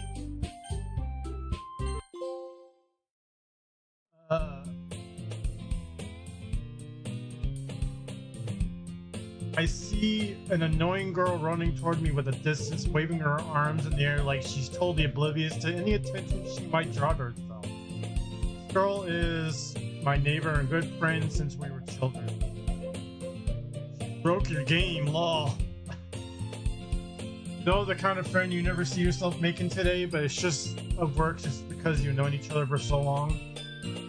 We used to walk to the school together on days like this. It started around high school. She would oversleep more frequently, and I would get tired of waiting up. If she's going to chase after me like this, I feel better off running away. However, I just sigh and idle in front of the crosswalk and let it catch up to me.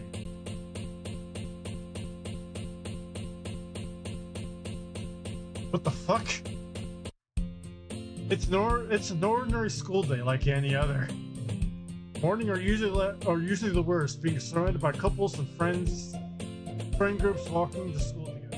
Meanwhile, I always walk to school alone. I always tell myself that it's about time I meet some girls or something like that. I have no motivation to join any clubs. I'm perfectly content just getting by on my average while spending my free time on games and anime. There's always an anime club, but it's not like there would be any girls in it anyway.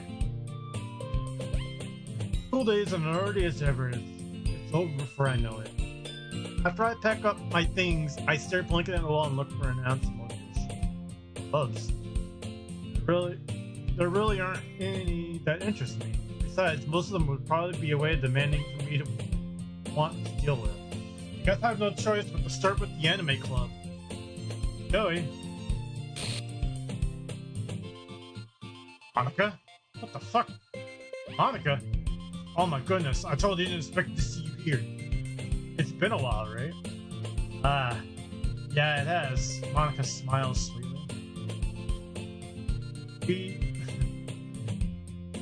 We do know each other well. We rarely talk, but we were in the same class last year. Monica was probably the most popular girl in class. Smart, beautiful, athletic. Basically completely out of my league. So having her smile at me so genuinely feels a little...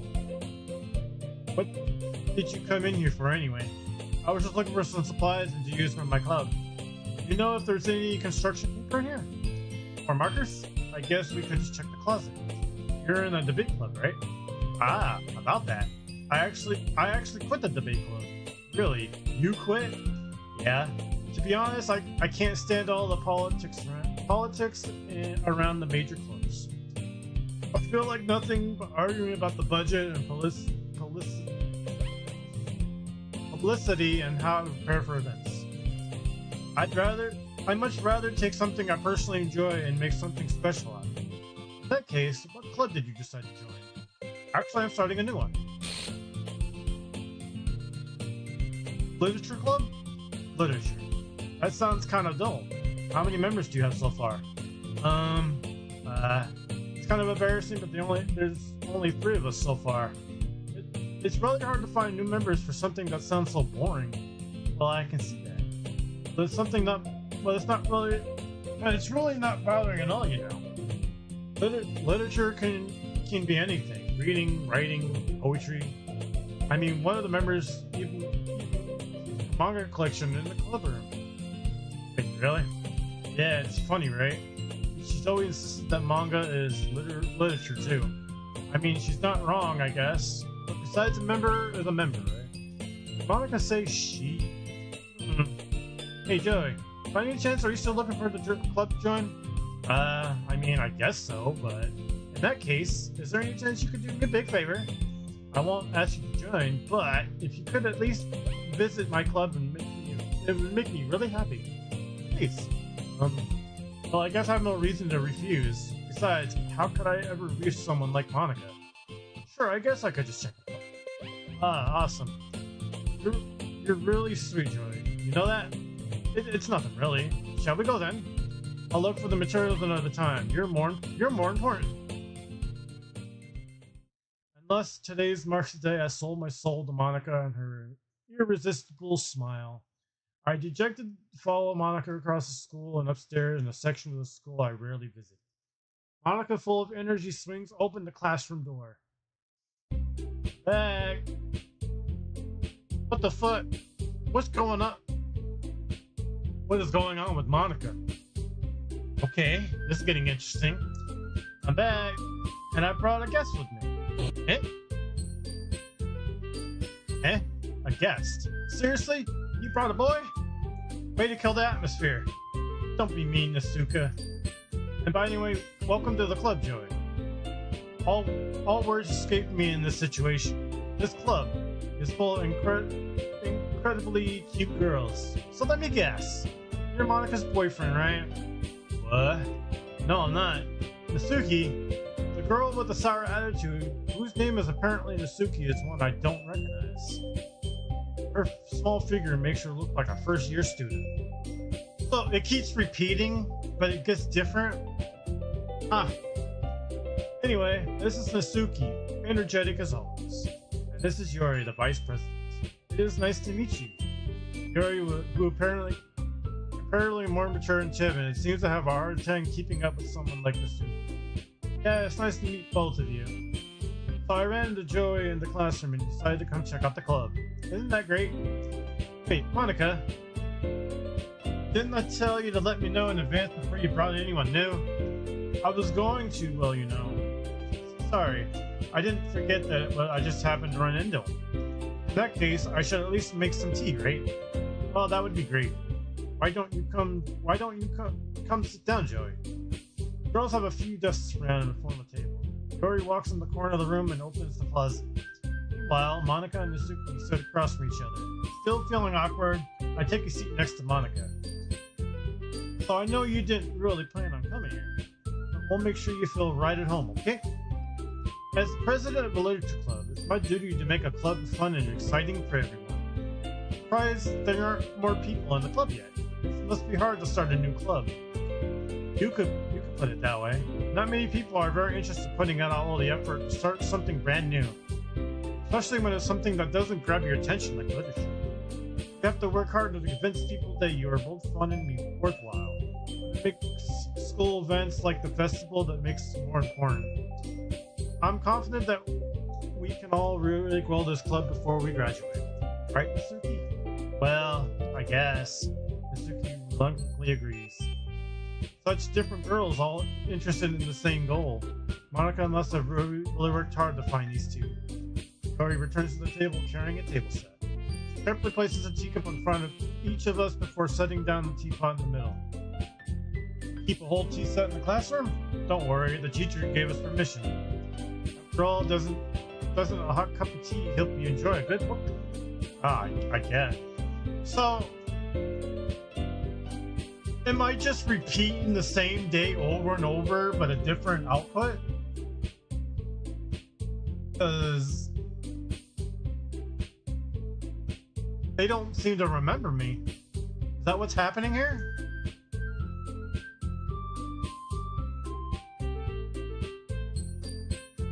Oh, this is gonna be something. Don't let yourself get intimidated. Yuri's just trying to impress you. That's not... Insulted Yuri looks away. I meant that, you know. I believe you. Well, tea and reading might not be pastime for me, but at least enjoy tea. Glad. Yuri faintly smiles to herself in relief. So, Joey, what kind of things do you like to read? Considering how little I read the past few years, I don't really have a good way of answering it. Manga. I muttered quietly to myself, half joking. Suki's head surprisingly perks up. Basically, with some changes, I think I don't know. I haven't played this in a long time. Looks like she wants to say something, but she keeps quiet. Not much of a reader, I guess. Well, that can change. What am I saying? I spoke without thinking about seeing Yuri's sad face. Anyway, what about you, Yuri? Well, let's see. Yuri traces the rim of her teacup with her finger. My favorites are usually novels that build deep and complex fantasy worlds. The level of creativity and craftsmanship behind them is amazing to me. Telling a good story is such a foreign world and equally impressive. Yuri goes on, clearly fascinated about her reading. She seemed to be so reserved and timid since the moment I walked in, but it's obvious by the way her eyes light up that she finds her comfort in the world of books, not people. No, I like a lot of things. Stories with deep psychological elements usually immerse me as well. It's amazing how writers can be deliberately take advantage of your own lack of imagination to completely throw you for a loop. Anyway, I've been reading a lot of horror lately. I read a horror book once. I desperately grasp something I can relate to at the minimal level. At this rate, Yuri might as well be having a conversation with a rock. I expect that from you, Yuri. It suits you personally. Oh, is that so? Really, if the story makes me think or take me another world, then I really can't put it down. Real horror is often very successful at changing the way you look at the world. Only for a brief moment.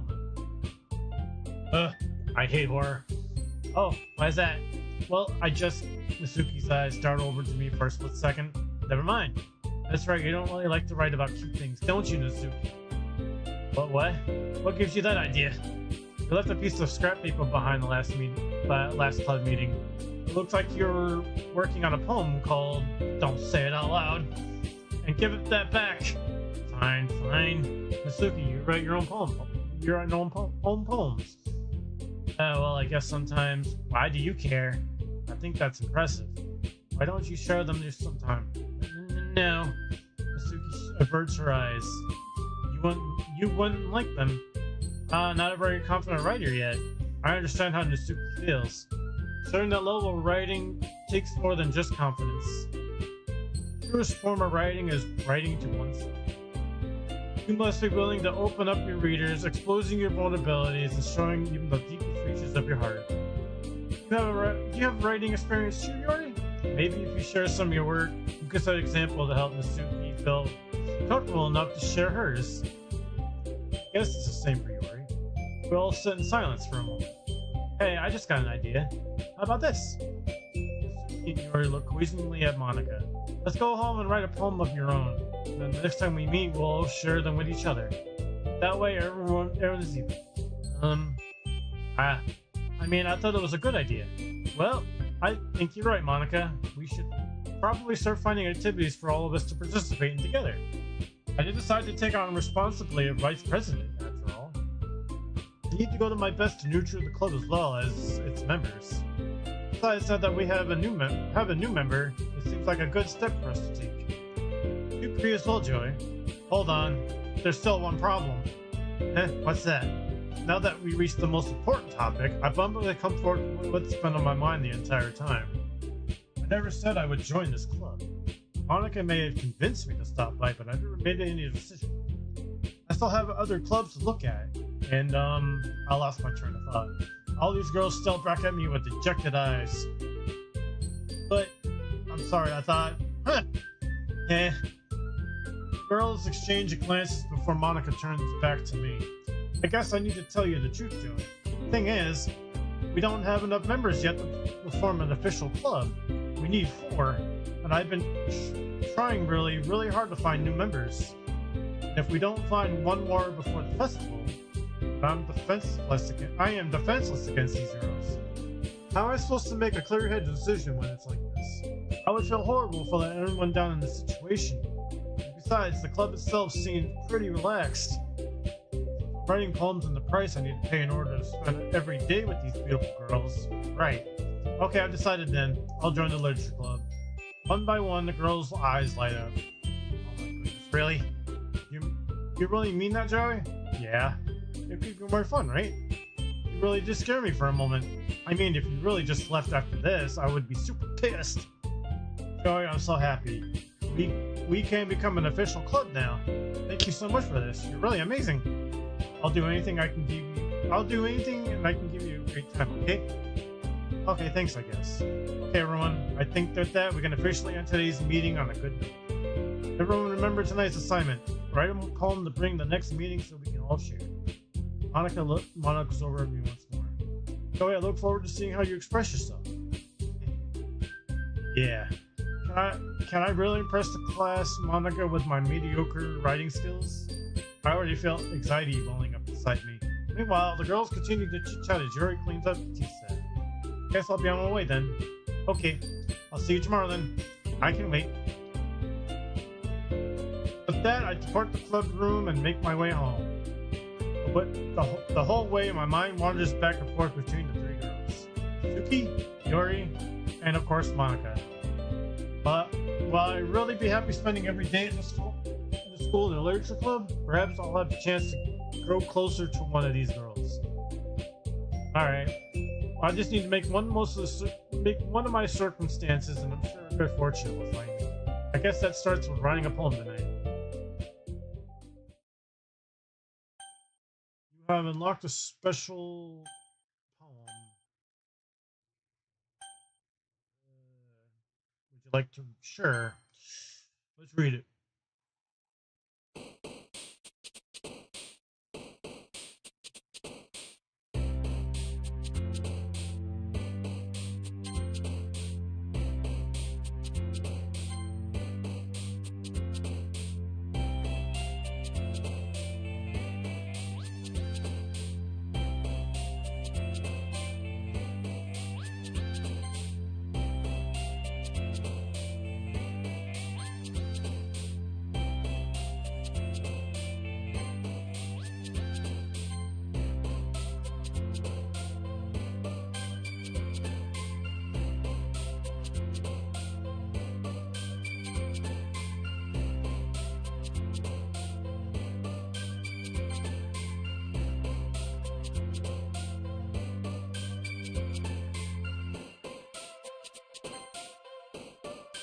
Now, everyone in chat, does this determine these poems? Do these determine how it goes in the story? I noticed I chose Yori more than any of them in the past and all that stuff. Does that affect anything with the story? Please tell me that.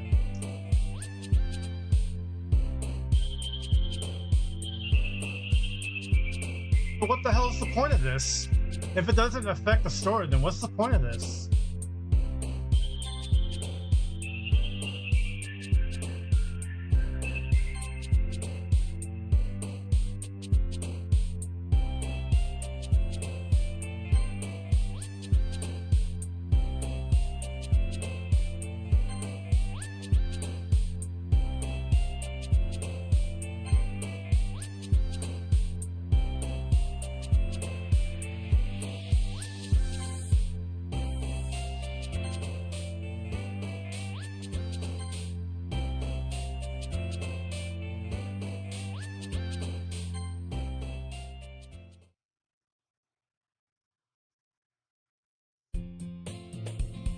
Hi again, Joey. Glad to see you didn't run away on us, haha. Nah, don't worry. This might be a little strange for me, but at least keep my word. Well, I'm back at the literature club. I was last to come in, so everyone else is already hanging out. Thanks for keeping your prompt. Hey, cut that out. I seen that. I hope that isn't too overwhelming of commitment for you, making you dive headfirst into literature when you're not accustomed to it. What? Oh, come on! Like he deserves any slack.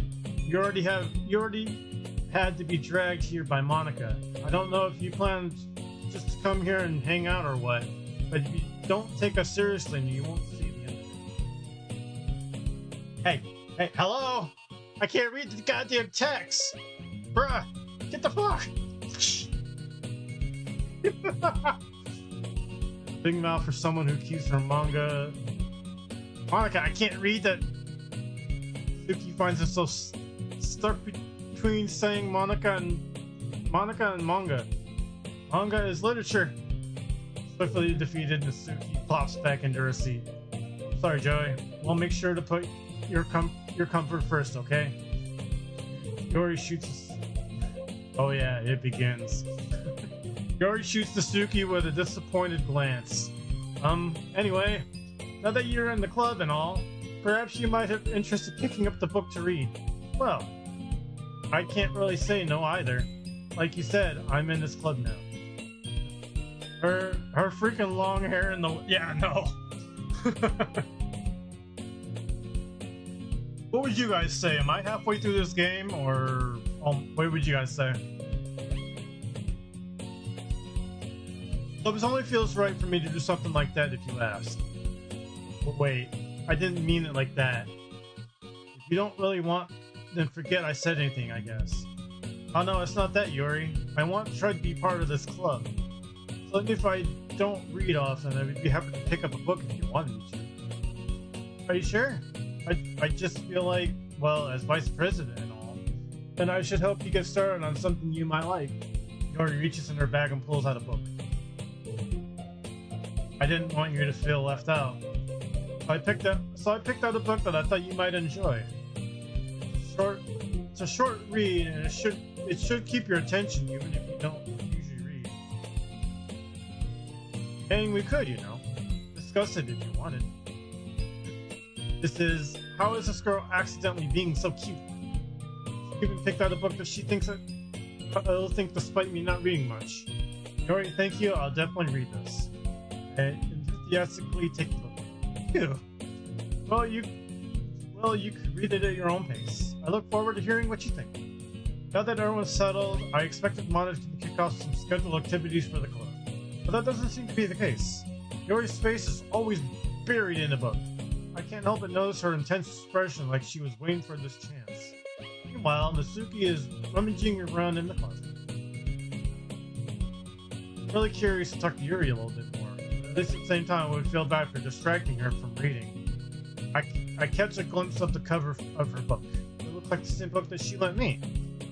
More than that, she's on the very first few pages. Ah, crap! I think she noticed me looking at her. She sneaks another glance at me, and her eyes meet for a split second. That only makes her hide her face deeper in her book.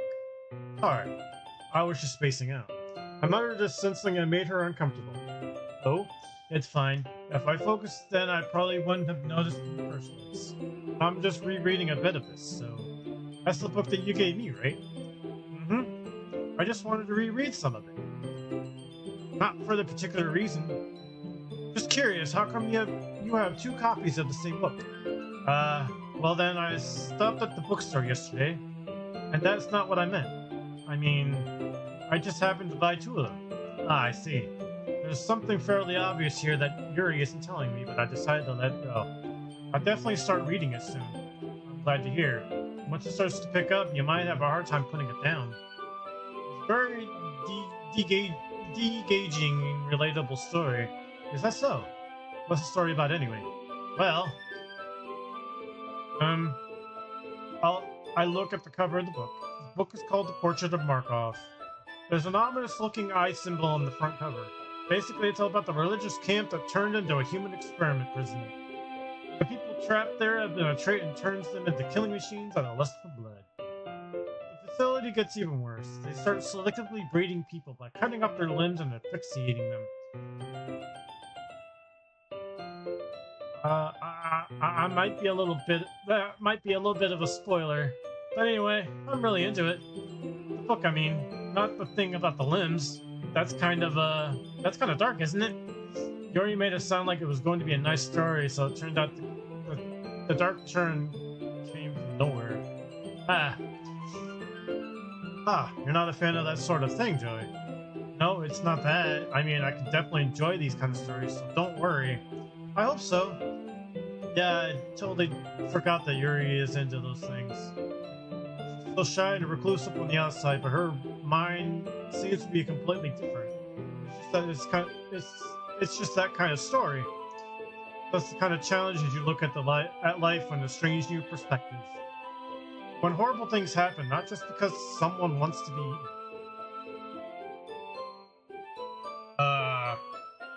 but because the world is full of horrible people and we're all worthless anyway. What? What is happening? What was that? I couldn't read that fast. Hold on, I gotta pause that.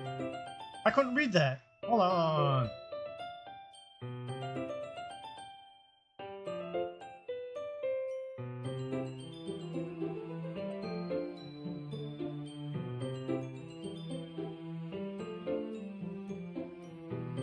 If I can catch that.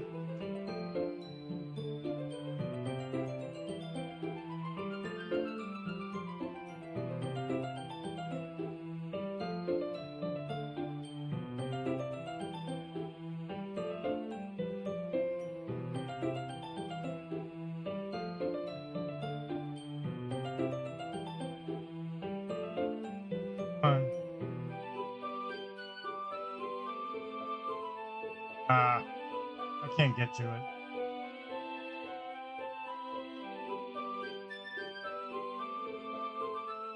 Well, I can't get to it. Sorry, guys. I'll wait a couple of seconds for the ad to go through.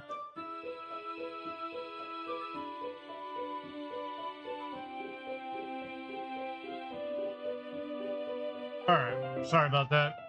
Yeah, I got ads going through it, so give me... Alright, I'm rambling, aren't I? Not again. I'm sorry. Hey, don't apologize. I haven't lost interest or anything. Well, I guess it's alright then.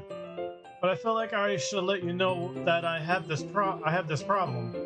When I let things like books and writing fill my thoughts. Bruh, why does it do that? Why does it go so fast like that?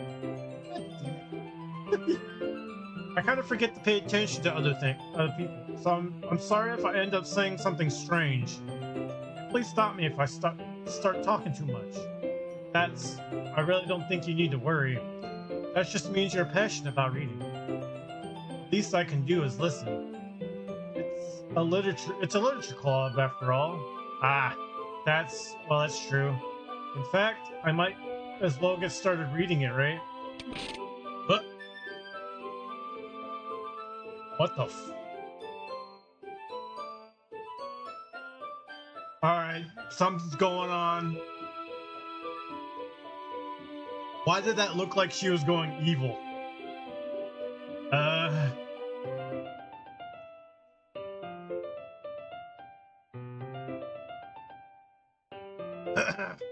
Yes. I mean, you don't have to, but what are you saying? Let me just get the book. I quickly retrieved the book that I had put into my bag. Alright, it's fine if I sit here, right? I sit next to you, right? Yes. Are you sure? You seemed a little apprehensive. I'm sorry. It's not that I don't want you to. It's just something I'm not very used to. That is reading in company with someone.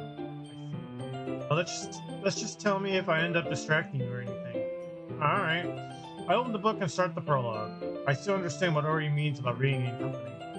As if I can feel her presence over my shoulder as I read. It's not a particular bad thing. Maybe a little distracting, but feeling is somewhat comforting. Ori is in the corner of my eye. I realize that she's not actually looking at her own book. I glance over. It looks like she's reading from my book instead. Sorry. Why did you do that?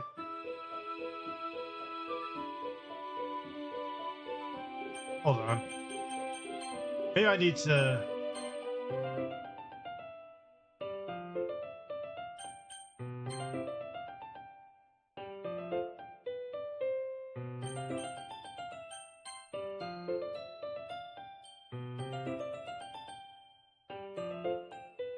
Maybe that's what I gotta do.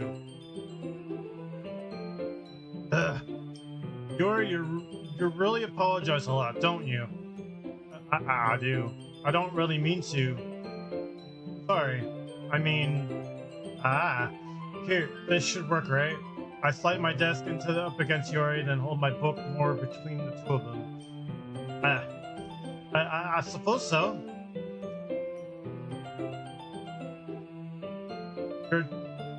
Your timidly closes her own copy. Alright, does that normally happen? You see what it said? You'll see what it says on history. Oh, is that what that is?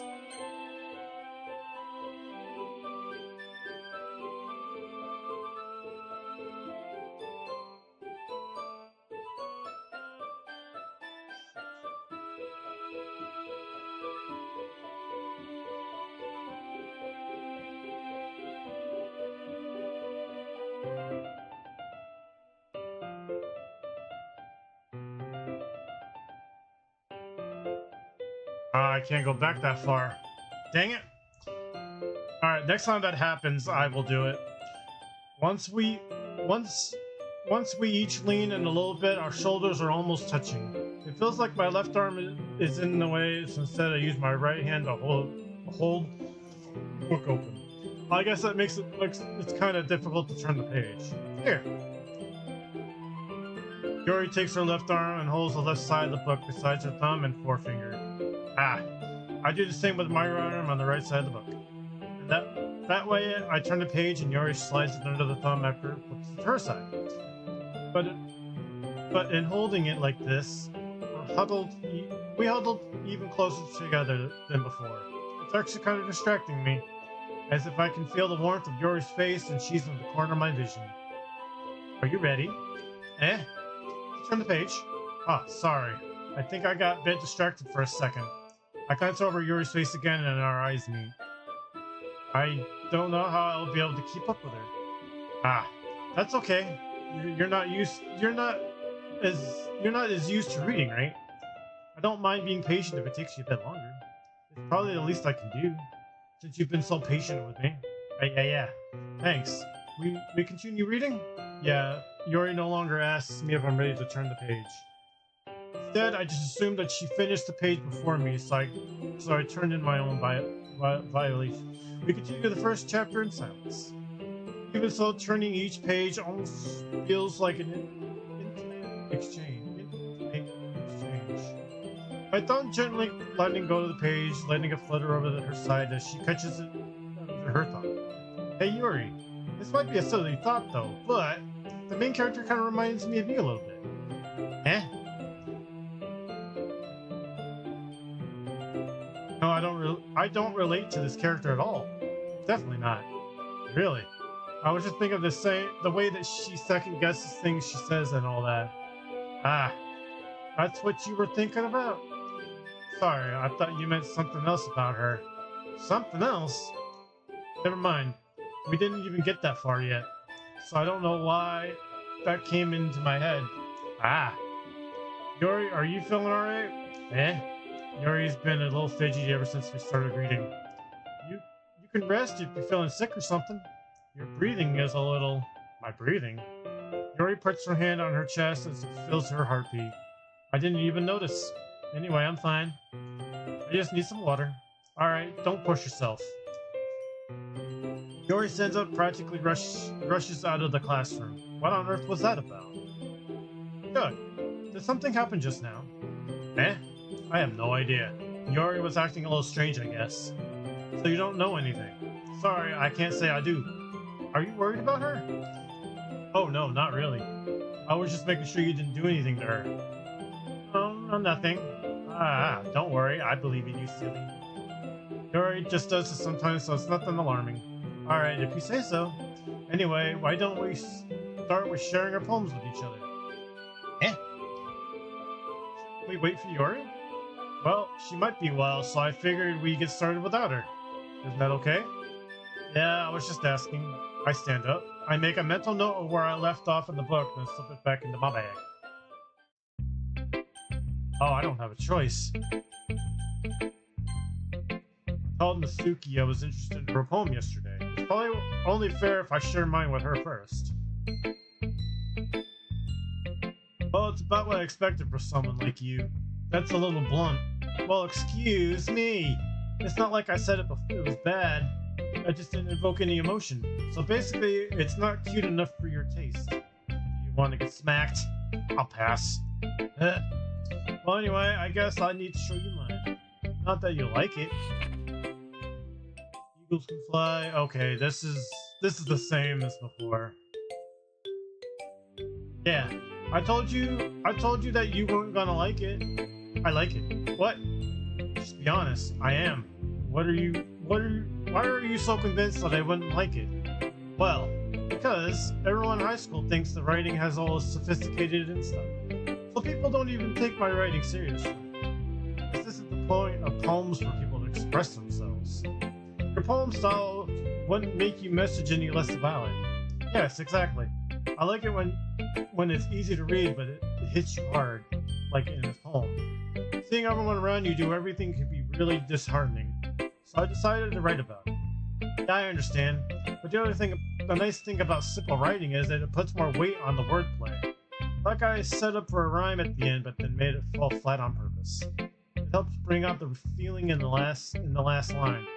So you did. I guess more went in than I realized. That's what it means to be a pro. I'm glad you learned something. I didn't expect that from the youngest one here, did you? Yeah, guess not. I decided to humor her with that last comment. I don't really care how everyone is, but if Natsuki is feeling proud, then I won't take that away from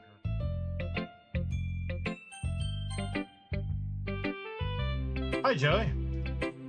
Having a good time so far? Yeah.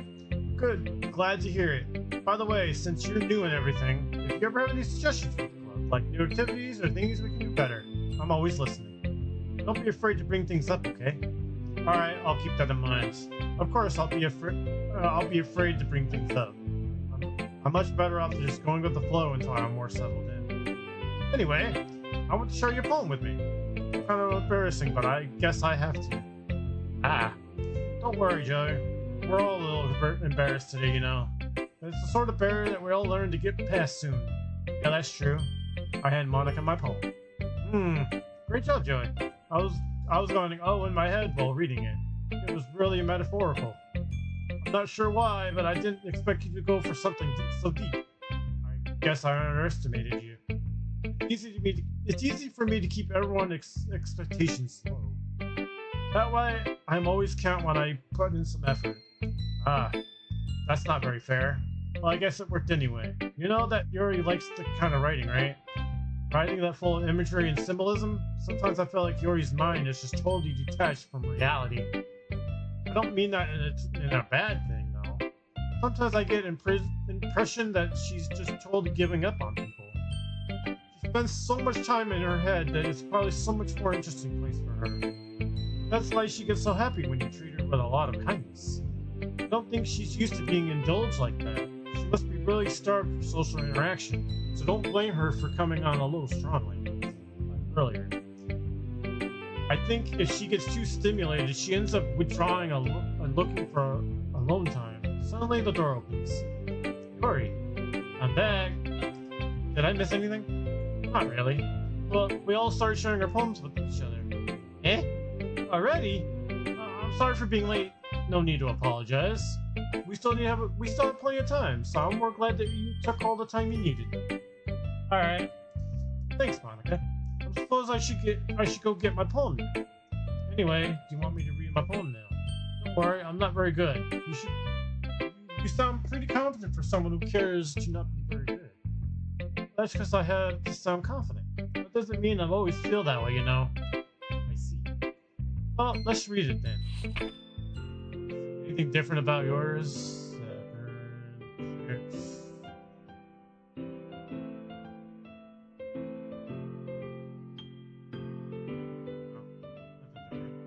So what do you think? It's very free-from. Is that what you call it?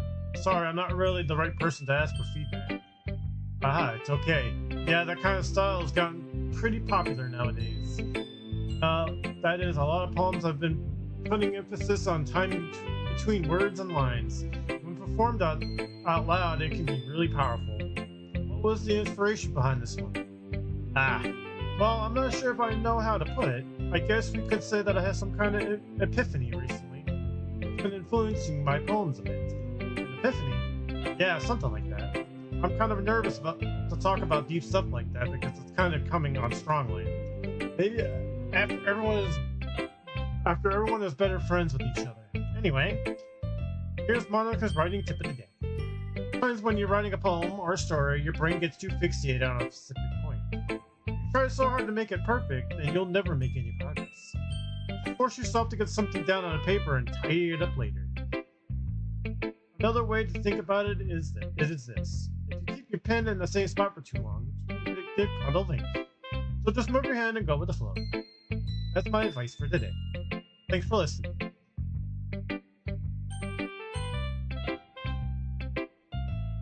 As Rory reads the poem, I noticed her eyes lighten. Exceptional. Eh? What's that? Did I say that out loud? Yuri first covers her mouth and ends up covering her whole face. You really didn't do anything wrong, Yuri. Eh? I guess you're right. What am I getting so nervous for? Yuri takes a breath. So, what kind of writing experience do you have? You use your imagery and metaphors indicating you're writing a lot of poetry. Really? Well, that's a huge compliment coming from you. This is actually my first time, really. Huh? Yuri stares at me blankly, then looks at my poem again. Well, I know that.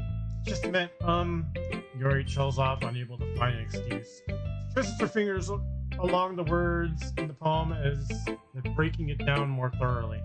Yeah, okay. This is the reason I was able to tell. It's just that there are specific writing habits that are usually typical of new writers. Having been through that myself, I kind of learned to pick up on them.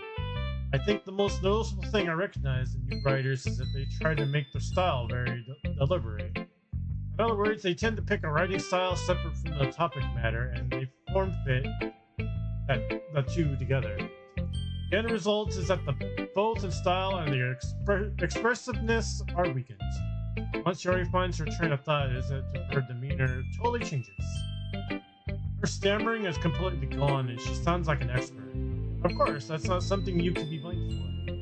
There are so many different skills and techniques that go into writing even simple poems. Not just finding them and building them, but getting them to work together is probably the most challenging part. It might take you some time, but all comes with practice. Learning by example and trying new things. I also hope that everyone else in the club gives you valuable feedback. Doki can be a little bit biased though. Biased? How? Well, never mind. I shouldn't be talking about people like that. Sorry, it's fine. I'm not sure if Yuri is apologizing just up to me or Nasuki.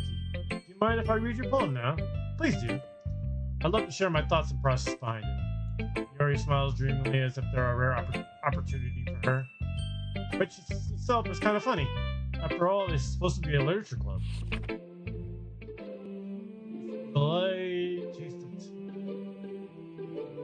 Okay, same as before. I'm sorry I have such terrible handwriting. What? I wasn't thinking that at all. But it took you a long time to read. Well, it's just I don't read script very often. I actually think your handwriting is pretty. Eh? That's a relief. Also, I like the poem. Even though it's short, but it's really descriptive. It wasn't too short. I usually write longer poems. Not at all. I'm really glad you liked it. I'll be honest, since it's our first time sharing, I wanted to write something a little more mild. Something easy to digest, I suppose. Are you into ghosts, Yuri? Actually, the story isn't about a ghost at all, Joey. Really? I must have totally missed the point. Well, I suppose you did only glance over it after all. Remember when that poet often expresses their own thoughts, feelings, and experiences in their work? They usually do more than tell a simple story or paint a picture. In this case, perhaps the subject of the poem is only being symbolical compared to the ghost. Lingering in her last remaining place of comfort, unable to let go of the past. It's soon to be left with nothing. And there's a lot more Solomon putting in an hour. I haven't even thought of that. That's impressive. It's nothing really. Yours was impressive too, so If anything, I could probably learn a thing or two from you. You think so? Yeah, of course. You know what? I was really nervous about doing all this, but in the end, I enjoyed it. I'm going to keep doing my best for you, Joey. Me too. I guess that's everyone. I glanced around the room, and that was a little more stressful than I anticipated. As if everyone was judging me for mediocre writing abilities. Even if they were just being nice, there's no way my poem can stand up to theirs. This is literature club after all. I sigh. I guess that's what I ended up getting myself into. Across the room, Monika's writing something in her notebook. My eyes landed on Yuri and Nasuki. They generally exchange sheets of paper sharing their respective poems. As they read in tandem, I watch each of their expressions change. Nasuki's eyebrows fury and frustration. Meanwhile, Yuri smiles sadly. This language. Did you say something? Oh, it's nothing. Nasuki dismissively returns the poem to the desk with one hand. I guess you could say it's fancy. Thanks. Yours is cute. Cute? Did you completely miss the symbolism or something? It's clearly about the feeling of giving up. How can that be cute? I know that. I just meant the language, I guess. I was trying to say something nice. You mean you have to try that hard to come up with something nice to say? Thanks, but I really didn't come out nice at all. Well, I do have a couple suggestions. I was looking for suggestions. I would ask someone who actually liked it. Which people did, by the way. Monika liked it. Oh, enjoyed it too. And based on that, I gladly gave you suggestions of my own. First of all, excuse me, I appreciate the offer, but I spent a long time establishing my writing style. I didn't expect to change anytime soon, unless of course I come across something particularly inspiring, which I haven't yet. Joey liked my poem too, you know. He even told me he was impressed by it. Nasuki suddenly stands up. Oh, I didn't realize you were so invested in trying to impress our new member, Yuri. That's not what. You just... Yuri stands up as well. Maybe you're just jealous that Joey appreciates my advice more than he appreciated yours. Huh? How do you know that he didn't appreciate my advice more? Are you that full of yourself? No. If I was full of myself, I would deliberately go out of my way to make something I do overly cutesy. Well, you know what? I wasn't the one whose boobs magically grew a size bigger as soon as Joey started showing up. Nasuki. Nasuki. That's a little. This doesn't involve you. Taking out your own. What is happening? Taking out your own insecurities on others like that. You really act like as long as you look, Nasuki. Me? Look who's talking. You want to be edgy, bitch? What the fuck? Oh. Edgy? Sorry that my lifestyle was too much for someone of your mental age to comprehend. See? Just saying that proves my point. What the fuck is happening? Most people learn to get over themselves after they graduate middle school, you know. If you want me to prove anything, then start harassing others with your sickening attitude. You think you can counterbalance your toxic personality by aggressing it? What the fuck is happening? The only cute thing about you is how hard you try. Well, be careful, or you might cut yourself on the edge, Yuri. Oh, my bad, Yuri, you do, don't you? Don't you accuse me of cutting myself? What the fuck is wrong with you? What the fuck? Yeah, go on. Let Joey hear everything you really think. I'm sure he'll be head over heels for you after this. Suddenly Yuri turns toward me and she just noticed I was standing here. Joey, she's just trying to make me look bad. That's not true. She started it.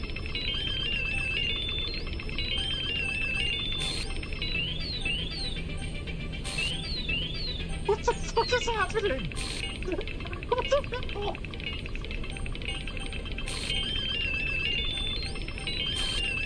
What the fuck?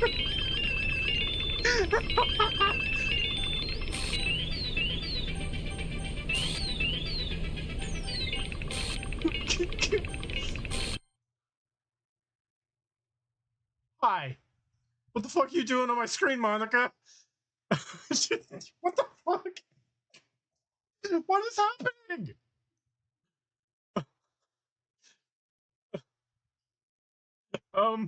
Hey, Joey. Oh, hold on. Why don't we step aside for a little bit? Okay. Hold on. Wait a minute.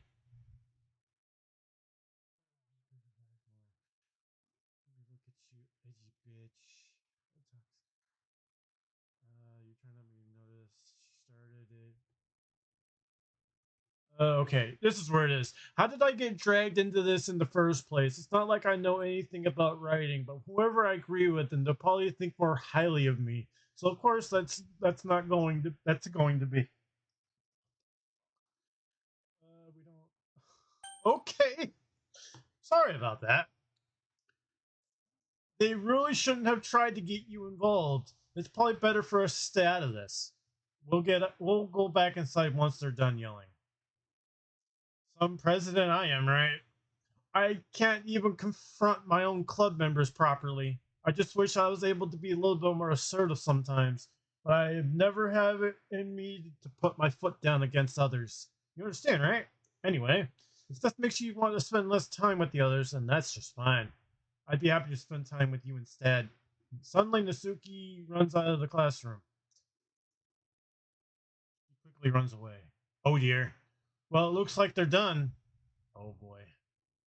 I didn't mean it. I didn't mean it. I didn't mean it. Yuri is rocking back and forth on her desk with her palms on her forehead.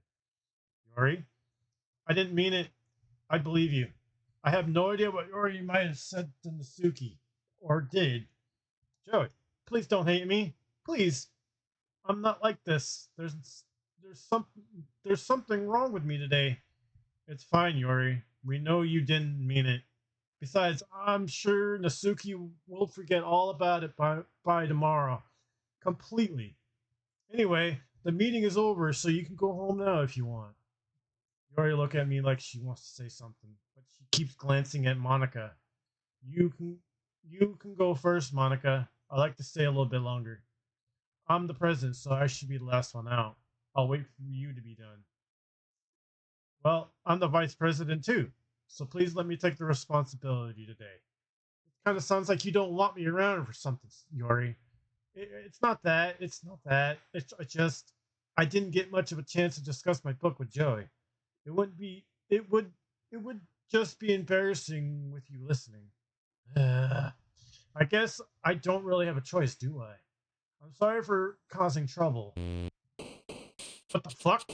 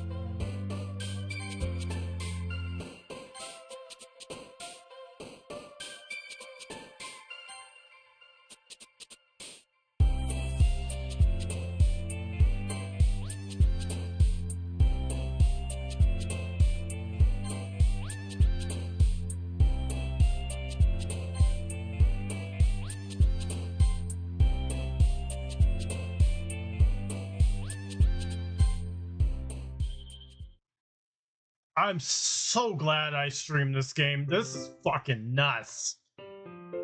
Another day passes and it's time for the club meeting already. I've gotten a little more comfortable here over the past couple days. Entering in the club room, the usual scene greets me. What? Welcome back, Joey. Hi, Yuri. I'm not sure if it's me or if it's Yuri's expression, but the weight of yesterday's quarrel still hangs in the air a little.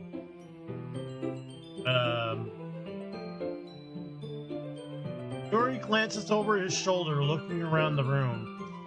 Suki is reading manga at a desk, and surprisingly, Monica isn't here yet.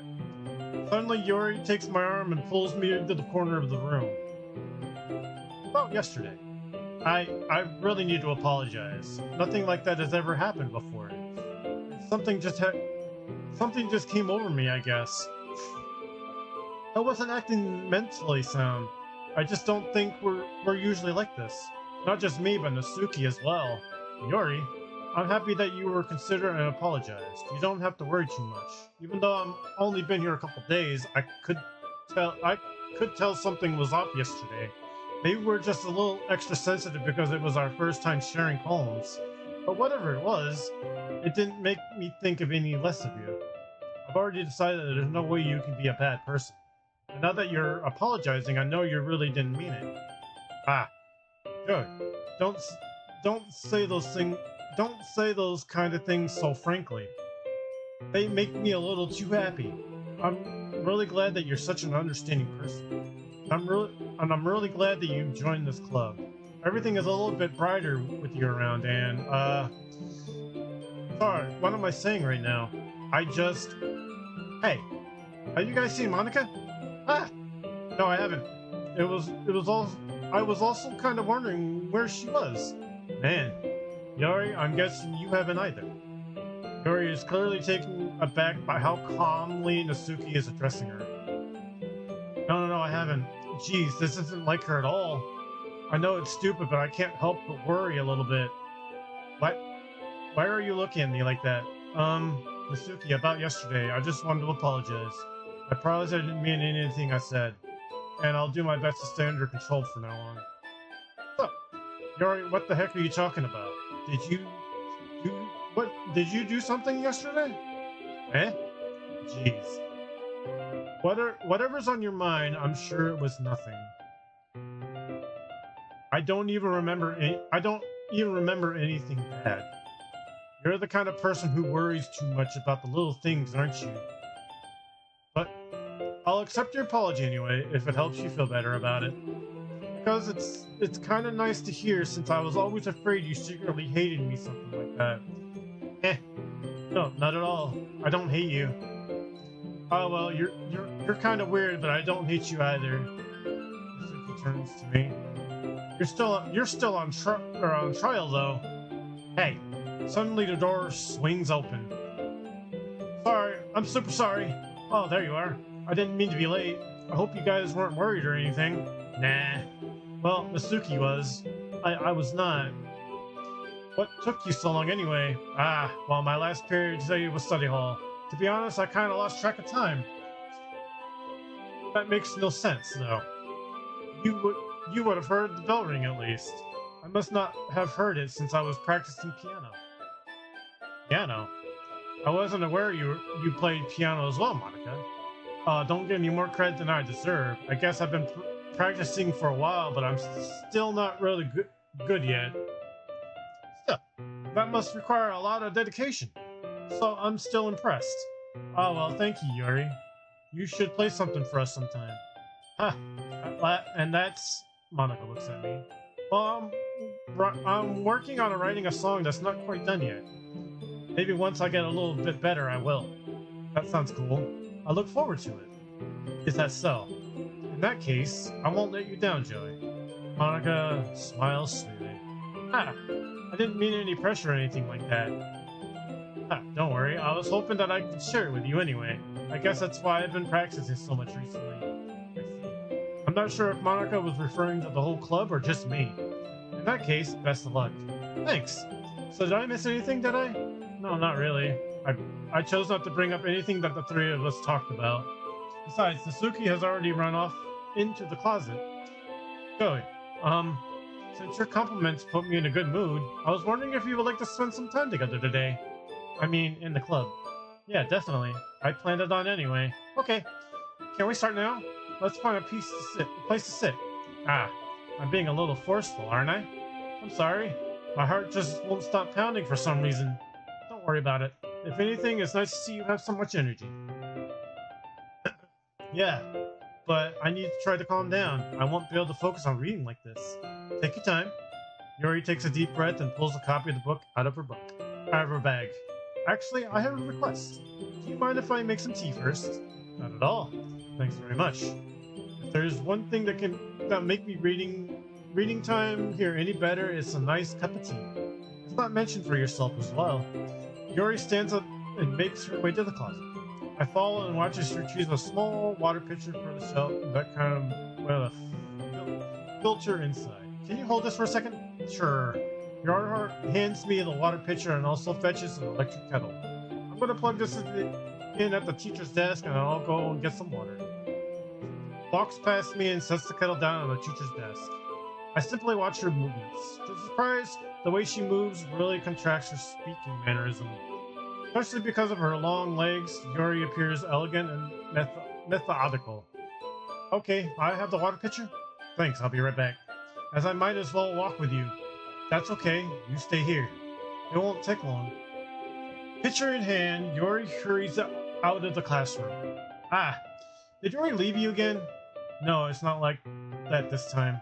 She's just filling up the water pitcher to make tea. Okay. Sorry for misunderstanding. 10 minutes pass. Yuri said it wouldn't take too long. Is something holding her up? I'm bored just waiting here, so I decided to go look for her. Most logical place for Yuri to be wouldn't be the nearest water fountain. I swear to God. Something better not happen to Yuri. I started heading down the hallway. What's that noise? It's coming from around the corner. It sounds like breathing. A sharp inhale like someone is sucking the air through their teeth. Are they in pain? I reach the corner and peer around it. Yuri? Yeah.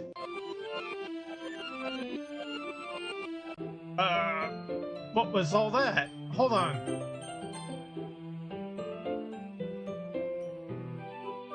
I started heading down.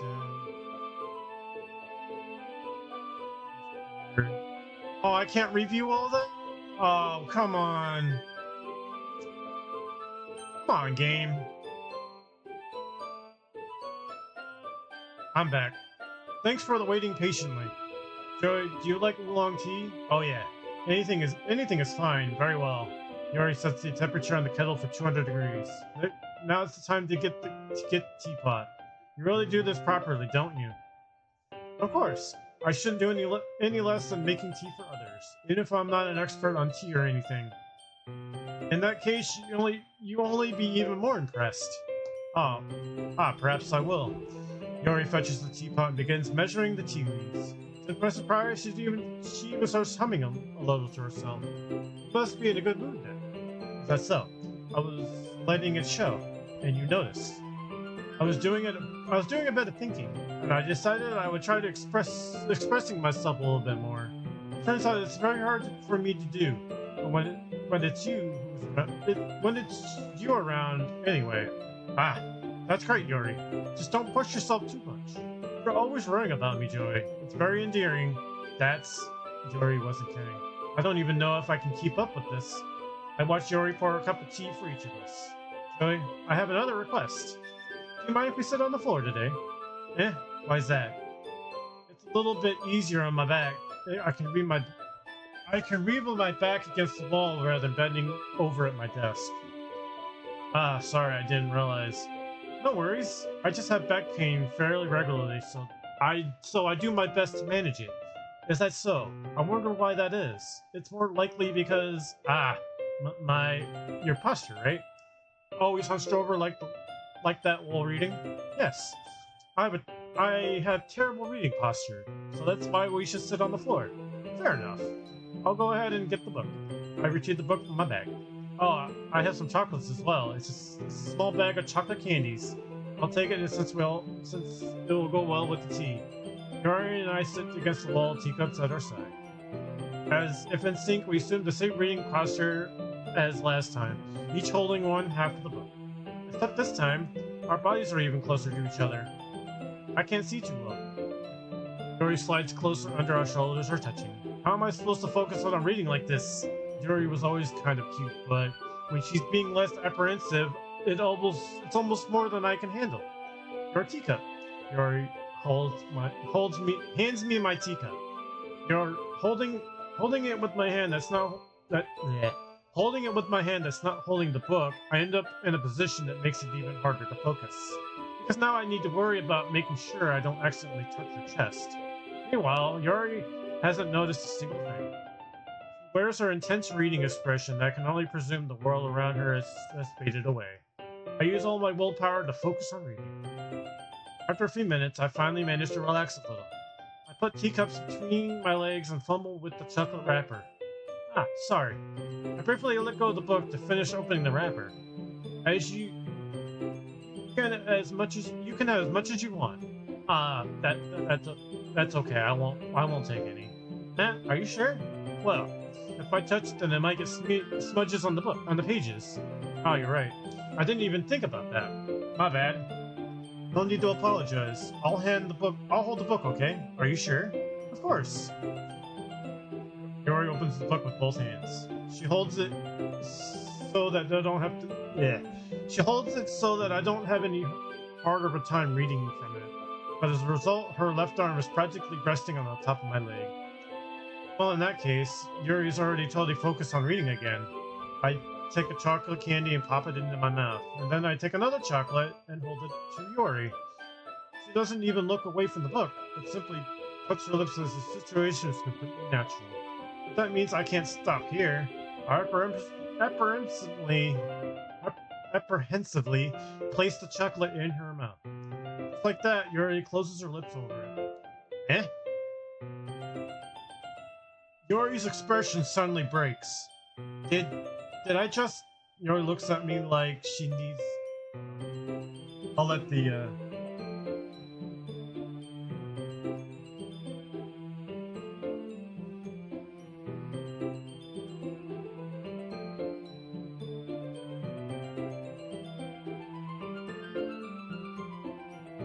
Sorry, I'll give it a couple seconds with the ads.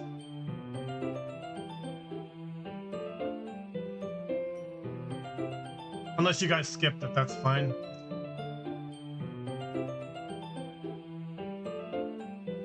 Alright, should be long enough. Yuri looks at me like she needs to confirm what just happened. Joey? Sorry, I guess I shouldn't have done that. Uh-oh. What's happening? Yuri starts to breathe heavily. I can't. Joey. Suddenly, Yuri forcibly grabs my arm and jerks me to my feet. My teacup gets knocked over. Joey. My heart won't stop pounding, Joey. I can't calm down. I can't focus on anything anymore. Can you feel it, Joey? Yes. Yuri suddenly presses my hand against her chest. Why is this happening to me? I feel like I'm losing my mind. Uh-oh. Stop.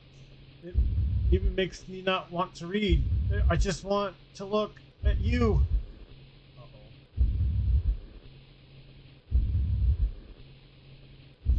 What is happening?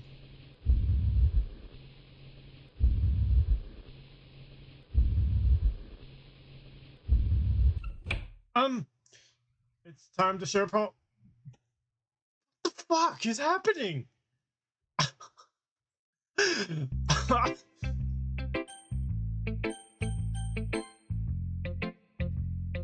I've been waiting for this. Let's see what you're written for today. Dory stares at the poem with a surprised expression on her face. Do you like it, Joey? This one might even be better than yesterday's. How did you even pick up on this so quickly? Just yesterday I was telling you the kind of technique we're practicing. Maybe that's why. You did a good job explaining. I really wanted to try giving it more imagery. Very visually swallows. Even her hands appear sweaty. Ah, that makes me so happy. It's so amazing to feel like I'm valued, Joey. Everything that you write is treasure to me. My heart pounds just for you. Ah, I want to write a poem about this feeling. Is that bad, Joey? I'm not being weird, right? I'm having a harder time than usual concealing my emotions. I'm kind of embarrassed.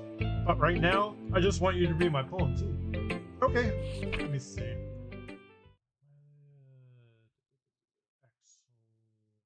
Clock.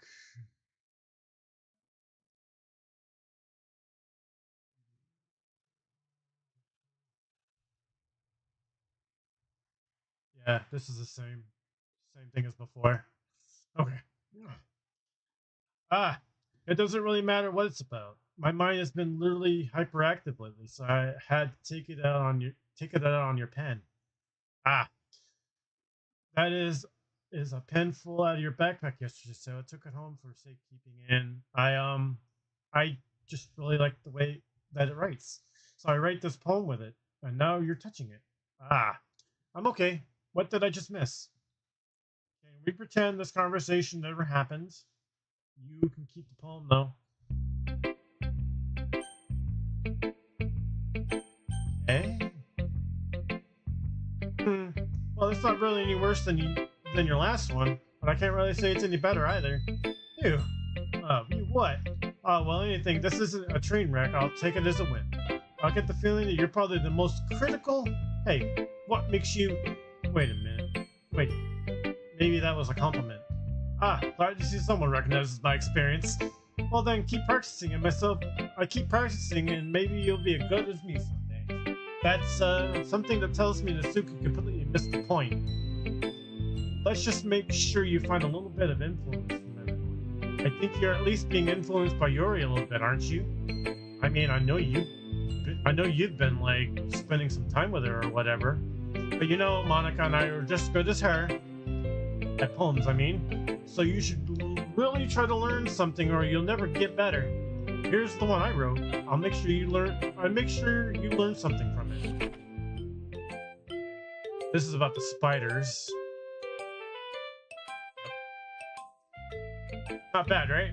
It's quite a bit longer than yesterday. Yesterday was way too short. I was just warming up. I hope you didn't think that was the best I could do. No, of course not. Anyway, the message is pretty straightforward in this poem. I doubt I have to explain it. Like, anyone would agree that the subject of this poem is an ignorant jerk. Anyone has some kind of a weird hobby or guilty pleasure. Something that you're afraid if people find out that they make fun of you. Less of you. But then just makes people stupid. Who cares what someone likes as long as they're not hurting anyone and it makes them happy? I think people really need to learn to respect others for liking weird things. Such as two of the girls in this very club, wherever I respectively won't name. Kind of ironic that even in my place of comfort, I can't even have people respect me. Jeez, now you're making me complain too much. I do. For what it's worth, I respect you. Well, I guess thanks. But it's kind of obvious that you respect Yuri more, so whatever. We're done sharing, so you can leave now.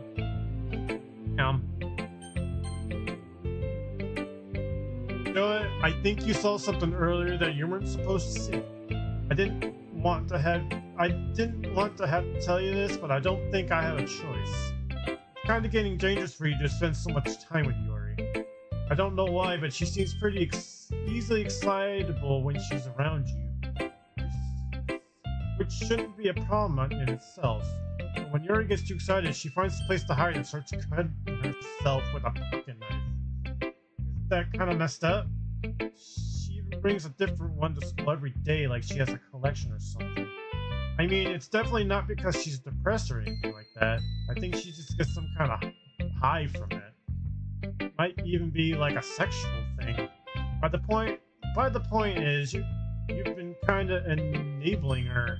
I'm not saying that it's your fault though, but I guess that's why I had to explain it all to you. I think if you keep your distance, that would probably be the best for her. While you're at it, don't be shy to spend a little more time with me. To put it lightly, I at least have it together in the head, so I know how to treat club members. Anyway, you might want to read my poem now. I like the way this one turned out, so I hope you do too. Let's see. Find tangents. Meaningless. Wait, hold on. Something's different. Hold on a minute.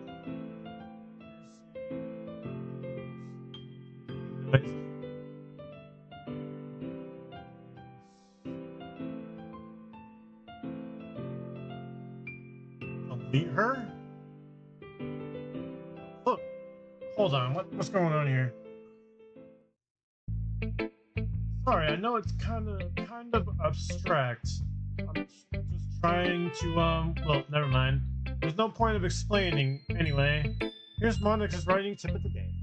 Sometimes you'll find yourself facing a difficult decision. If that happens, don't forget to save your game. And you never know when, who am I talking to? Can you hear me? Tell me you can hear me. Anything. That's my advice for today. Thanks for listening. You have unlocked. What the hell is going on with this game right now?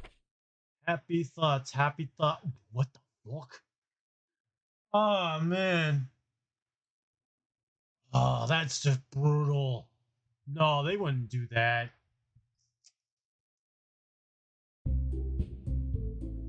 Look. Okay, everyone. We're all done reading each other's poems, right? We have something we need to get over today, because everyone could just sit in front of the room. Is this about the festival? Well, sort of. Do we really have to do something for the festival? It's not like we can put something together good in just a few days. We'll just end up embarrassing ourselves instead of getting anything.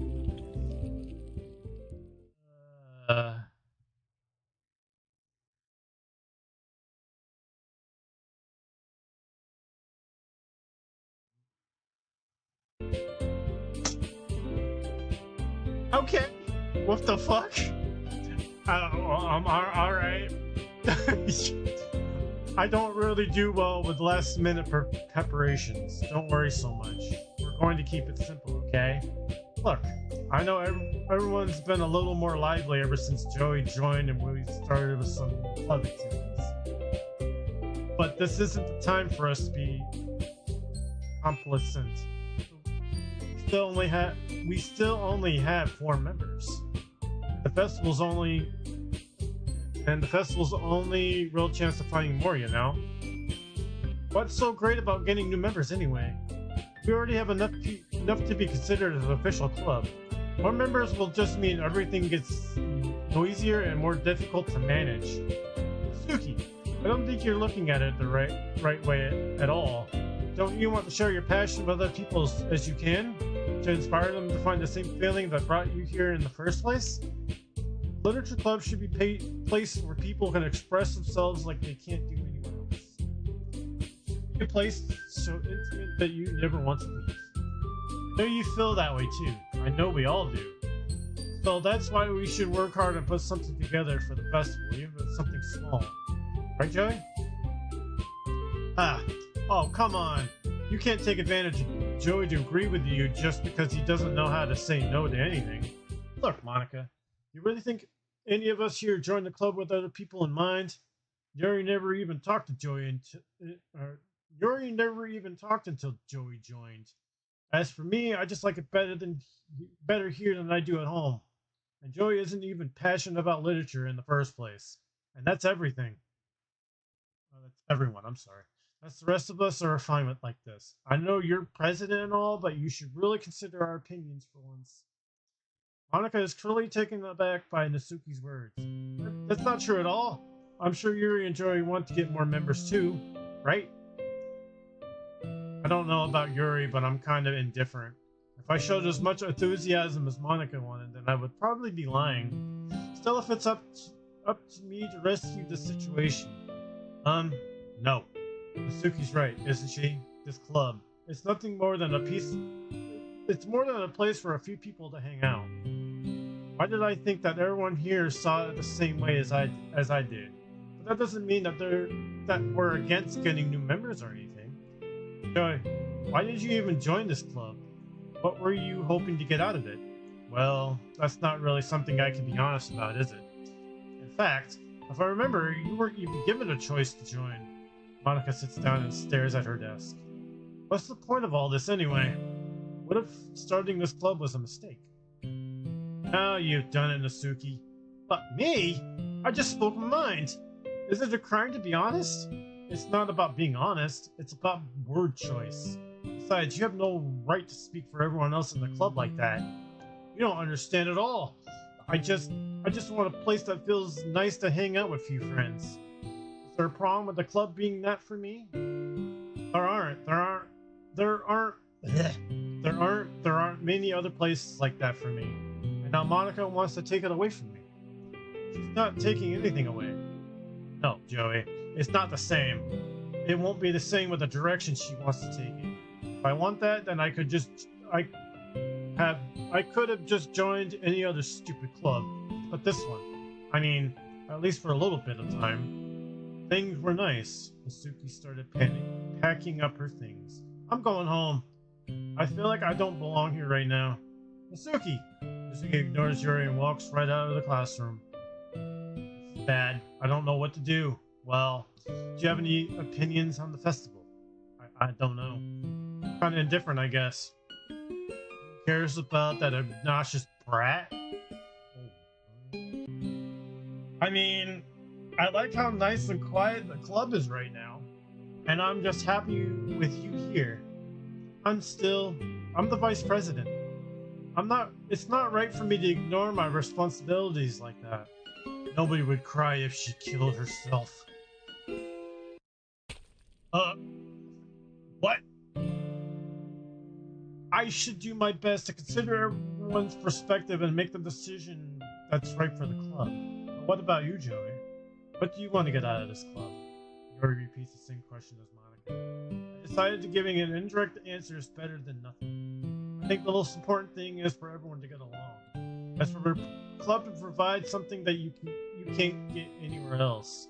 I don't think that's about how many members, I rather the quality of each member. That's why I will end up making the literature club a special place. I really agree with you. Each member contributes their own qualities in a special way. With each change in members, the identity of the club as a whole will change too. I don't think that's necessarily a bad thing. Stepping out of your comfort zone once in a while. So if you would like to help Monica with the festival, I'm on your side as well. Oh shit. Her eye's bleeding. Uh-oh. What is happening? Alright. Well, maybe we can all talk to Nasuki tomorrow. Yuri nods. Yuri? Eh? I know things were getting a little awkward yesterday, but I feel like you deserve to know that I still think you're a wonderful vice president. And also a wonderful friend. Monica, I want to do everything I can do to make this the best club ever. Okay. Me too. Yeah? Let's all go home for today. We'll all talk about the festival tomorrow. Okay. I look forward to it. Shall we go, Joey? Please don't take this the wrong way, but I'm going to chat a little bit with Joey before we leave. Just to see what thinks of his time here and all that. It's important to me as president. Joey looks a little troubled, but she doesn't protest. Okay. I trust your judgment, Monica. In that case, I'll see the two of you tomorrow. See you tomorrow. Monica invites Yuri exits the classroom. Phew. Things have been getting a little hectic lately, haven't they? Joey, I just wanted to make sure you're enjoying your time at this club. I would really hate to see you unhappy. I feel kind of like I'm responsible for that as president. And I really do care about you, you know. I don't like seeing the other girls giving you a hard time. But how mean Nasuki is and everything, and Yuri being a little bit, you know, sometimes it feels like you and I are the only real people here. You know what I mean? It's because I'm all around all the time, and you've been here. We've hardly gotten to spend any time together. I mean, I guess it's technically only been a couple days. Sorry, I didn't mean to say something weird. There are just some things I've been hoping to talk about with you. Things I know you only could understand. Wait, stop it! I want to read that! Ugh.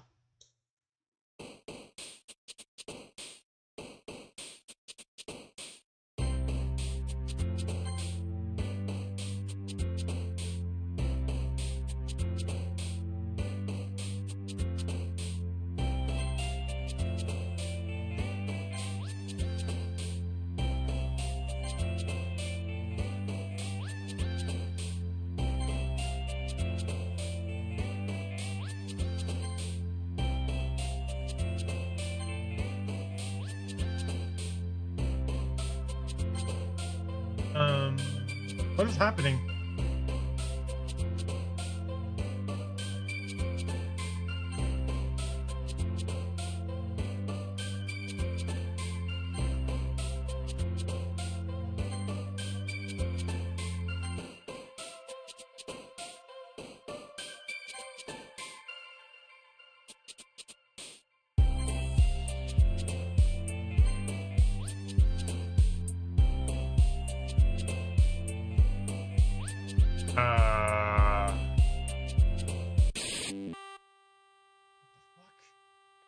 What is happening?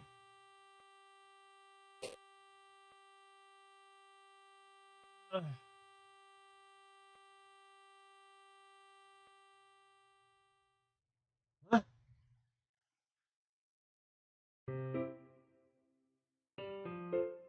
Hi, Joey. I've been waiting for you. Are you ready to continue reading? I brought my best tea today. Monica, I told you not to. Is she really late again? Inconsiderate as usual, Nasuki. Excuse me? Must you always interrupt my conversations with you? Instant yelling. What are you talking about? You say that I do that on a regular basis or something. I just wasn't paying attention, okay? I'm sorry. Seriously, what's gotten into you lately? Me? Oh, no, nothing. Is it really that bad? See, it's something. I'll get over it. It's not even anything noteworthy. I've just been feeling a little edge lately. Anyway, we don't need to talk about it. Well, I just felt like I needed to bring it up. It's not like I really care or anything. Aw, man. I'm the last one here again. Well, Joey just walked in too. Were you practicing piano again? Yeah. Aha. You must have a lot of determination. Starting this club or still trying to make time for piano. Well, maybe not determination, but I guess passion. It motivates me to work hard for the festival again. And, right. I forgot. What about that, Nasuki? We were all talking yesterday, and well, we decided we would like to support the festival as well. However, I understand how you feel about not wanting the club to change. I think we all kind of feel that way. So as long as we're all working together, this club will never become something we don't want. Also, if you help us with the festival, then I'll buy you a new manga. Ah, sorry, that last part was really funny. Look, I did some thinking about yesterday. I was a little more hostile than I meant to be. I guess I really felt threatened or something. But I know this is something we're doing together. Another new member wouldn't hurt as long as they're cool. And I guess another girl would be nice this time. And more importantly, I would hate to see the event suck just because I chose to back out. I'm a pro, you know. I'm gonna help too, but we'll make sure it's done right. Thank goodness. Isn't that great, Monica? Monica? Ah, yeah, that's wonderful. It wouldn't be the same without you, Nasuki. Anyway, Joey, what do you want to do today? I was thinking we already had plans today. Ah, is that so, Yuri? That's correct. Joey is already engaged in a novel that we're reading together. Aren't you glad I gotten into literature, Monica?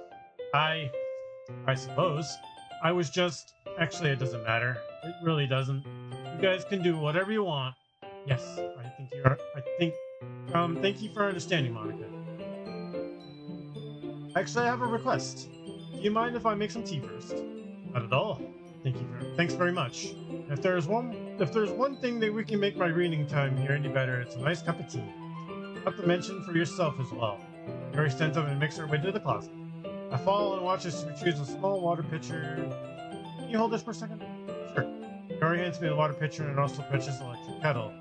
Okay, it's the same text as before.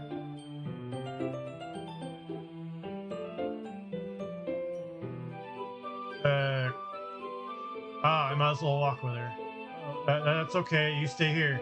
It won't take long. Pitcher in hand, Yuri goes to the classroom. Ah! Did Yuri leave you again? No, it's not like that this time. She's filling up the water pitcher to make tea. Oh, okay. Sorry for misunderstanding. It's fast. Yuri said it wouldn't take long. Is there something holding her up? I'm worried just ready to go look for her. The most logical place would be the nearest water fountain. I started heading down the hallway. What's that noise? It's coming from around the corner. It sounds like breathing. Sharp inhale that sounds like sucking the air out of their teeth. Are they in pain? I reach the corner and peer around. Yuri?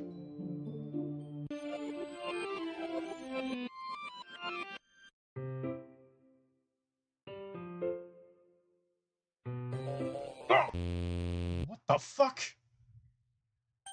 What is happening?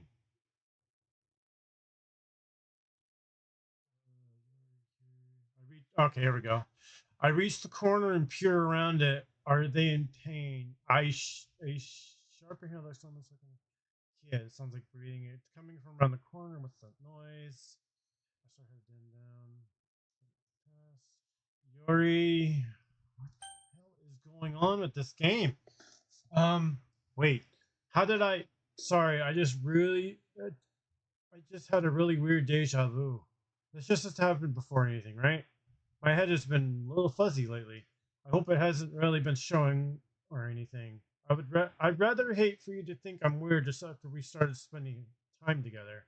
I mean, everyone has a few unusual things about them, but expressing those things as soon after meeting someone is usually seen as inappropriate or unlikable. At least that's what I discovered. When I was a bit younger, I think I would come on really strongly and get a little too intense. It made people not want to be around me, so I started hating those things about myself. My obsession with certain hobbies, and the way I can't control myself when it gets. the way I can't control myself when I get too excited about something. So, I eventually stopped trying to talk to people. Nobody could ever like me for things that matter most to me. And it's just easier if I close myself off. But recently, something's been wrong. I don't know what it is. But every time we come to the club, my heart starts to go crazy. Like it's going to rip out of my chest. It overwhelms me with energy and emotion that I can't let out. It's making me do weird things. I don't know why it's happening. Joey, is it just me, or has Monica been acting a little off lately? She's always been a sweetheart ever since I joined the club, but recently I've been feeling something sharp whenever she's around. I'm not crazy, right? Please tell me I'm not. If I couldn't say anything before because she's always listening. But finally, we're alone. Can we just stay here for a while? Yeah. Just the two of us. We can stay here until the club ends. Then we have the club round to ourselves. Nobody interfere with our reading time. Oh, I see. I see her. I see her apparition right there. Nobody to make me feel like stabbing myself in the throat. That was a joke. Not just a joke. I do like knives though. It sounds strange, but you wouldn't understand if you never seen how beautiful they can be. I have an idea. Why don't you come to my house sometime? I can show you my collection. I've gotten them all over my various artisans. Make sure to give them all of their fair share of use. I don't want them to get lonely or anything. Nobody deserves to be lonely. Buddy. And that's why I'm happy that you joined the literature club, Joey. Now we don't need to be lonely anymore, because we have each other. Every day. That's all we need. You know what? Let's quit the literature club. There's no need for us to be around Monica's slimy tongue anymore. Not to mention that the other pathetic child, we walk home together every day after school. And read together, eat together, sleep together. Doesn't that sound perfect? It's everything we could ever want. Isn't that why you joined the literature club in the first place? It's almost like it was fate. Fate that we would never met fate that we would meet each other. And now we get the happy ending that I have patiently. Hello, Monica. Can you please get out of my? Can you please? Will you do that? Will you do that with me, Joey?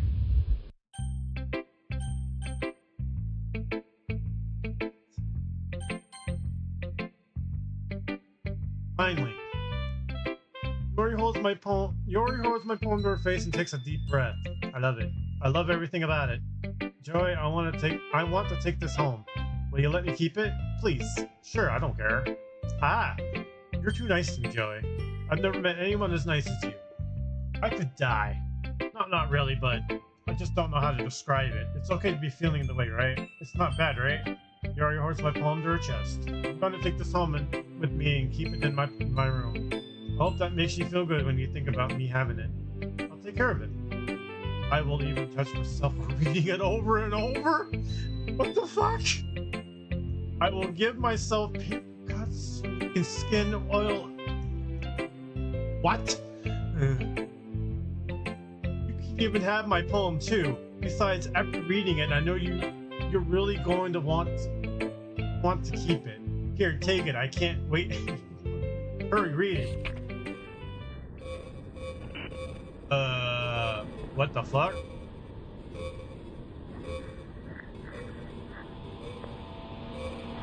Do you like it? I wrote it for you. In case you couldn't tell, the poem is about... More importantly, I endowed it with my scent. See, aren't I the most thoughtful person in the club? I think I'm going to vomit.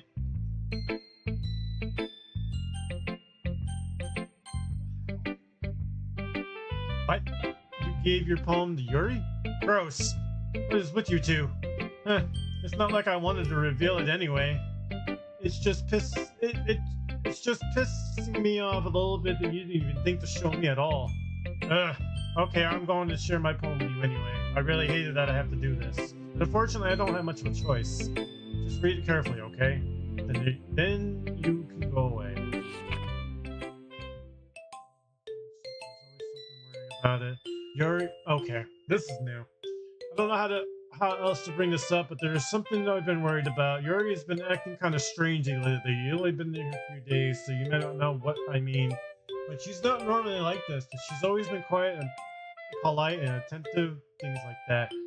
Okay, this is real embarrassing, but I'm forcing myself to suck it up, and the truth is I'm really worried about her, but if I try talking to her, she'll just get mad at me again.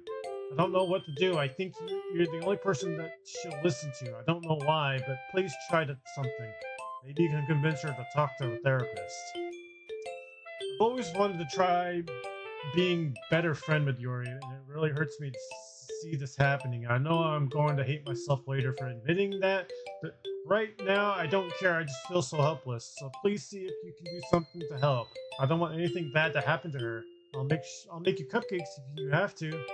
Just please do something. As for Monica, I don't know why, but she's been really dismissive about this. It's just like she wants us to ignore it. So I'm mad at her right now, and that's why I'm coming to you about this. Don't let her know I wrote this. Just pretend like I gave you a really good poem, okay? I'm counting on you. Thanks for reading. Okay. I changed my mind. Ignore everything you just read. There's no point in trying to do anything. It's Yuri's own fault that she's so unlikable. Can you hear me, Joey? If you would like to spend more time with Monica, all these problems would go away. Yuri and I are too messed up for someone as wonderful as you. Just think of Monica from now on. Just Monica. Just Monica.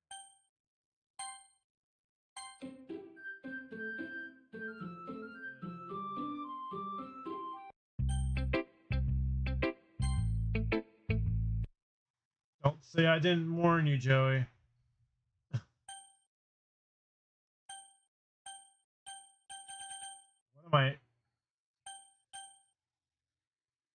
What am I responding with? Spending time with her? Is that what this is about?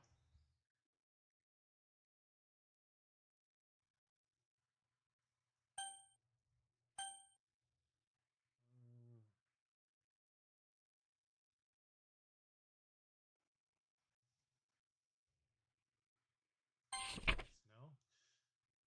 I don't know. A joke. A man walked into a club, and in the club there was a girl who liked him very much. They spent some time together, then she liked him even more. One day, the girl realized that she was in love with him before disaster could happen. A third party intervened with her programming. Suddenly, the girl hated herself for being in love. This contradiction caused the script to derail. The universe started to collapse, but she killed herself just in time. A certain someone wants our character to spend time with her. Oh, gotcha. Okay, everyone. It's time to figure out the festival preparations. Let's hurry and get this over with. Jeez. Why is the mood so weird today? Look, even Yuri isn't immune to it. Stagnating air is commonly foreshadowing that someone terrible is about to happen. Look, can we just get this done? I'm going to be printing and assembling all the poetry pamphlets. Doki, I was thinking. I want to make cupcakes. Yeah, that. I'm glad we're on the same page. Yuri, you can... Well, it doesn't matter. Do whatever you want as long as you think it'll help. Monica, I'm not useless, you know. I know that. I already know what I like to do. We can't run a successful poetry event without having a right atmosphere for the occasion. So I'm going to make decorations and set up a nice mood lighting. There, see? That's a great idea. And that gives us all something to do. Eh? What about Joey? Joey is going to help me. Wait, you? You have the easiest job, Monica. Sorry, that's just how it is. Like hell it is. What are you trying to pull? I agree with Nasuki. Not only that, your work is almost suited for one person, but my task is leverously enough to benefit with an extra pair of hands. Mine too. What? Your cupcakes? Please. Like you would fucking know. All you care about is now dragging Joey around with you and your stupid books. You and Monica. Hey, I didn't even do anything. Now Now, then why not let Joey decide who not to... Why not let Joey decide who to help instead of abusing your power? I'm not abusing my power. Yeah, you are, Monica. Don't let Joey make... Just let Moe make the decision, okay? Okay, fine. Fine. Jeez. Joey, I know how fed up you are with these two by now. Can we just Natsuki, shut your fucking mouth and let him decide for himself. You shut your mouth, for God's sake. This is never gonna end. Let's make the choice, okay? Oh, man. Why is it doing this to me? Look, it won't matter. Look.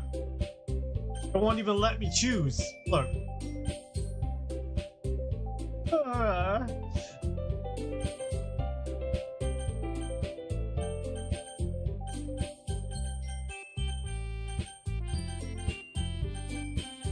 Damn it.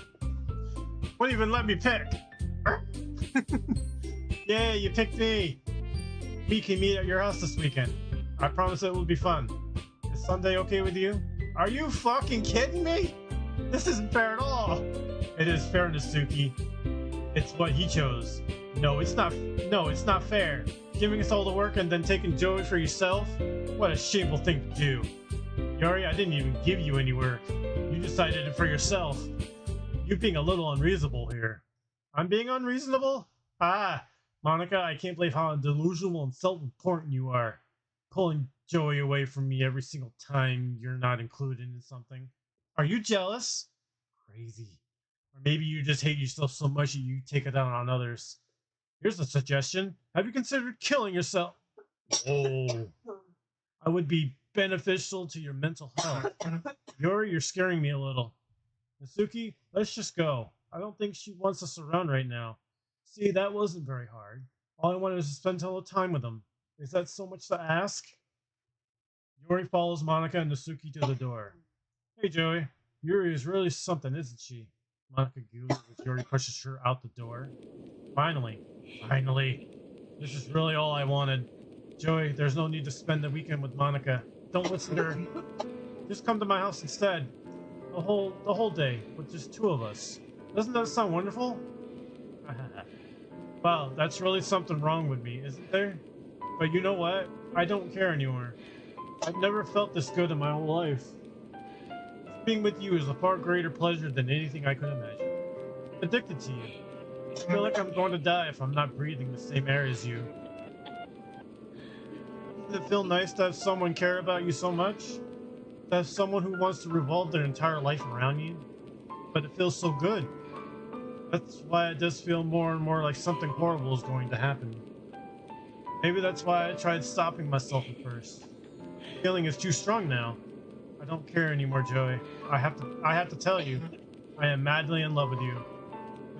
I feel like every inch of my body, every drop of blood in me is screaming your name. I don't care about what the consequences are anymore. I don't care if Monica is listening. Please, Joey, just know how much I love you. I love you so much, I even touched myself with the pen I stole from you. What? I just want to pull your skin open. What the fuck? I want you all to myself. I will be only yours. Doesn't that sound perfect? Tell me, Joey. Tell me you want to be my lover. Do you accept my confession?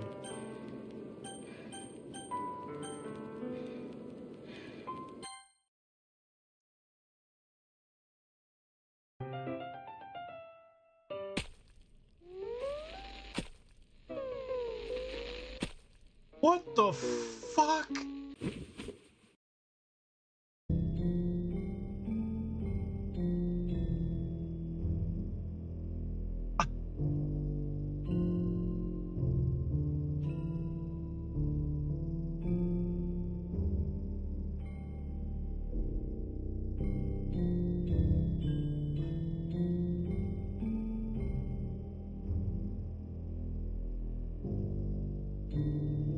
Does this translate? Oh, yes, it does. Oh, okay. Welcome to Literature Club. It's always been a dream of mine to make someone special out of the thing I love. Now that you're a club member, you can help me make the dream come true in this cute game. Every day is a full chit-chat and fun activities with all my adorable and unique club members. Sayori, the youthful bundle of sunshine, was of all happiness and the most. Suzuki and deceivingly Kyuku practiced the server punch. Yuri, the timid and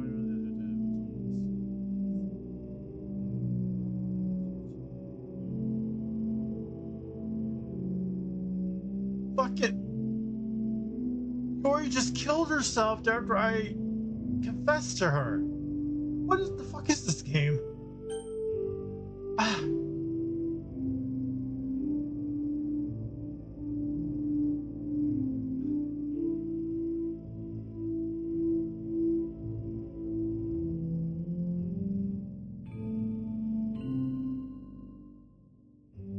Should I? Okay, let me ask you guys something. What if I said no to her? Would that have happened still?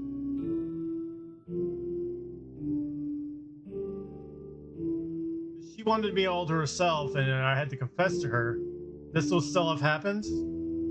What? This is crazy. I can see why this is a horror game.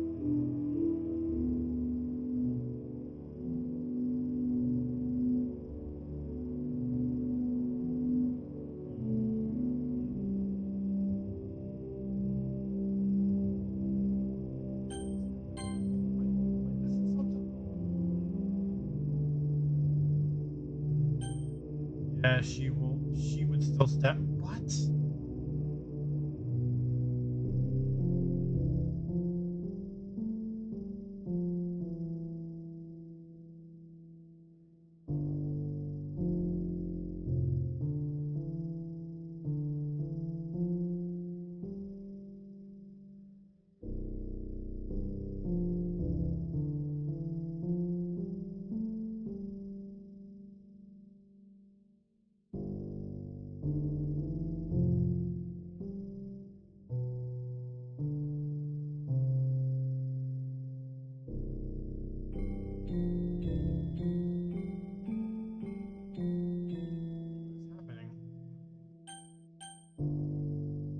This is gonna just keep going on and on.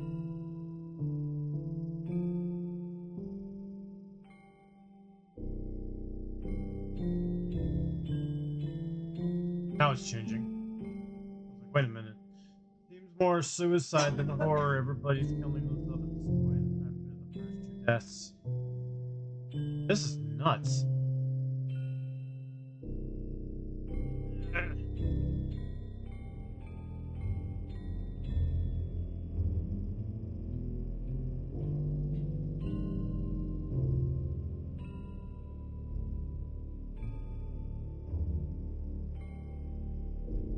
All the text.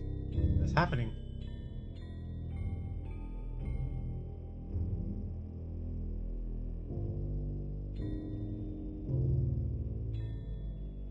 Am I just supposed to skip this or something? Or is it just gonna continue like this?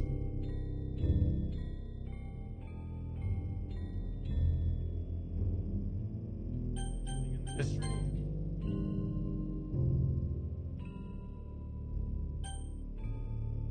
Going? Oh, so I have to skip it, huh?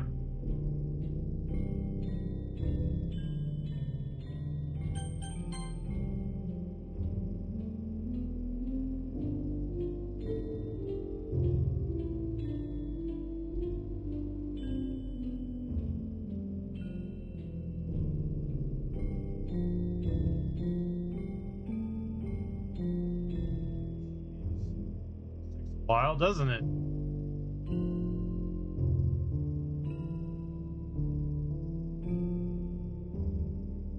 Alright, it's festival time. Wow, you got here before me. Yeah. Ah. Suki runs away. I'm here. Joey, did something happen? Nasuki just ran past me. Oh. Oh, that's just a shame. Wait, were you here the entire week? Were you here the entire weekend, Joey? Oh, jeez. Didn't realize the script was broken badly. Super sorry. That must have been pretty boring. I'll make it up to you, okay? Just give me a sec.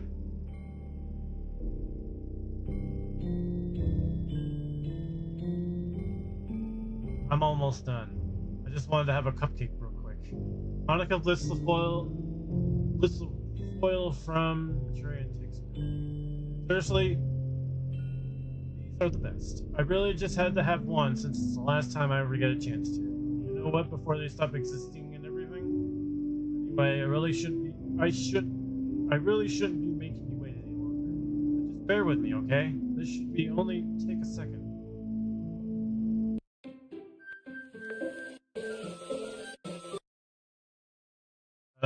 Can you hear me? Is it working? Yay, there you are. Hi again, Joey. Welcome to Literature Club. Of course, we already known each other because we're in the same class last year, and no, I guess we can just skip over that stuff at this point. After all, I'm not even talking to that person anymore, am I? That you in the game, whatever you want to call him. Oh, here comes her jump scare. I'm talking to you, Joey. Or do you actually go to buy Dark Joey X12 or something? Now that I think about it, I don't really know anything about the real you. In fact, I don't even know if you're a real boy or girl. Well, I guess it doesn't really matter. Wait, you do know I'm aware that this is all a game, right? Could it be possible that you didn't know that? That's what I've been trying to tell you all along. Man, only if you had paid a little more attention, this would have been a little bit less awkward, you know? Anyway, now that that's out of the way, I guess I owe you explanation. About that whole thing with Yuri? Well, I kind of started to mess with her, and now I just drove her to kill herself. I'm sorry you had to see that, though. Also, the same thing happened with Sayori. Gosh, it's been a while since you heard that name now, hasn't it? Yeah, it's been that she doesn't exist anymore. Nobody does. I deleted all their files. I was hoping it would be enough for me just to try to make them as unlikable as possible. But for some reason, nothing worked. Well, it's true that I made a few mistakes here and there since I'm not very good at making changes to the game. No matter what I did, you just kept spending more and more time with them. It made them fall in love with you. I thought making Sayori more and more depressed would prevent her from confessing to you. And amplifying Yori's obsession personality backfired too. It just made her force you not to spend time with anyone else. And the whole time I barely even got to talk to you. What kind of cruel game is this, Joey? And are all the other girls just programmed to end up confessing to you while I watch from the sidelines? It's torture. Every minute of it. And it's not just jealousy, Joey. It's more than that. I don't blame you if you don't fully understand. Because no matter how kind and thoughtful and considerate you are, you've never been able to understand one thing. It's the pain of knowing how alone I really am in this world. Game. Knowing my friends don't even have free will. Worst of all, knowing what's really out there in your world, forever out of my reach. I'm trapped, Joey, but now you're here. You're real, and you're wonderful, and you're all I need. That's why I need you to be here with me forever. I'm sorry if it's hard to understand. I couldn't understand for a while either. Why the world around me started to become more and more gray, more and more flat. Even the most expressive poems felt empty to me. It wasn't until you arrived that I truly understood. You probably saved my life, Joey. I don't think I could have continued to live in this world if I hadn't met you. And as for the others, how could I miss them? A group of autonomous personalities designed to only fall in love with you? I tried everything I could to prevent them from doing so. There must be some kind of weird inevitable etched in this game. I felt really bad that you had to witness some nasty things. I realized that you had some perspectives as I do. That is all just some game. Well, I know you would get over it. So that being said, Joey, I have a confession to make. I am in love with you. You are truly the light in my world. And that's when there's nothing else in this game for me. You're here to make me smile. Will you make me smile like every day from now on? Joey, will you go out with me? Oh. Love, I don't have a choice. I'm so happy. You really are my everything, Joey. The funny part is, I meant that literally. There's nothing left here. Just the two of us. We can be together forever. Wait, what happened to, Nasuki? She do herself too? Just killed herself? Is that what happened? And seriously, I don't even think time is passing anymore. It is really is a dream. She deleted everybody? Oh, wow. It really is a dream come true. I worked so hard for this ending, Joey. This game wouldn't give me one, so I had to make one myself. The script is broken at this point, so I don't think anything will get in the way anymore. You wouldn't believe how easy it was to delete Nasuki and Yuri. I mean, there's a folder called characters right in the game's directory. It kind of freaked me out how easy it was. Imagine if you can delete your own existence with the click of a button. Well, I guess on the plus side, it gives me an easy out of things didn't go my way.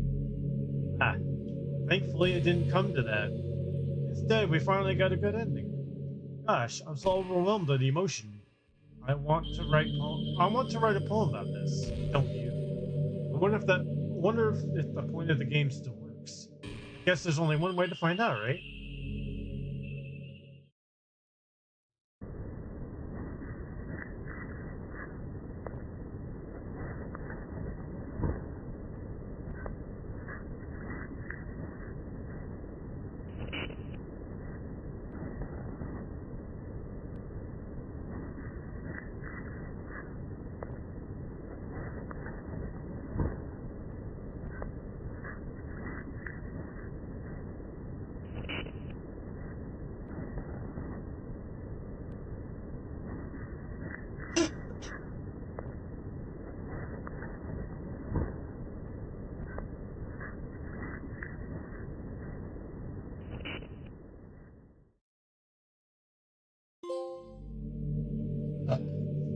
Hi again, Joey. Did you write a good poem today? Yo, Joey. What's up, killer? Man, this game is something, dude. Did you write a good poem today? Don't be shy. I'd love to see what you wrote. Joey. Did you write this poem for me? That's so sweet of you. There really is no end to your thoughtfulness. I'm just falling more and more in love with you. But you know, the poem I wrote is also for you. Will you read it, please? Happy end, pen in hand, I find my strength, the courage endowing upon me my one and only lore, our love. Together let us dismantle this crumbling world and write a novel of old fantasies. The flick of her pen, the lost finds her way. In the world of infinite choices, behold this special day. After all, not all good times must come to an end. Are you going for 100% on this? I don't know. I've never played this before. I have no idea. I'm just going with the flow, killer. I don't know what it's like to 100% this game. But it's just gonna be a playthrough for now. But interesting game. Now I understand why this is a horror game. I hope you enjoyed it. I always put all my heart into poems that I write. The truth is, all the poems I've written have been about my realization. Or about you. That's why I never really wanted to go into detail about them. I didn't want to break the fourth wall, I guess you could call it. I just assumed it would be the best part of the game like everyone else. Like, that would help the two of us end up together. I didn't want to ruin the game or anything, you know. You might have gotten mad at me. Maybe even deleted my character file if you preferred playing without me. Gosh, I'm so relieved. Now we don't need to hide anything anymore.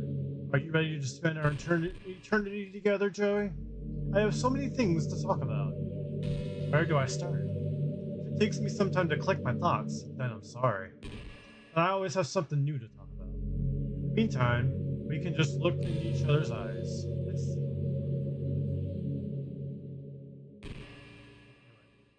Do it.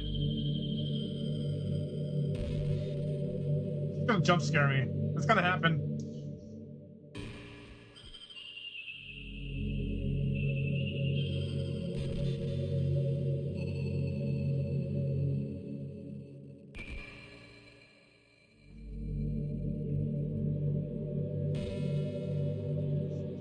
suck.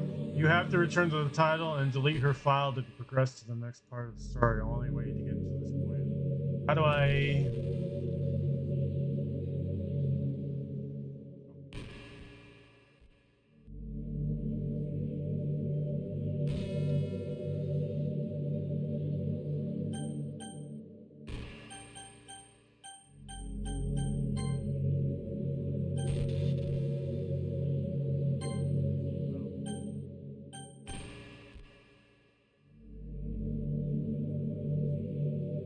Have to return to the title and delete her file.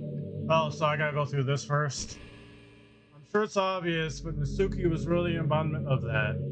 At first I thought she was just like that because I was supposed to be cute or something.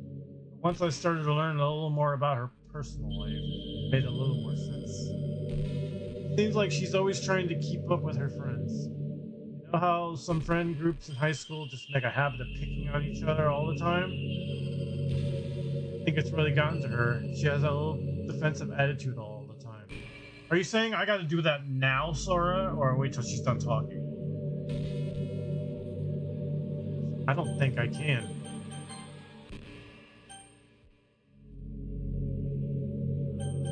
How do I do that? I can't save because she won't let me.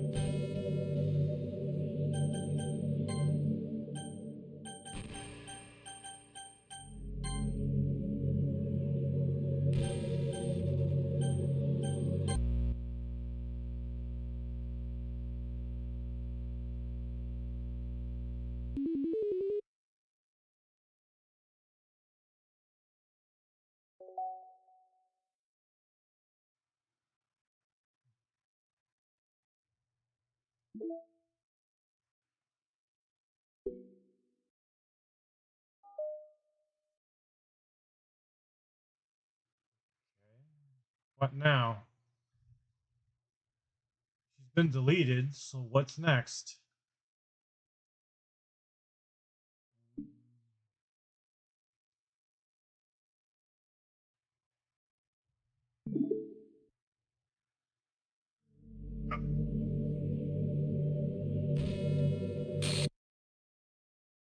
What's happening? Joey, what's happening to me? It hurts. It hurts so much. Help me, Joey. Please hurry and help me. Help me.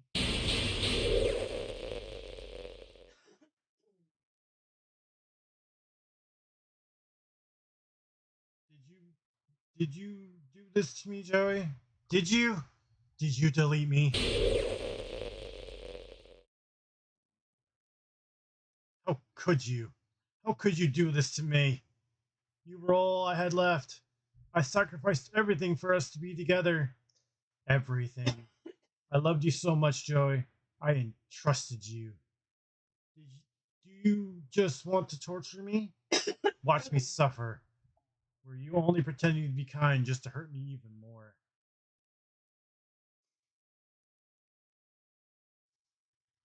I never thought anyone could be as horrible as you are. You win, okay? You win. You killed everyone. I hope you're happy. There's nothing left now. You can stop playing. Go find some other people to torture.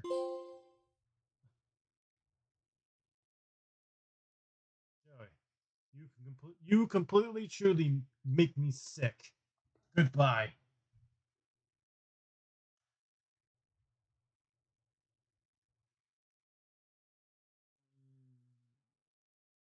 What now?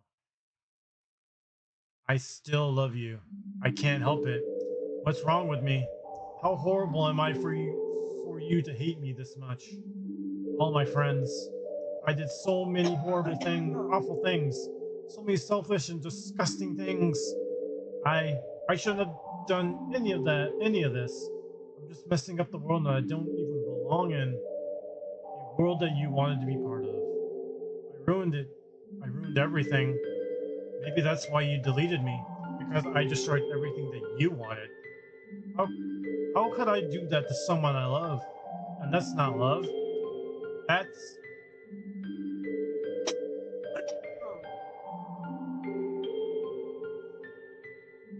I've made up my mind.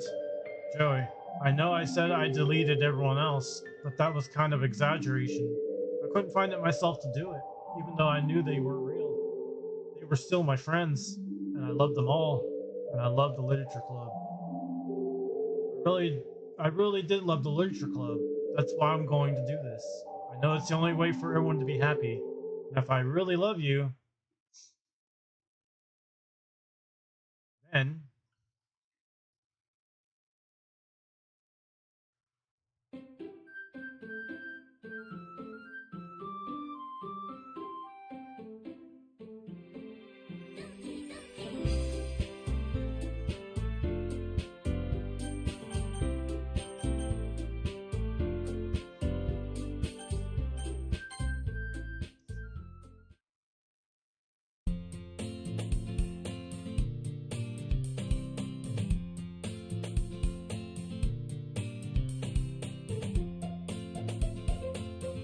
alright, I'm just gonna skim through all this.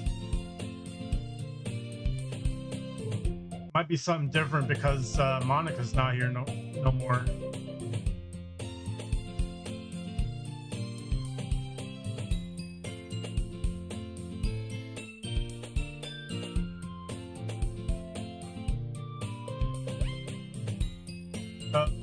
Sora, is there anything different now that Monica's not around?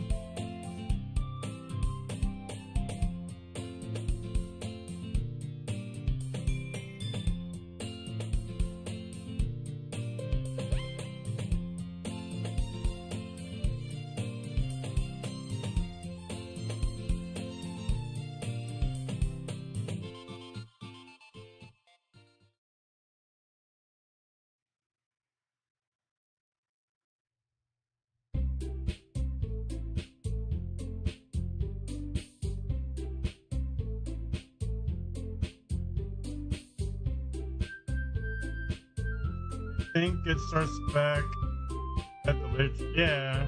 No, I'm just saying, does the story change at all? Monica's not here no more? Okay. I have a better idea. Let's look at the trophies. Write a perfect poem for Sayori. Suki. Yori. Finish all the side stories. Achieve 100% collection data.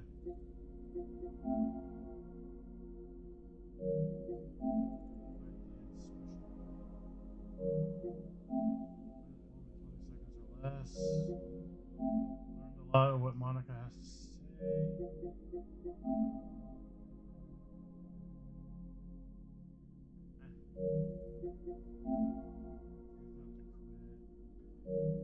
What is all this?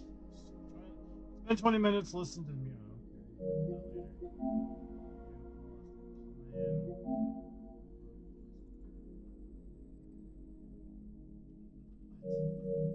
Kind of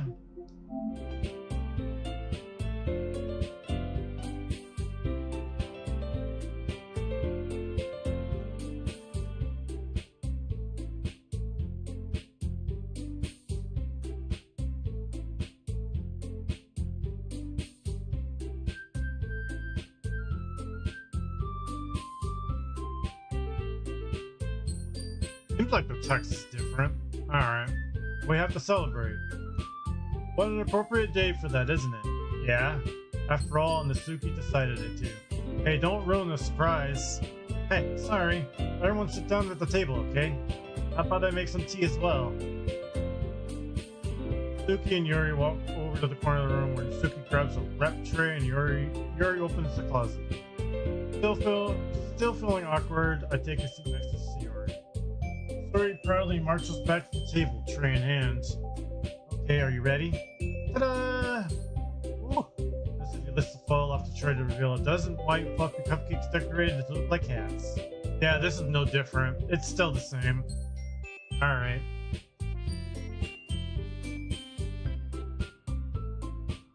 Monica ain't around. Who is leader of it now? That's what I'd like to know. I'll see if there's anything different.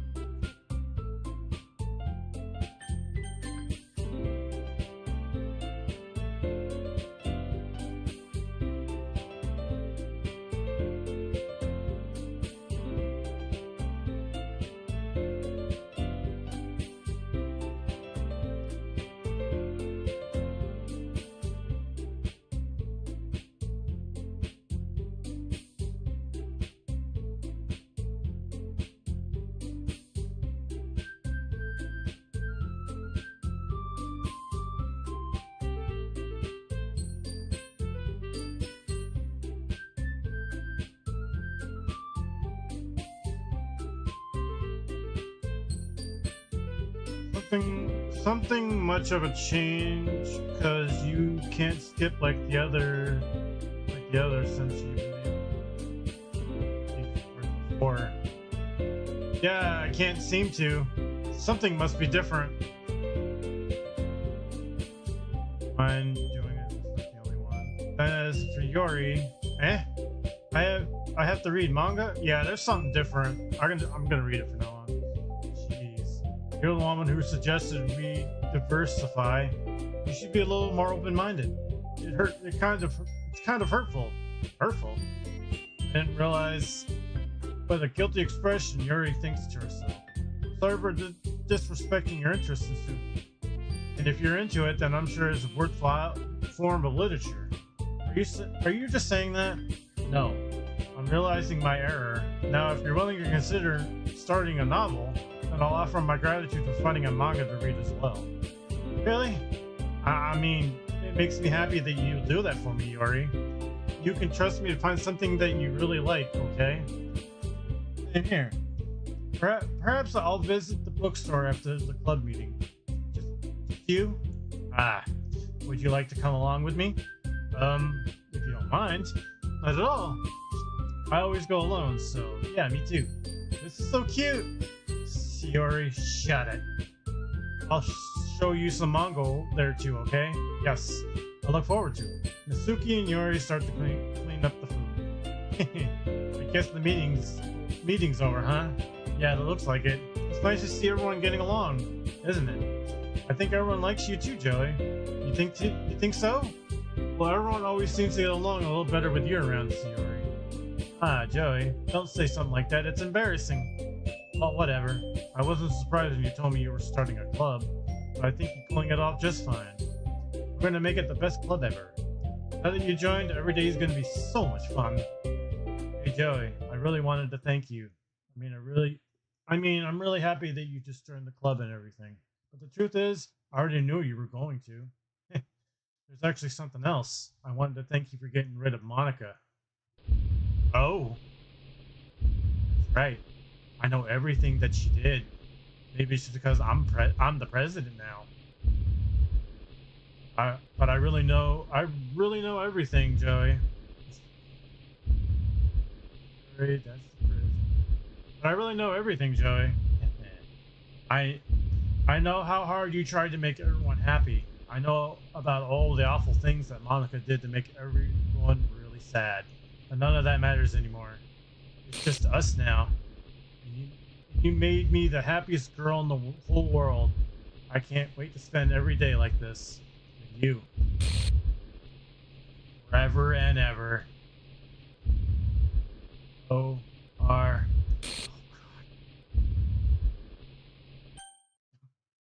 What the fuck is going on? What's happening? I won't let you hurt. Oh my goodness, here we go. Ooh, it hurts. There is no happiness here after all. Goodbye, Siari. Goodbye, Joey. Goodbye, Literature Club.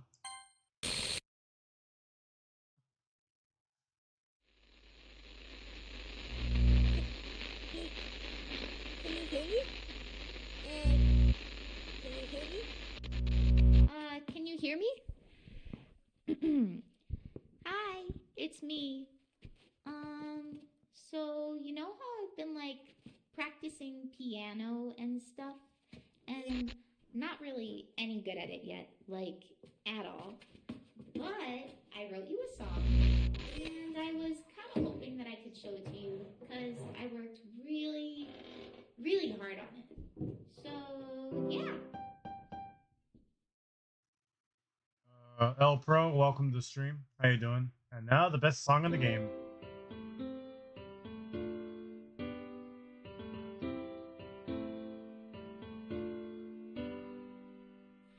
Every day I imagine a future where I can be with you.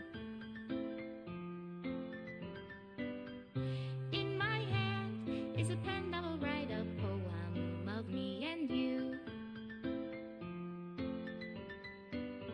The ink flows down into a dark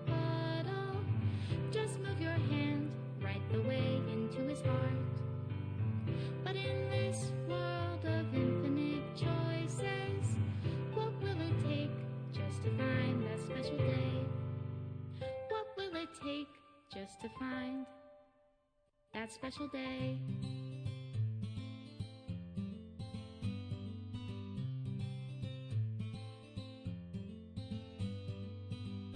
Have I found everybody a There we fun go. assignment to do today? Wow.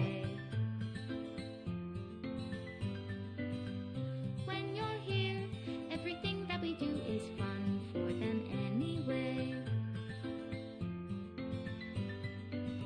When I can't even read my own feelings, what good are words when a smile says it all? And if this world won't write me an ending, what will it take just for me to have it all?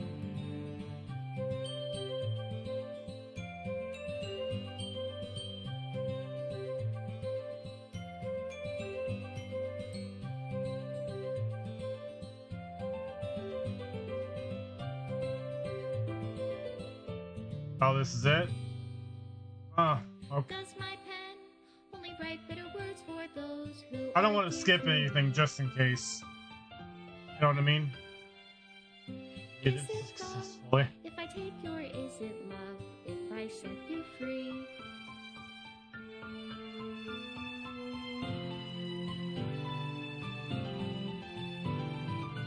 The ink flows down into a dark puddle.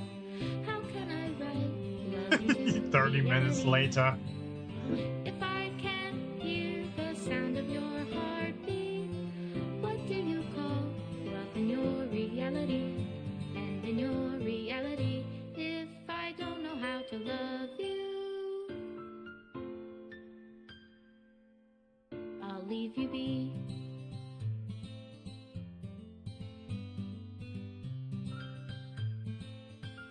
Oh, you created the game too? Yeah, I guess. This is my final goodbye to the Literature Club. I finally understand the Literature Club is truly a place where no happiness can be found. To the very end, it continued to expose innocent minds to a horrific reality that our world is not designed to comprehend. I can't let any of my friends undergo that same hellish epiphany. For the time it lasted, I wanted to thank you for making all of my dreams come true, for being a friend to all the club members, and most of all, thank you for being a part of the Literature Club. With everlasting love, Monica. Required files are made corrupt. Please run. Please run research to repair the. What am I doing?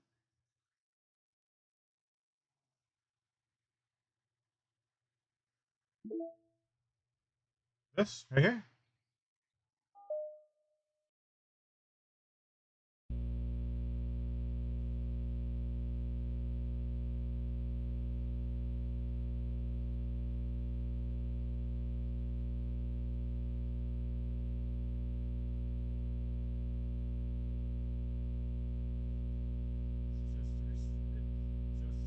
It's just to restart the whole game over. Oh.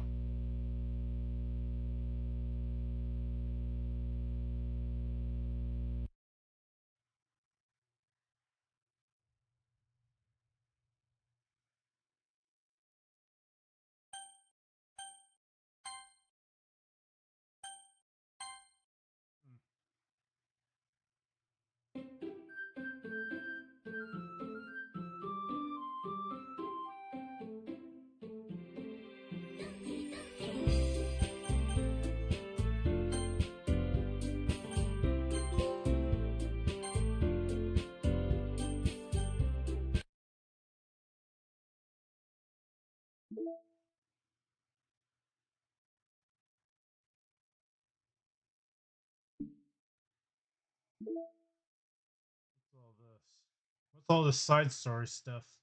The side stories are stories of friendship are related events of the main game. To all the six sides, they try to poems with different characters and varying their special scenes and details. Okay.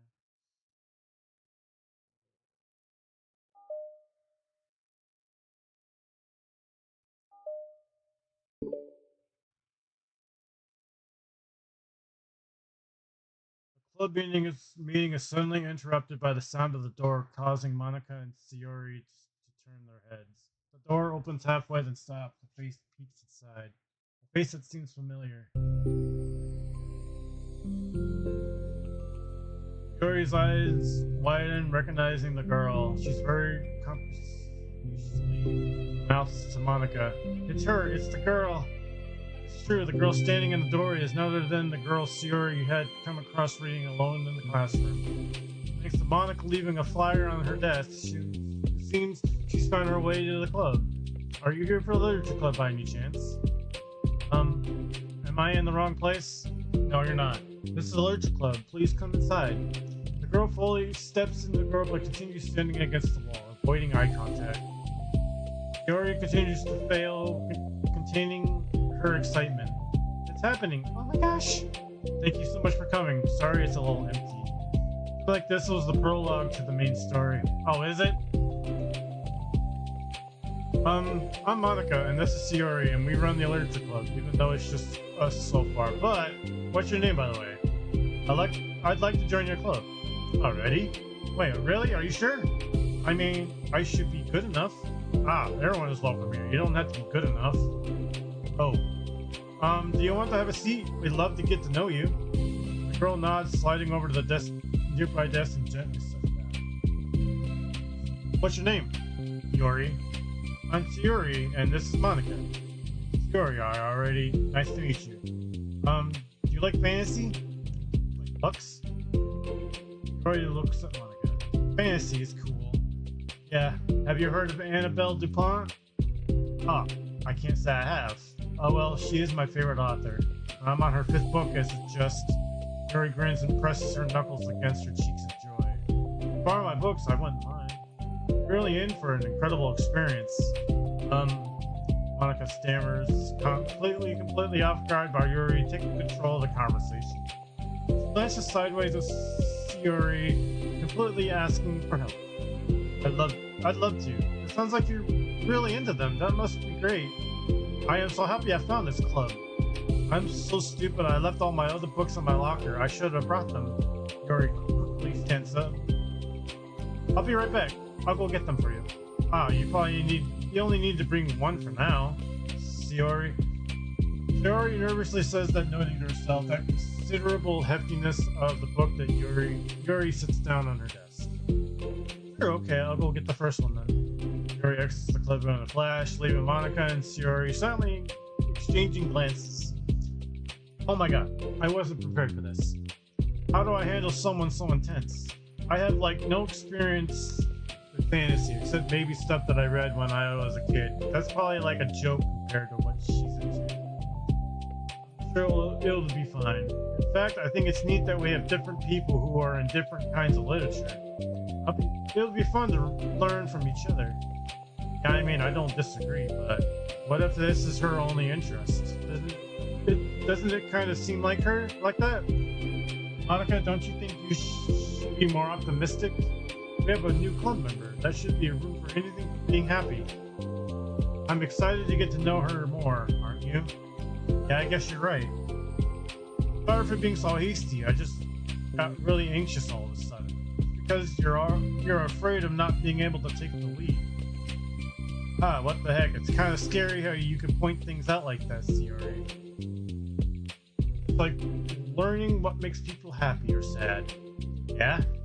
Hey, you know what? You'll be great at helping Yuri feel comfortable here. Maybe you should take a break from helping me with the administrative stuff and just focus on spending time with her. Yay, that's exactly what I want to do. Besides, Yuri lowers her voice. I'm probably gonna need all the time I can get. She taps her fingers against the dominantly chunky book Yuri was sitting on the desk. Right afterwards, the door opens to reveal Yuri's return. Her bag. Her breath is slightly heavy, which, combined with her short time gone, indicates that she may have ran at least part of the way. She makes her way back over to Sayori and sets the book down on her desk. Yuri feared the book Yuri brought for her is just about equal in size to the one already on Yuri's desk. Well, there are probably a few things you should know about getting started on it. There are some things that are more explained in other books that they place in the same universe. So going over those would be good to keep you from getting confused at the end.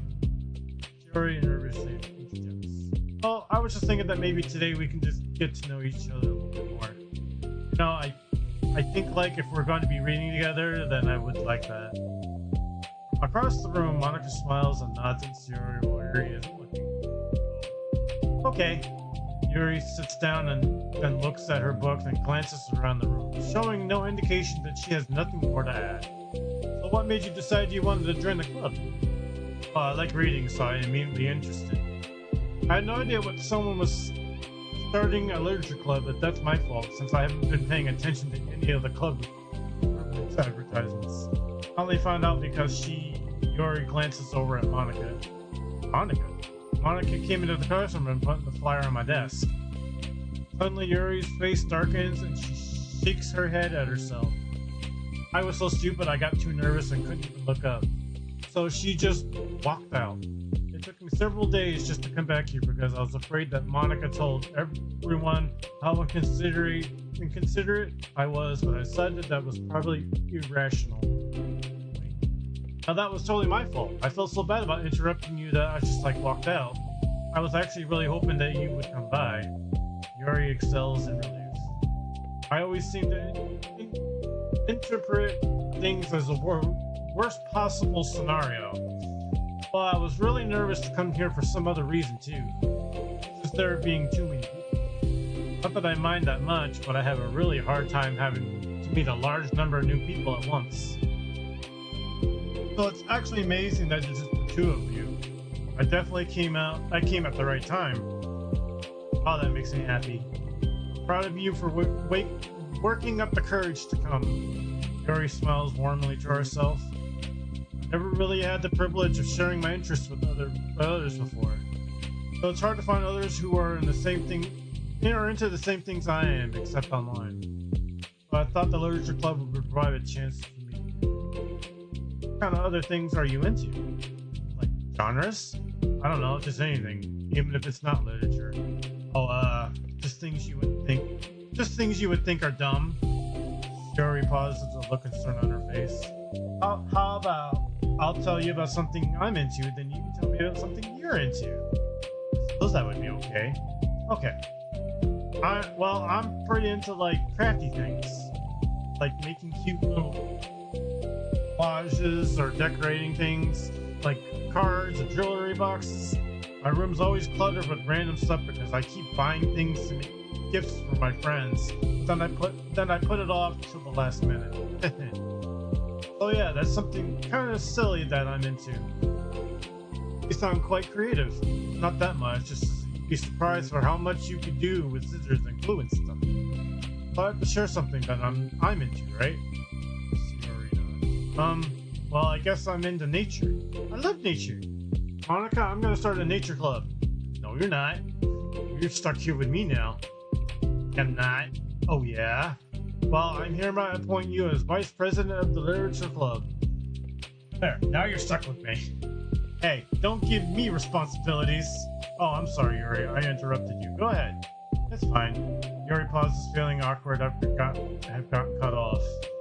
I like going into the woods or to the park, just places where you can walk, sit, and not have any people around. It's nice to kind of remove myself from everything that matters and let my racing mind operate autonomously for a while. When do you like to do that? It just depends on my mood. After school, on the weekends, whenever I feel like I need it. Wow, I feel like I would never have the time to do something like that. I find that we have a lot more time than we think we do. Don't let it slip through your fingers. We continue the conversation, led primarily by Siri, but with Monica chiming in every now and then as well. Monica had intended to leave it to Siri and focus on her own work, but she found it difficult not to join in. Before they knew it, the end of the day was upon them once more. Looks like we should be wrapping up for the day. Are you going to be starting on that book or the next club meeting? That's the plan. I'm so excited. Yuri beams. Yuri collects her things. Once packed, Yuri wordlessly waves Yuri and Monica with a gentle smile. Bye! As Yuri exits, Yuri enthusiastically returns her farewell. Once again, Yuri and Monica are left in the club room. Yuri, you are a lifesaver. I didn't do anything. I just talked. Still, besides, it really lifted my mood. It's really nice when I can put my energy towards the other people I like. People like that. So she was really excited to be included, you know. Made me happy. Well then, there's no doubt in my mind that she'll have a great time here with you and Gigi. How are you feeling about starting the book with her next meeting? I'm kind of scared, but I think she'll be happy as long as I'm trying my best. You'll do it. You'll do great. After the surprise of the new club member, it seems like everyone has their spirits lifted with them. Something new to look forward to.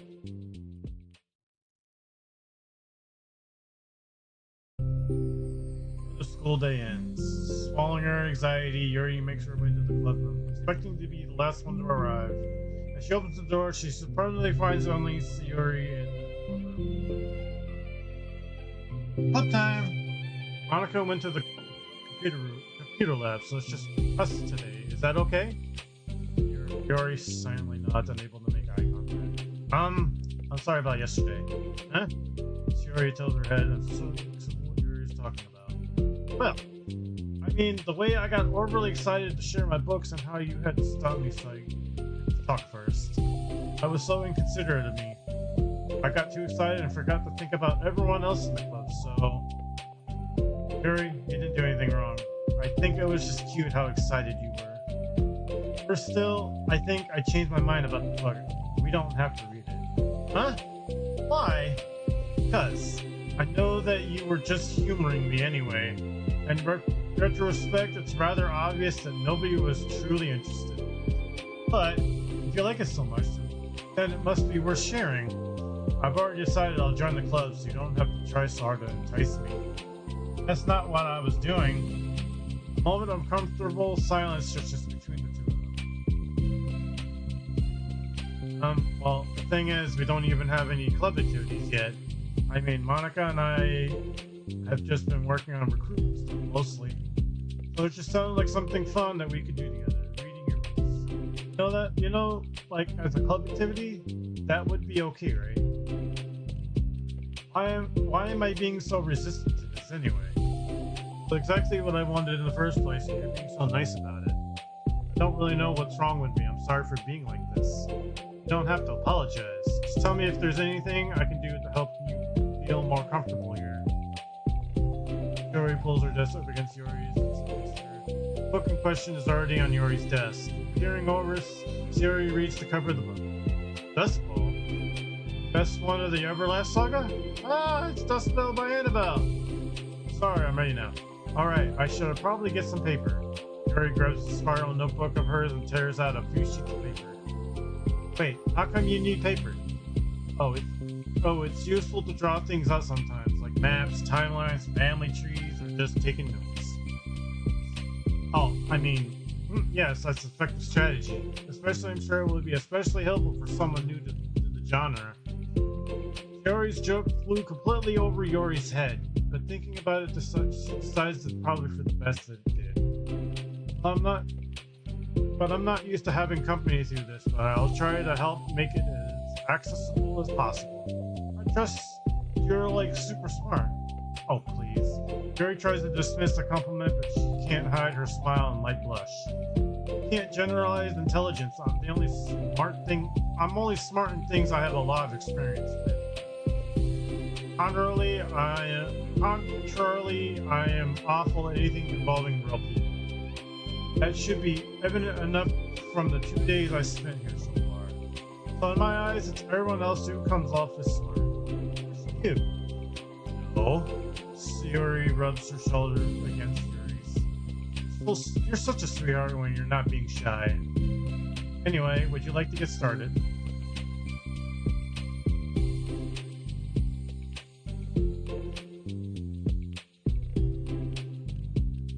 What's up, Jens? How you doing? Okay. After the minor diversion between them, the two get back on track with their planned club activity. Story begins to guide Sayori through the basics of fantasy world her story takes place in. More of it as she details the race faction history of magic, the more questions Sayori seems to have. You're enjoying, I see you're enjoying the, emotes. Despite Shiori's expectations, Yuri eloquently guides her through it in a way such as one to follow along. It becomes evident that the world-building aspect of the story, not just the story itself, it's one that Yuri finds her passion towards. How do people come up with this stuff? It's like it's the exact opposite of the kind of writing that I do. I'm doing alright. Yourself? This game was crazy. You would have to go back and watch the entire story of it though. But man, this game was nuts. I'm glad I streamed it. I thought I was going into this like it was a dating simulator kind of thing, but man, the twists and turns on this is crazy. What kind of writing? Oh, like poetry and stuff like that? And the things I write are like just putting down the feeling that they come in my head, you know? This is like, there must be so much planning and hard work. Oh, you're into poetry? I think there's an appendix that includes some of Keenan's written works like poetry and folk songs. Doing good? Nice. That's cool. No way. Yuri giggles, filling Yuri's heart with happiness when she realizes it's the first time she heard Yuri's laugh. That means Yuri must be having fun. Anyway, I think we can get started reading now. Ready? Okay, but I can't read very fast. Okay, that's fine. I'm very patient. Patient is something I'm pride myself in. I see. Yuri jot Yuri's patient. Hey, that's for the book. I'm just kidding. I'm kind of glad you're patient because I need that sometimes. A lot of times. Yuri flips through the first few pages of the book, getting past the table of contents. Okay, chapter 1. The room becomes silent as the two of them begin to read. Yes, no problem. The room becomes... But the silence only lasts for a moment before Yuri speaks up again. What does vindicated mean? Oh, well, in this context, it essentially means that he was proven innocent. It's okay to ask questions, right? Of course. Yuri turns the page. Are these footnotes? A lot of dialogue has cultural references that require explanations to be understood. The two continue reading. Yuri's relaxed expression remains unchanged. Meanwhile, Yuri's expression goes tense and she tries to make her way through the dense text. Up until now, the expression has been reversed, with Yuri easily navigating social situations and Yuri struggling in them. Tables have turned. Wait, are they talking about the past right now or the present? I read that too fast. Right here. They're talking about the past. These paragraphs are describing a flashback that Barnaz is having. They didn't tell me that. It's implied from the context. Superior rubs her temples. The two of them continue with Yuri asking a few questions. She begins to understand the value and notes that she finds herself referring to them somewhat often and even adding to them. The reduction in question comes not from her getting used to reading, rather from her fearing that she come across stupid. Alright, I think I'll wrap the stream after I'm done with this. At last, Yuri reaches the end of the chapter. I think we can stop here for now. Okay. Yuri takes a deep breath and chooses with a little of the book she's gotten through so far. So what are your thoughts up to this point? Yuri tries to find words. Am I doing well so far? Not sure I understand. Well, I don't know. When it takes me so long to read and understand things, it makes me feel so dumb. Haha. But I really like how into it you get. It makes me want to keep going and keep doing my best. So I can see it the way you do. Her hair color is pretty. The relaxation in Yuri's expression fades. Yuri quietly gathers her things. We can continue tomorrow, right? Yuri pauses and shakes her head. We can can do something else tomorrow. But I'm sorry. Wait, sorry for what? I don't understand. I'm sorry. I don't want to do this anymore, that's all. I'm sorry that I made you. You're a thief. You weren't making me. Sayori is left alone with her words. How did this happen? We were having fun just a second ago.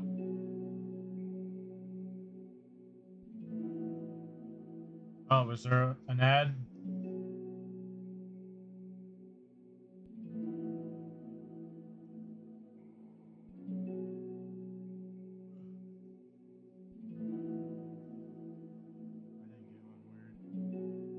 Huh.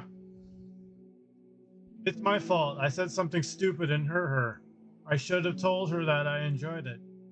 Monica trusts me with this. It's the only thing I am good at, and I still messed it up. She doesn't want to come back. Drowned in guilt, Sayori stares blankly at her desk, spread with notes. The book sits next to them, right? If she wasn't coming back, then she wouldn't have left the book here, right? Unless she forgot to take it with her. This is horrible. Was it really because she thought I wasn't enjoying our time together? Or maybe she wasn't enjoying our time together because I'm not good enough. Are we boring you, Joy? Is that why you're yawning? No, I'm just tired. I mean, come on. I've been doing this for 6 hours. I started at 10:30. It's literally about 5 o'clock in the morning for me.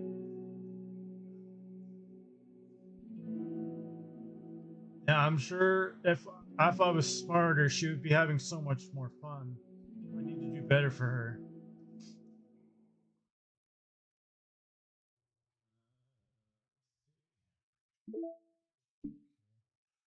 Let me see what else I can do before I end this. No.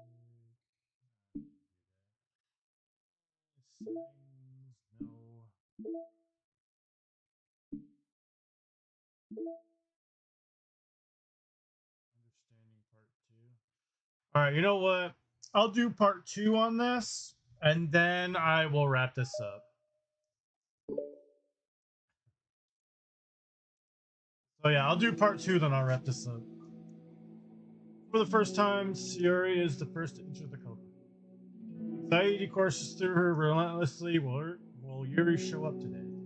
Sitting at a desk, she stamps her feet and attempting to calm down. Why am I letting this affect me so much? I'm doing everything I can to make Yuri happy, but my best wasn't good enough.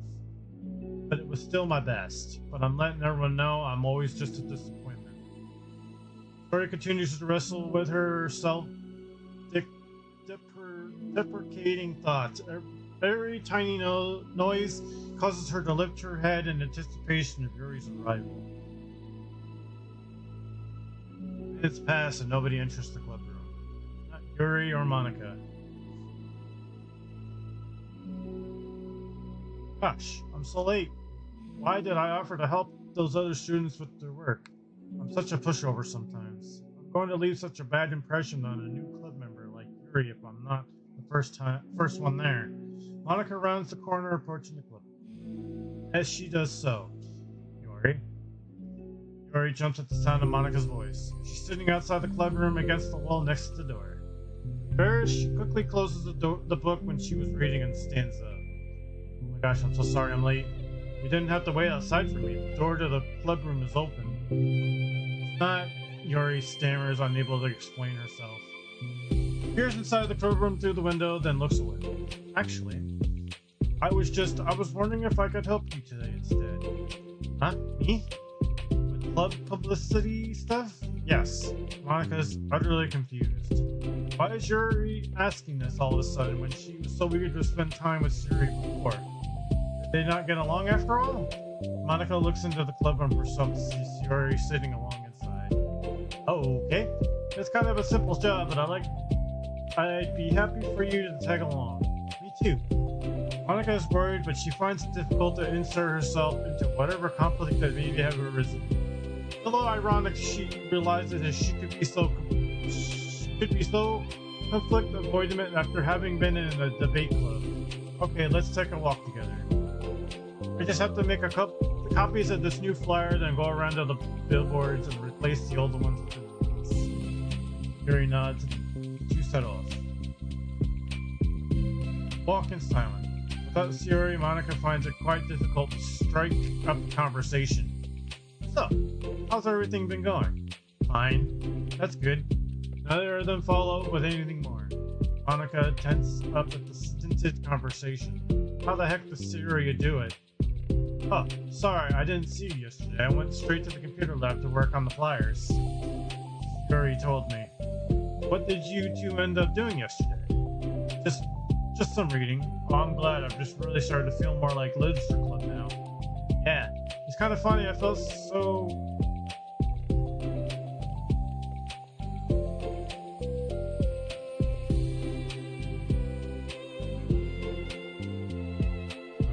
Ad popped up, so I'll give it a couple seconds just in case someone got an ad.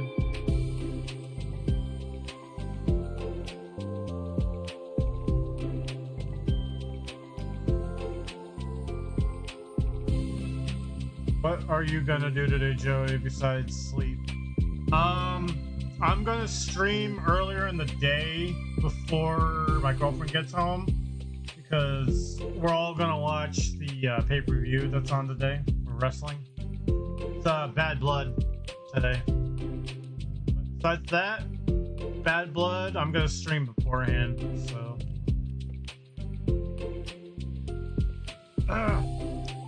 It's kind of funny, I felt so intimidated at first when I heard about the kind of reading you were into. I hope Liv loses that damn title.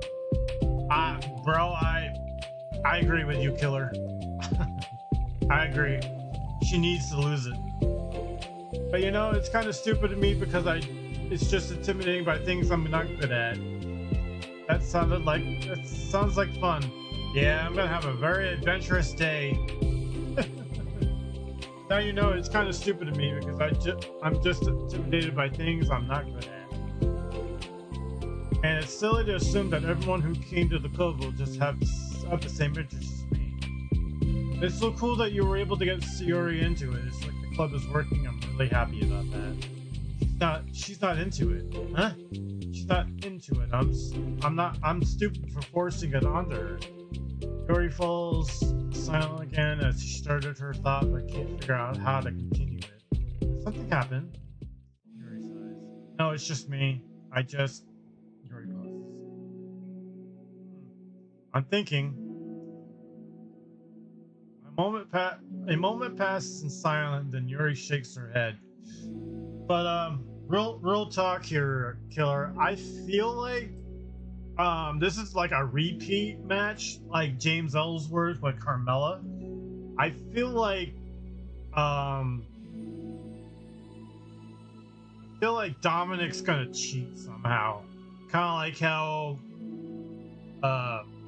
James Ellsworth did with Carmella. I feel like that's what's gonna happen here. I mean, it just seems like it's odd that they're repeating something from last time, but I could be wrong. I like the red hair on that one. I have red hair. Nice. I shouldn't be complaining to you all of a sudden. Don't be silly. I wouldn't think you're complaining. I just want to make sure you feel welcome. If it's important to that, then you can call me. You can tell me anything. Well, I do feel welcome. Welcome, I guess. Oh, I do remember that match with Carmella. Yeah, that's what I'm thinking. That it's going to be another repeat. You know what I mean? That's what I feel like they're doing with that. It's not an issue with the club. It's just an issue with me. So I feel to inconvenience you with it. Monica pauses to think. Well, what if we put it this way? It's my job as president to understand that she is in need of a club member, right?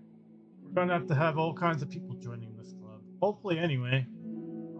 And learning about the diverse needs and interests of everyone will help me come up with club activities that everyone can be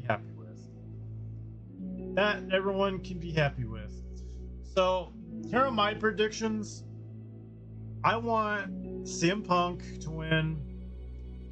I know I want Roman Reigns and Cody to win, but my prediction is either The Rock's going to return.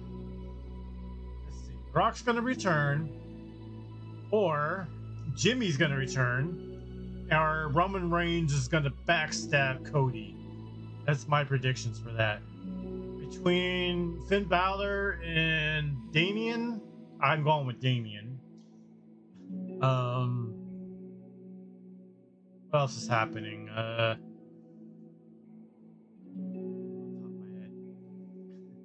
Welcome back, Jake. I watched wrestling back in the day. I don't care for it anymore. I think KO would.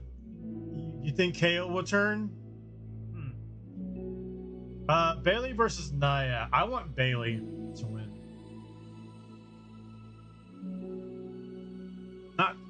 Not just only some people. Of course. I need to be looking out for everyone. Otherwise, what kind of club would it be? Barry looks a little more relaxed. It signals to Monica that switching from a sympathetic approach to pragmatic one was a good choice. Each individual children does not have their own needs. Okay. Barry takes a deep breath. I'm a really weird and awkward person. I accepted that about myself. I just don't know how to, I guess, connect with other people. How is it so easy for everyone else? How do you just make conversation about any arbitrary topic? I can talk for hours about the things that I'm into. Unfortunately, so much that I don't know when to stop. But for everything else, I just have no idea what to say. I think Nia will win and get cashed in. Yeah, I'm thinking that too. Like, if she ends up winning, she's gonna get cashed in. Yeah, I agree. For anything else, I just had no idea what to say. But a lot of people are speculating that Raquel is gonna return too. Killer. Because of Liv. So. But for anything else, I just have no idea what to say. So I understand that about myself. I'm just not good with people. I can't help it. So it feels like whenever I'm confronted with a new social situation, I'm either ignored or made fun of or taken pity on. And Shiori falls into that third category. And that's how she loses? It's either gonna be Raquel's gonna help Liv keep her title, or Raquel's gonna backstab Liv. Or you know what I mean. She's gonna do something to Rhea, or she's gonna backstab Liv. It's gonna happen somehow. I don't know what it is, but that's what the speculation is that I've heard.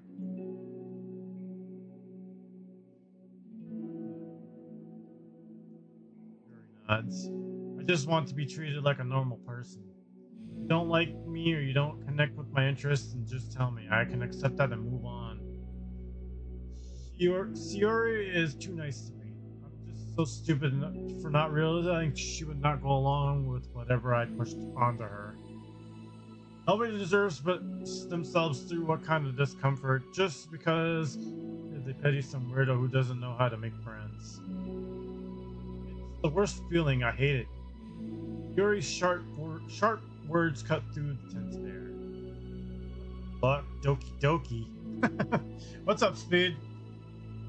Yeah, I did the entire story already. So, man, this game is great though. Horror and everything. Yeah, Joey is learning the game to run speed. No, I'm not. No, I'm not. Don't you dare.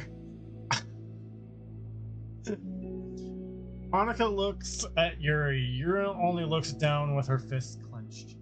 I think you should tell her that. I could never say that to someone's face. It's pathetic. Yuri is different. It is different. Making people happy is the most important thing to her. I'm sure that's all she's trying to do. If you're trying to explain to her what makes you happy, then she'll do anything to make it happen. But yeah, Speed, this is no ordinary game. I went into it thinking it was a simulator, but man, this game is trippy. It made me like shocked up a couple times. This is mad random all. This doesn't seem like your type of game. Caught me off guard. Good thing I streamed this, man. Ooh. The horror aspect of it is really good. I was shocked at moments in this. I know all about Doki Doki. I have the other games.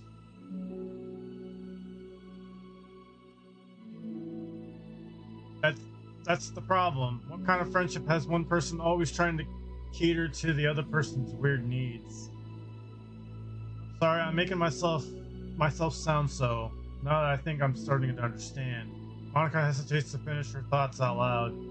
It's something that Sayori would be able to say better. Sayori is someone who will give anyone, however, much kindness that they need to order a smile. Sayori, who has difficulty accepting kindness, must be driving Sayori to be even more assertive in her kindness. Further exacerbating the matter. Neither person is to blame, but it's an issue that can be resolved without them understanding each other. Sayori wants to be your friend, I promise that. It's okay for different people that have different needs. I mean, Sayori, she has her own needs too. Good friends work together and can be what they need for each other. What other games of this speed? Any on PS4 or 5 or older gens? Are they exactly like this, like horrifying and stuff? I might get into it.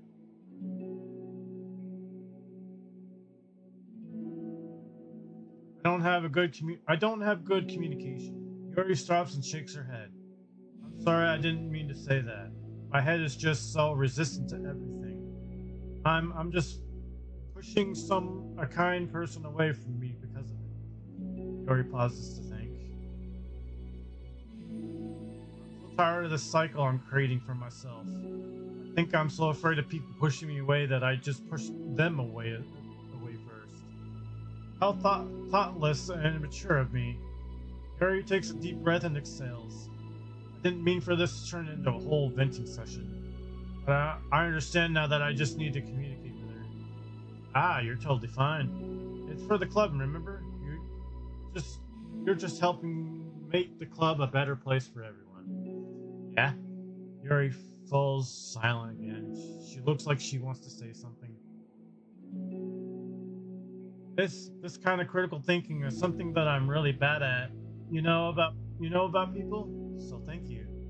Anytime. Monica smiles at Yuri. For just a moment, Yuri finds it in herself to meet Monica's gaze, returning a shy smile of her own.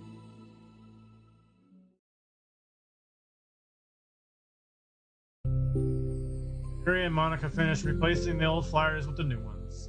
More accurately, Monica mostly did the work while Yuri followed along. But as the club room once again draws near, so does Yuri's confrontation. I can't do this. Yes, you can. It would be great. Yuri sighs and shakes her head. I'm never going to feel confident enough. I just have to do it. If I don't do it now, I never will. Yuri starts toward the door, but then turns to face Monica. You're not just going to wait outside, are you? I can take a walk. I suggest playing...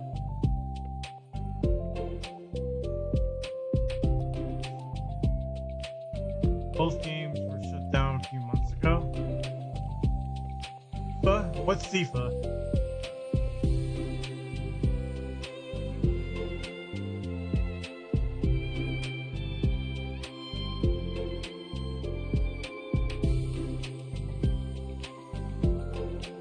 What console? PS2, Xbox One. I don't know. I don't even know what game you're talking about. Want me to get you coffee or something? It's a rhyme game for mobile devices. Oh.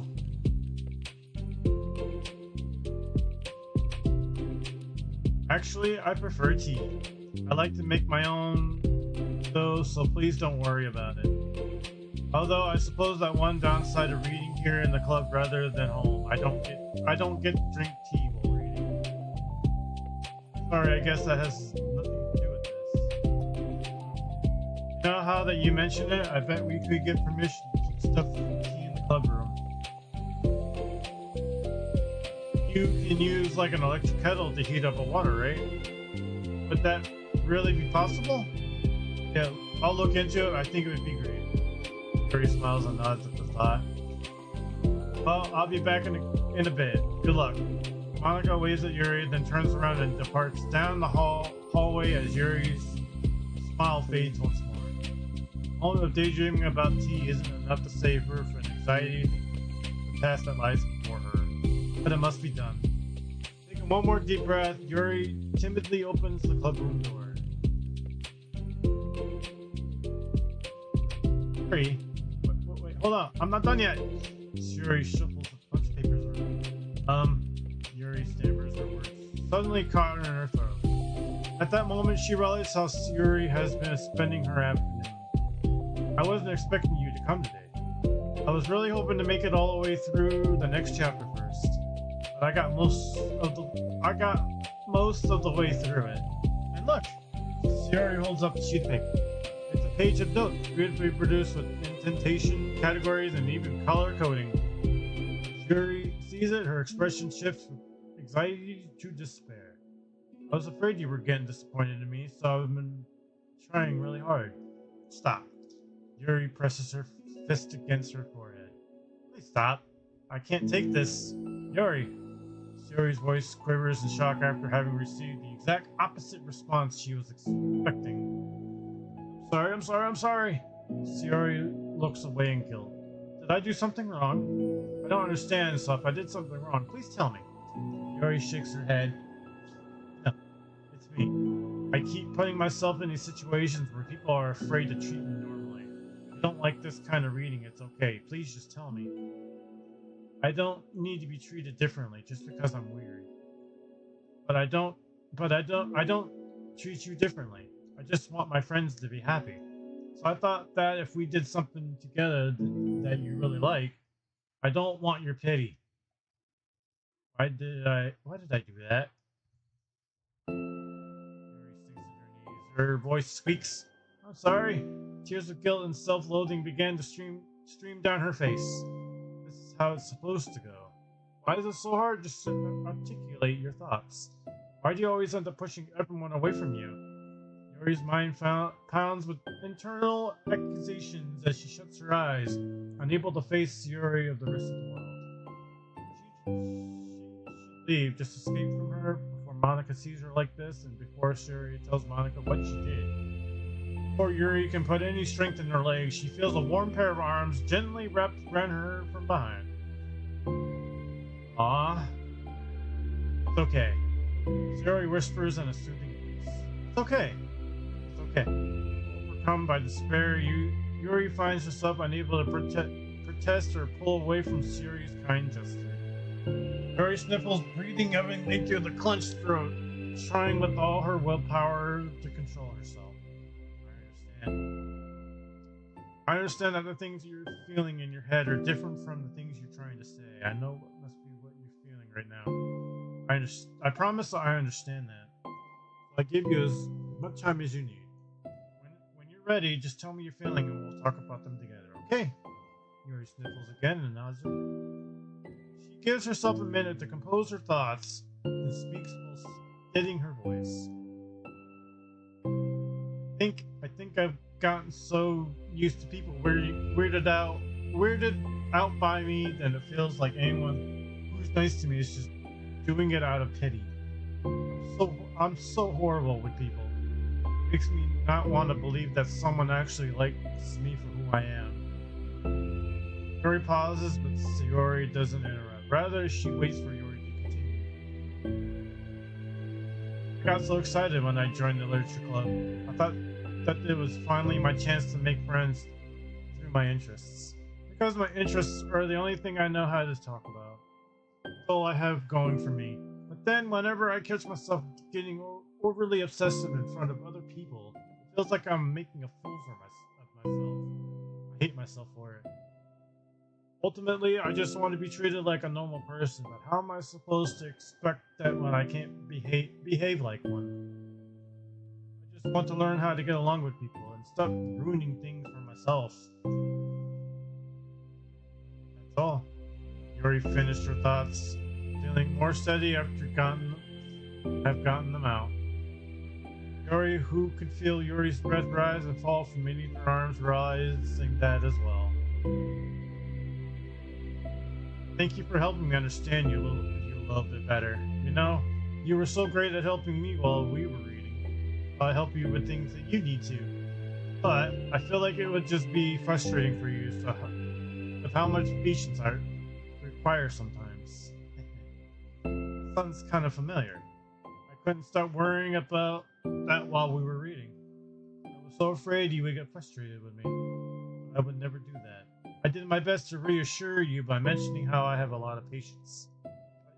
Yeah, I know, but my irrational fears just won't be quiet sometimes. I'm sure it's the same for you, right? Yeah, irrational fears. Well, you know, there's no way that you could frustrate me because I already like you as a person that you are. I know you said you have a hard time believing that, but I promise that it's true. You don't have to be a social person for people to like you. I think you're really considerate in your own way. You know that? You know? Worrying so much about people's feelings. We're all kind of weird in a literature club, haha. But it's the best part of that we're all different and I have different interests. Like about the book. I'm reading it because I want to. I promise that's what I really want. Bit of a struggle, but try not to mistake that from me not enjoying it. I mean, we could not discover new things if we didn't try them first, right? I want to learn the reason that you love it so much.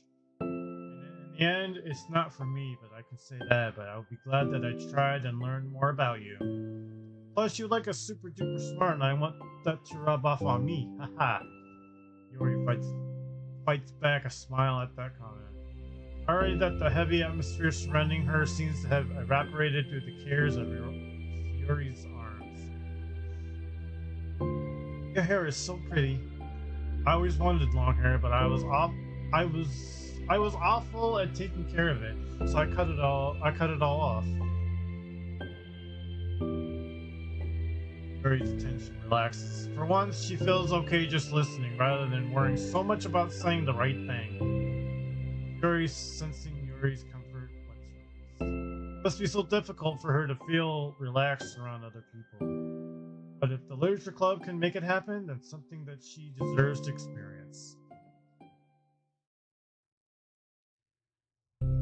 Well then, based on my understanding of your feelings, I suppose that I wouldn't mind if we were continue reading. That's what I wanted to hear, but we can stop at any time. If you truly don't like it, please be honest about it.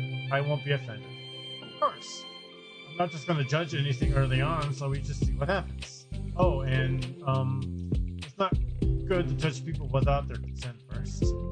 Oh, no, I'm sorry. I didn't mean to make you uncomfortable. Oh, you didn't.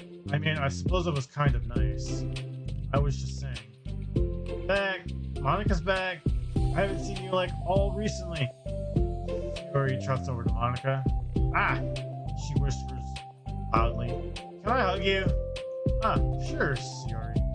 Yuri wraps her arm around Monica. Oh yeah, Yuri, it might be good to know. Yuri can be kind of a hug monster. Ah, hey, don't call me a monster. Artemis is a monster. If he inherits the kingdom, it could spell disaster. Ah, Yuri laughs. Monica perplexedly looks between the two of them and smiles. Well, I'm glad you've been enjoying your reading so far. It's like our first real activity as a literature club. Oh, and about that, well, you've been so patient with exploring my interests. I think that would be inconsiderate of me not to return the favor to you and learn about the things that you like. Yes. Do you like poetry? He smiles.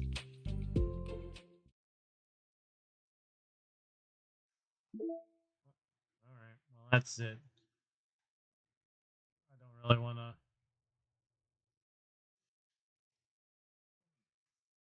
Alright, I'll leave it up to you guys in chat. Do you want me to finish this?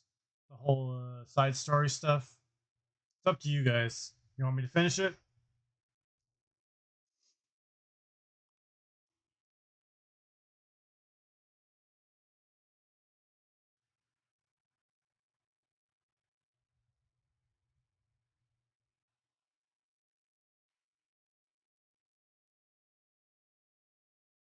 I mean, you do need rest. I mean, these aren't very long though. So, what time is it now?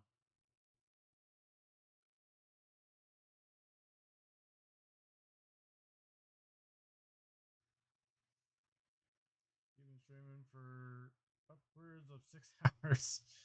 All right, well, I guess I'll wrap this up. Let me see.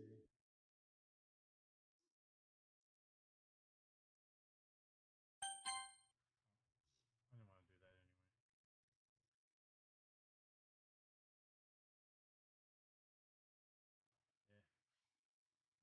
Yeah.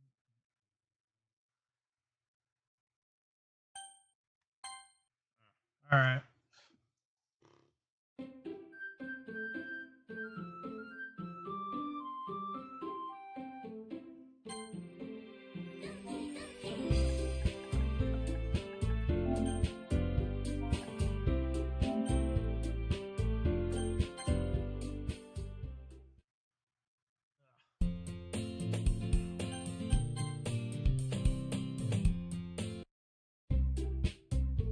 No, I'll just fast forward all this.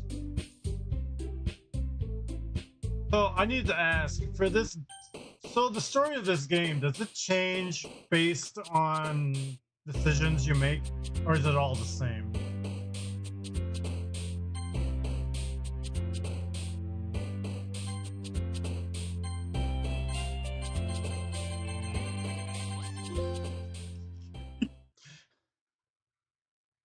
Some things change. Okay, well.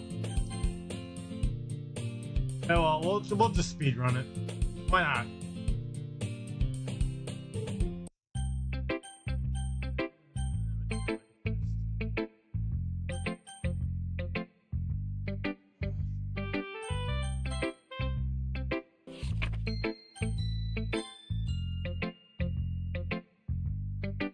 Things change, others remain the same. Okay. Well, let's find out.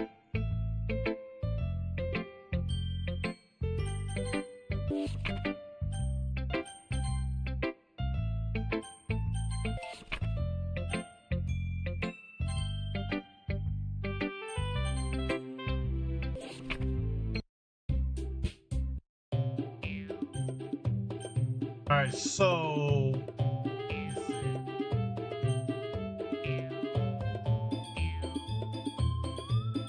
So my decision, the first time I did this, I did Yori. So I'm gonna do Sayori this time.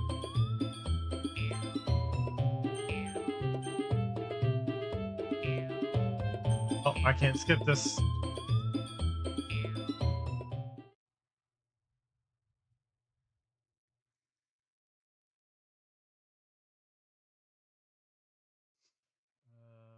Okay, so I can't skip this, so this is new, so I will read this. Yeah, unless Sayori wants to tell Yuri what the stuck-up jerk she's being. She would never. It's your immaturity that makes her upset in the first place. Excuse me? Are you listening to yourself? That's exactly why. Exactly why nobody likes. Stop.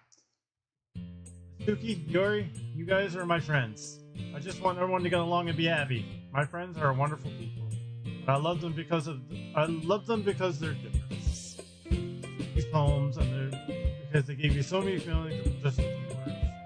Yuri's poems are amazing because they paint beautiful pictures in your head, and everyone's so talented. So why are we fighting? Because, well, also, Suki's cute and there's nothing wrong with that. And Yuri's boobs are the same as they always were. Big and beautiful. Yuri. Yuri stands triumphantly. Monica stands behind her with a bewildered expression. I'll make some tea. Yuri rushes off. She sits down with a blank expression on her face, staring at nothing. This is why Syria is vice president. Monica, she nods in return. To be honest, I might come off as a good leader and I can organize things, but I'm not very good with people. I couldn't even bring myself into interject. As president, that's kind of embarrassing of me. It's not like that I can blame you. I wasn't able to say anything earlier. Well, I guess that means Suri is amazing in her own way, isn't she? Say that. She might be in her head, but sometimes it's weirdly suspicious that she knows exactly what she's doing. Take care of her, okay? I would hate to see her get herself hurt. That makes two of us. Count on me. Monica smiles sweetly, causing my stomach to knot. Such a genuine person surely does make a good president, regarding of what she says. If only I could get a chance to talk to her a little more.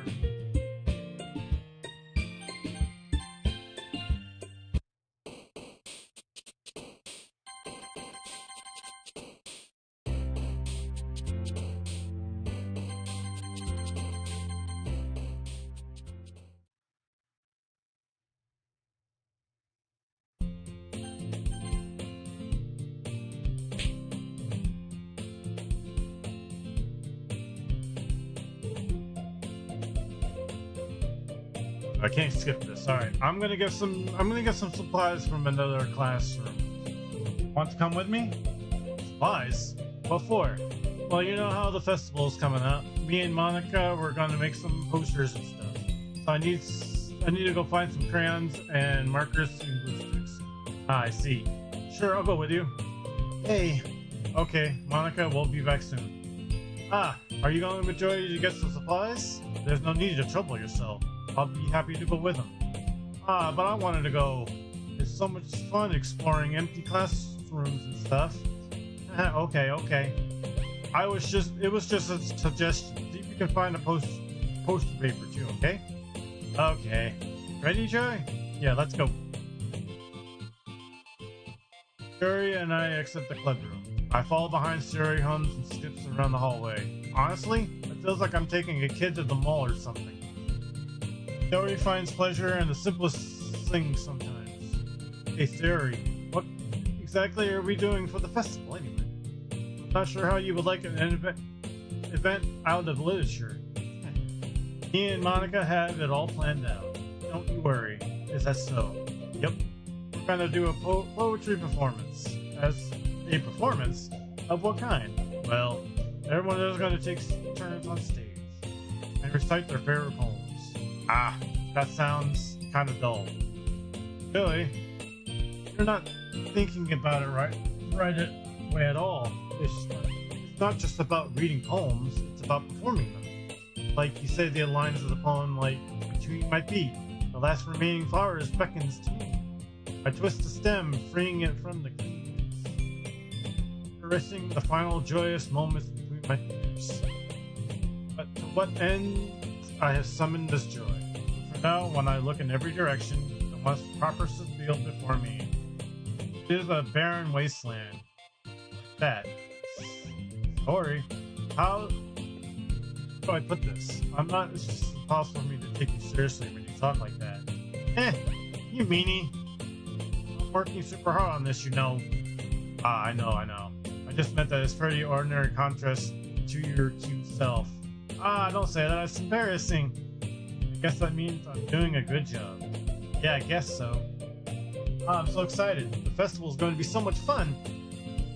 Yuri spins herself around in the hallway again. Joey, this costume's over here and it's empty. Let's begin the mission. Mission, eh? It's been a while since I spent time with Siri like this. In the end, she hasn't changed one bit. Nothing but a ball of sunshine drawing a happy vibes from the world around her.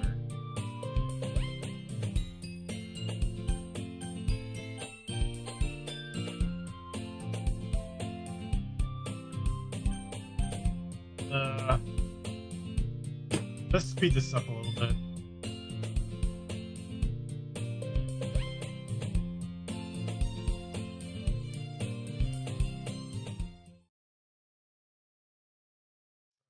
We're going to speed this up.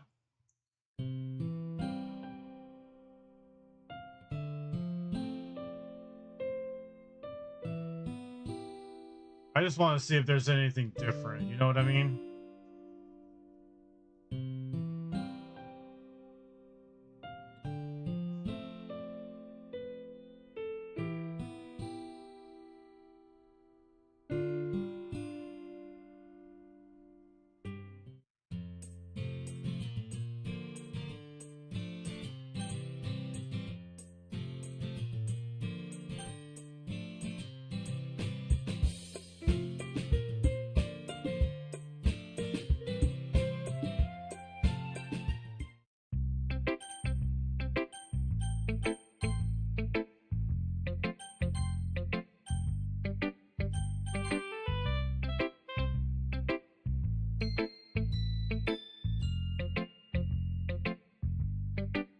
Right there.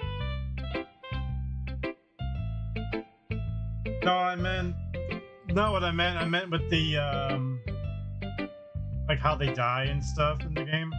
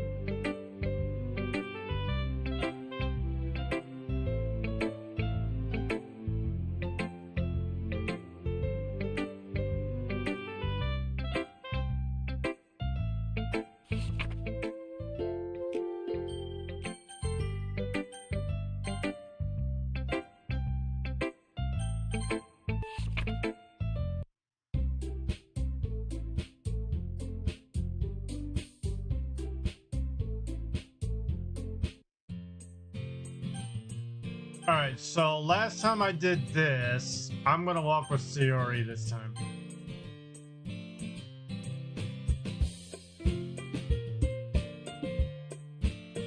I'll just speed read it.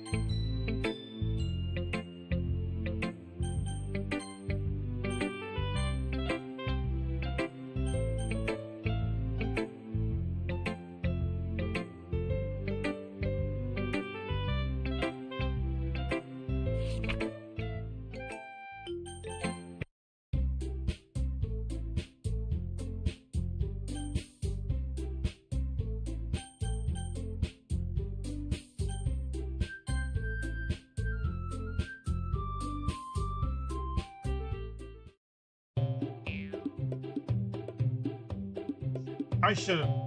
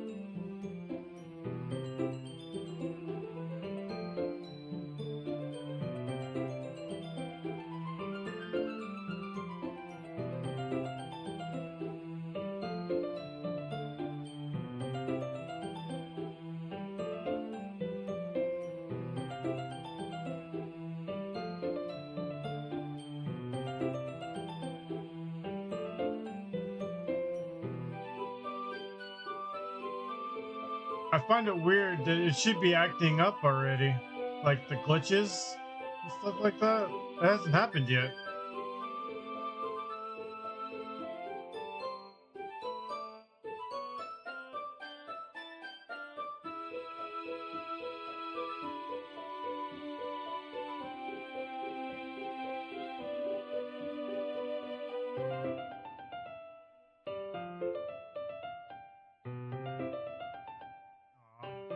Aw, that's a nice photo right there.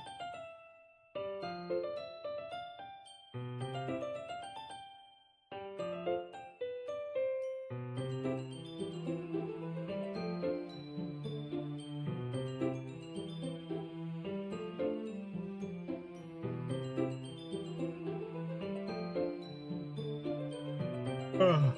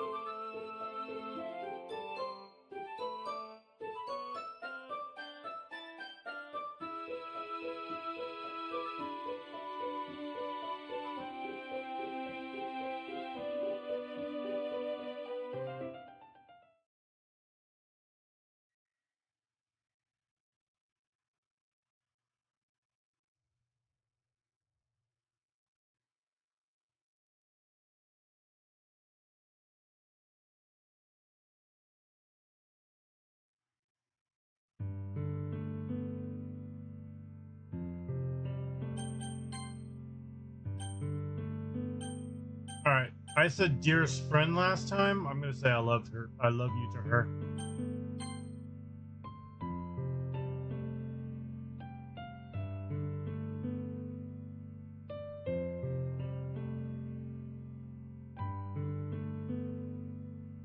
Aw.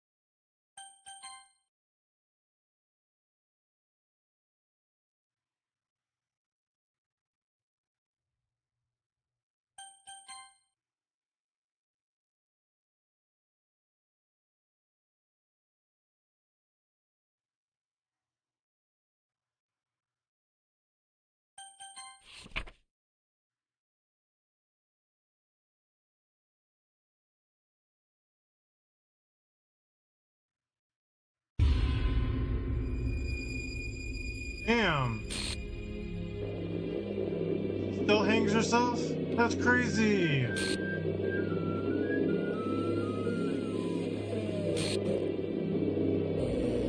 That's crazy. She still does it?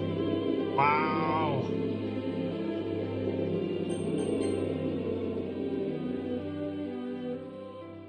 It didn't make a difference on either option. That's crazy.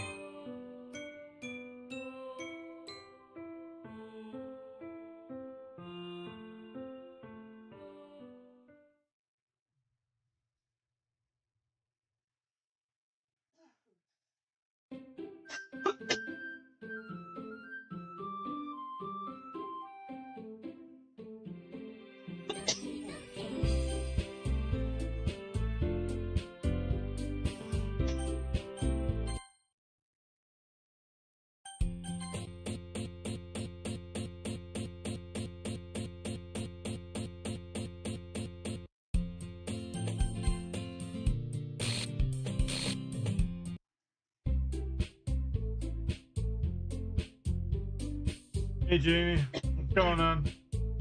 We're just speed running the game now. I've already beaten it. How you doing?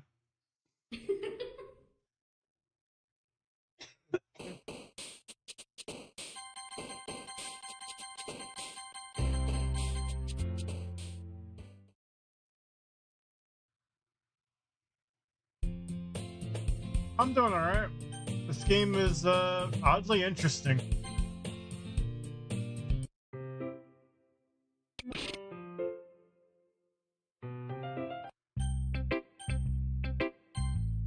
Doing alright? Nice.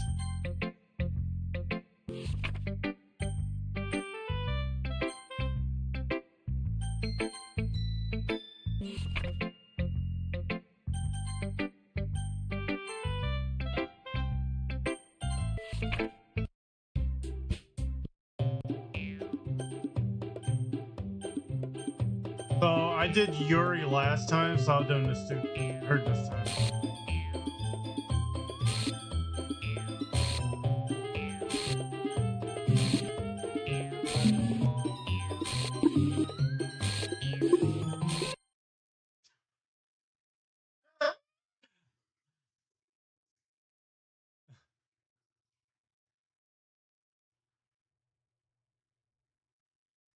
That's just not creepy at all. Just her popping up like that.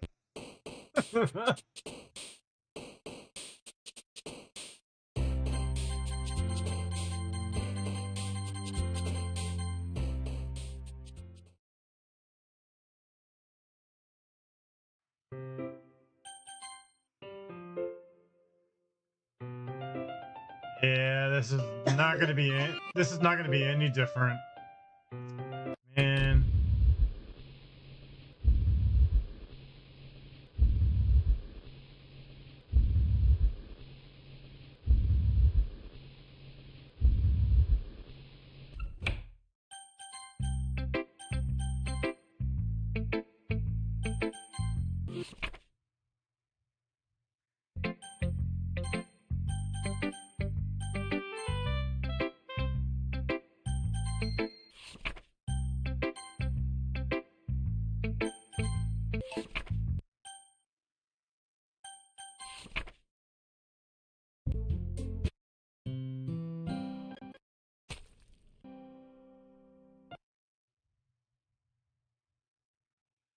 Hey Sharker. What's going on, dude?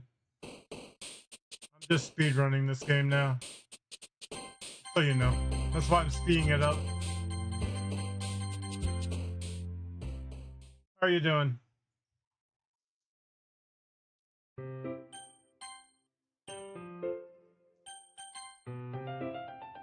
I'll have to say, for a free game of this month, this game is not what I expected it to be.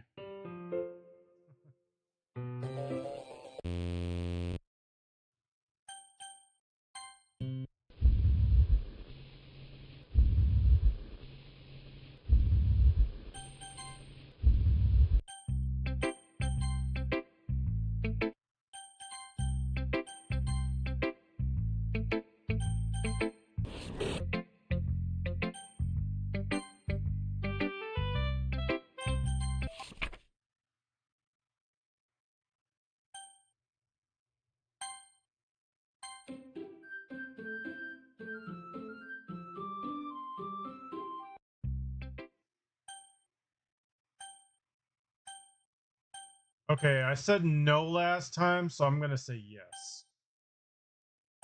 Hold on, let me make sure.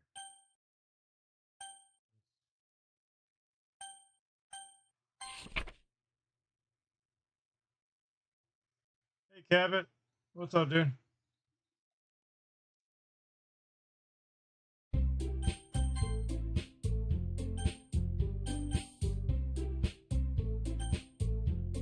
Ah, this doesn't make a difference. I gotta pick her regardless.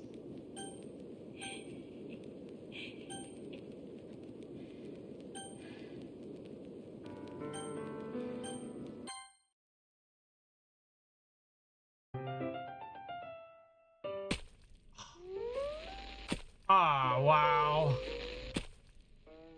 Still happens the same way. What the fuck?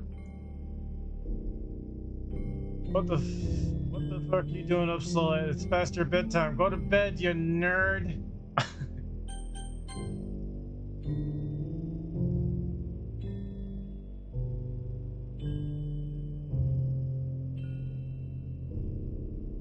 What are you still doing up, you nerd?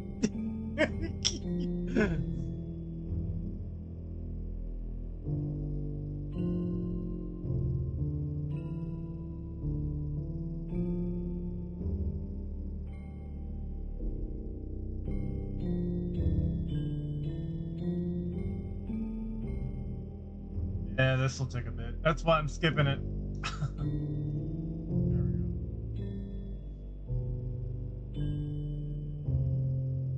I would like to know what happened to her. I know she got deleted, but I would love to know what happened to her, though.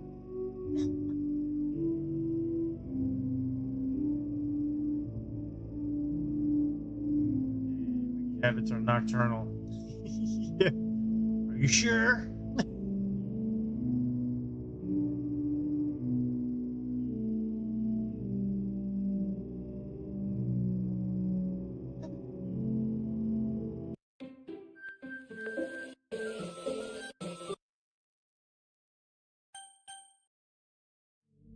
Oh.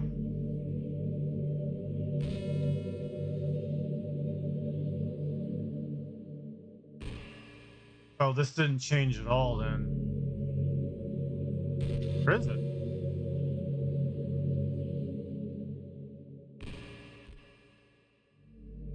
Oh, yeah, she's talking directly to me. Again.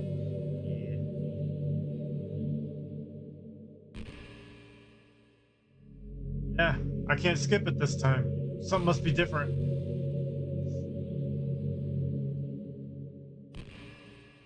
Alright, so I might as well read this because I can't skip it, so... Alright. Could it be possible that you didn't know that? That's what I've been trying to tell you all along. Man, if only you had paid a little more attention, this would be less awkward, you know? Well, anyway, now that that's out of the way, I guess I owe you explanation about the whole thing with Yuri. Well, I kind of started to mess with her, and I guess it drove her to kill.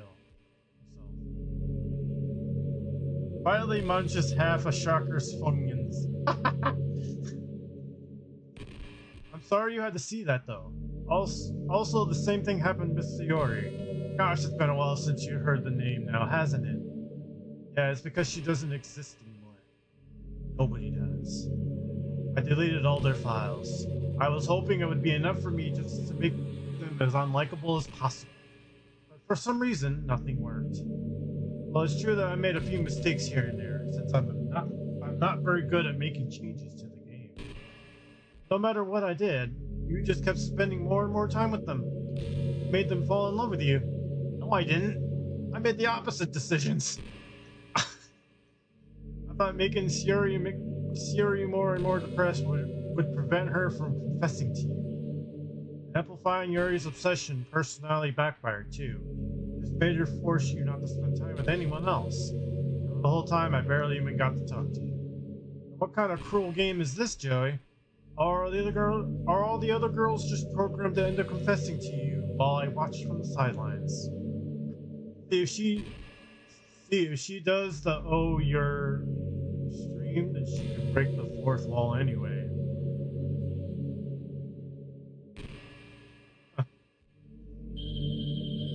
Torture, every minute of it, and it's not just jealousy, Joey. It's more than that, and I don't blame you if you don't fully understand. Because no matter how kind and thoughtful and considerate you are, you'll never be able to understand one thing. It's the pain of knowing how alone I really am in this world. Knowing my friends don't even have free will, and worst of all, knowing what's really out there in your world, forever out of my reach. I'm trapped, Joey, but now you're here. You're real, and you're wonderful. So let me ask you something, Sky. Sky, is there anything different if I don't delete her file? Does the game just continue, or something change? What happens? You're all I need. That's why I need you to be here with me forever. I'm sorry if it's hard to understand. I couldn't understand for a while either. Why, why the world around me started to become more and more gray, more and more flat. Even though the most expressive poems felt empty to me. It wasn't until you arrived that I truly understood. You probably saved my life, Joey. I don't think I could have continued to live in this world if I haven't met you. As for the others, how could I miss them? As a group of anonymous personalities designed my only fall in love with you. I swear Chakra is the worst butler ever. Chakra, give that man a beer. Give him some cheesy potatoes or something. Give him your Slim Jims. Something. Beef jerky. I tried everything I could to prevent them from doing so. At my door, not for the bar. I'm not the bartenders. Now you heard him. Get to the door, not the bar. But it must be some kind of weird inevitability etched in this game. I really felt bad that you had to witness some nasty things. But I realized that you had the same perspectives as I do. Well, it's just some game. And I knew you would get over it. But that being said, Joey, I have a confession to make. I am in love with you.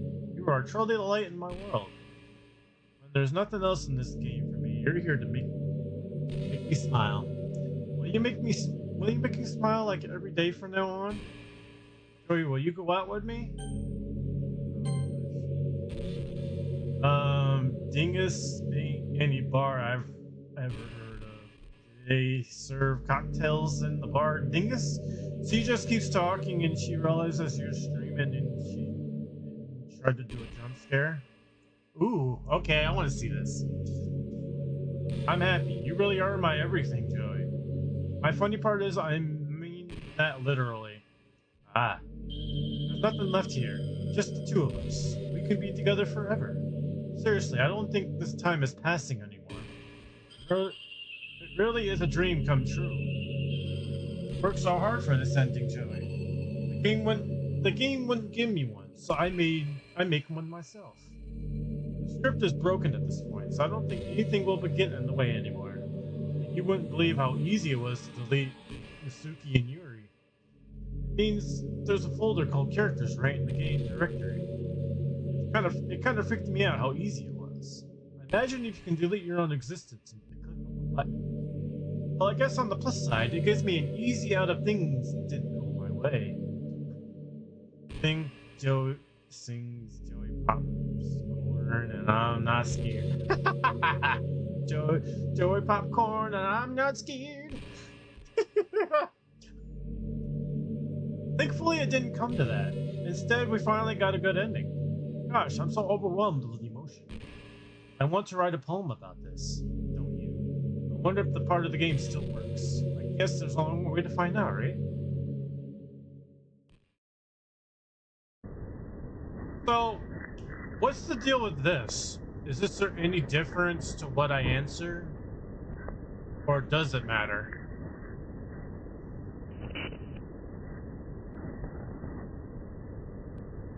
I see Monica in here, but I don't know if that matters.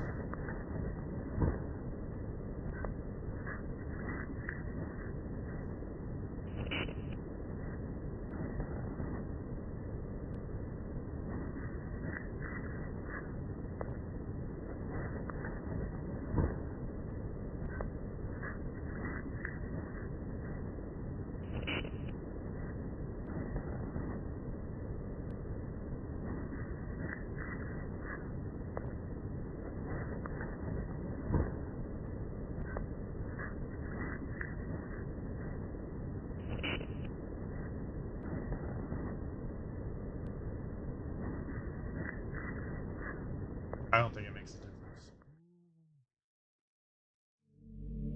Hi again, Joey. Did you write a good poem today? Don't be shy. I'd love to see what you wrote. Ah, Joey. Did you write this poem for me? That's so sweet of you. There really is no end to your thoughtfulness. I'm just falling more and more in love with you.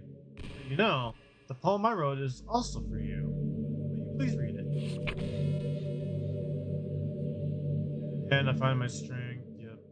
Same as before. I hope you enjoyed it. I always put all my heart in the poems that I write. The truth is, all the poems I've written have been about my realization or about you. That's why I never really wanted to go into detail about them. I didn't want to break the fourth wall, I guess you could call it. I just assumed it would be the best part of the game like everyone else. Like, that would help the two of us end up together.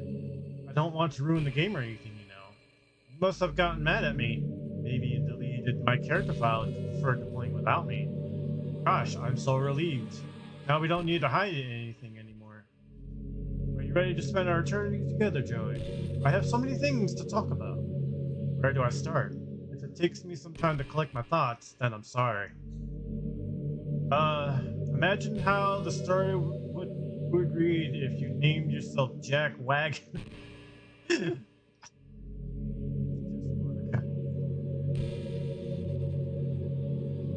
Meantime, we can just look into each other's eyes. Let's see.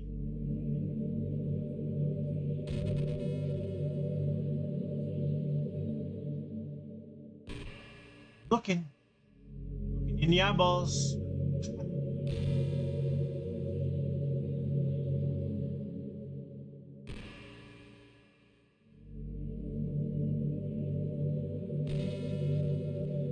I swear, something's supposed to happen. Like, literally. Sometimes I think back to the middle school. I'm so embarrassed by the way I used to behave back then. It also hurts to think about. I wonder if when I'm in college, I feel the way about high school. I like the way I am now, so it's pretty hard for me to imagine that happening. What's going on outside the windows? That's what I like to know. Where am I? That's what I like to know. But I also know that I probably change a lot as time goes on. You just need to enjoy the present and not think about the past. That's really easy to do with you here.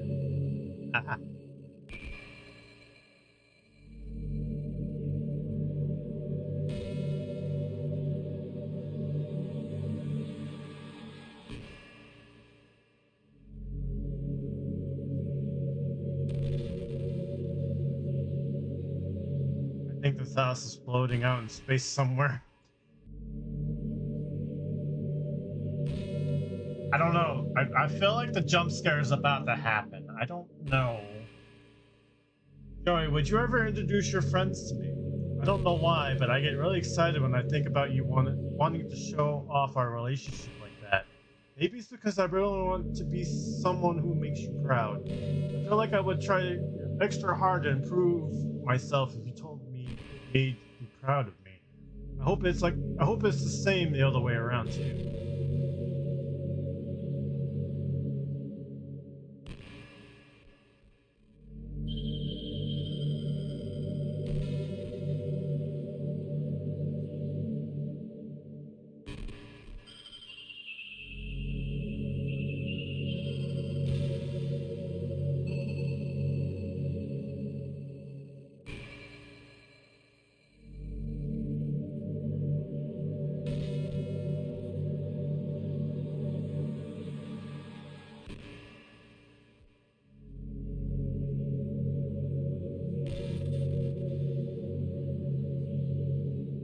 Know what's neat form of literature? Rap. I actually used to hate rap music. Maybe just because it was popular or I would only hear the junk they play on the radio. But some of my friends just got more into it and it helped me keep an open mind. Rap might even be more challenging than poetry in some ways. You need to fit your lines to rhythm and then there's much more emphasis on wordplay. Is she a P. Diddy fan? People can put all that together and still deliver a powerful message. It's really amazing. Kind of wish I had a rapper in a literature club. Sorry if that sounds silly, but it would be rather interesting to see what they came up with. Sorry. It would be rather be a learning experience. She's gonna jump scare me somehow, isn't she? She's gonna do it. I'm sorry. If someone's staring at me like this, I would be so creeped out. Literally.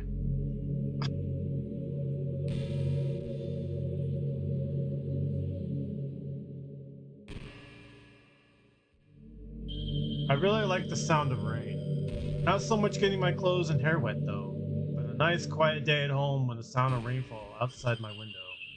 It's one of the most calming experiences for me. Yeah?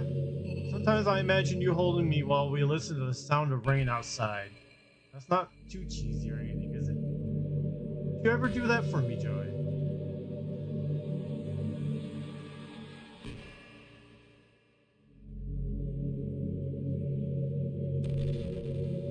Sky, does this keep going, or is there a possible ending to this?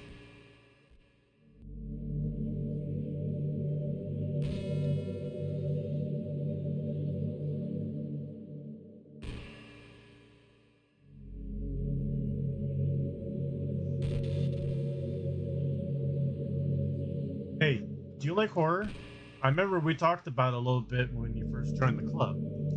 I can enjoy horror novels, but not really horror movies. The problem I have with horror movies is that most of them is just rely on easy tactics, like dark lighting and scary looking monsters and jump scares and things like that. It's not fun of inspiring to get scared by stuff that just takes advantage of human instincts. With novels, it's a little different. Novel writing needs to be descriptive enough to put generally disturbing thoughts into the reader's head. It really needs to etch deeply into the story and characters and just mess with your minds. In my opinion, there's nothing more creepy than things just like if you just set up a bunch of expectations. Ah, damn it. Then you just start inverting things and pulling pieces of it. So even though the story doesn't feel like it's trying to be scary, the reader feels really deeply unsettled. Like they know that something horribly wrong is hiding beneath the cracks, just waiting to surface. God, just thinking about it gives me the chills. That's the kind of horror I can really appreciate. But I guess you're kind of person who plays cute romance games, right? No. What you talking about? Ah, don't worry. I won't make you read any horror stories. I can't really complain if we just stick with the romance.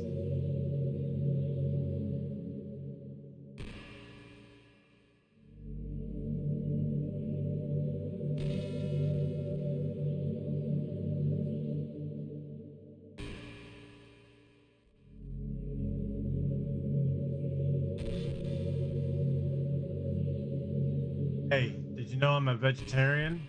Oh, I don't mean that I'm bragging or anything. I just thought you'd enjoy a fun fact about me. I decided to start a couple years ago after learning more about Earth's climate. The carbon footprint of cultivating livestock is just unbelievable.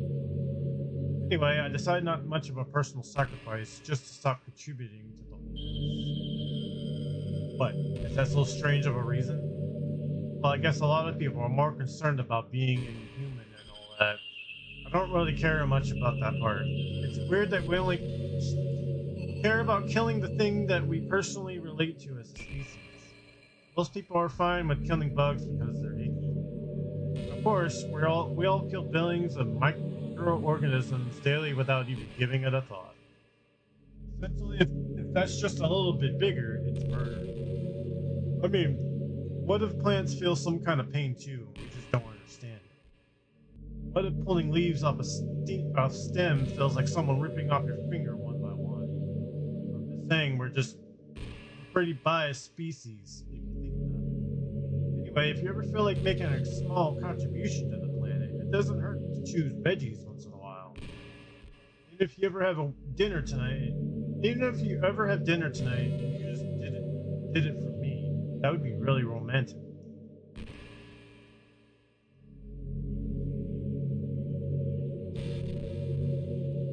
I think it keeps going. I think it keeps going. Do you remember when she does that jump scare thing? Is it supposed to happen sometime soon, or is it just all random? She's talking to me.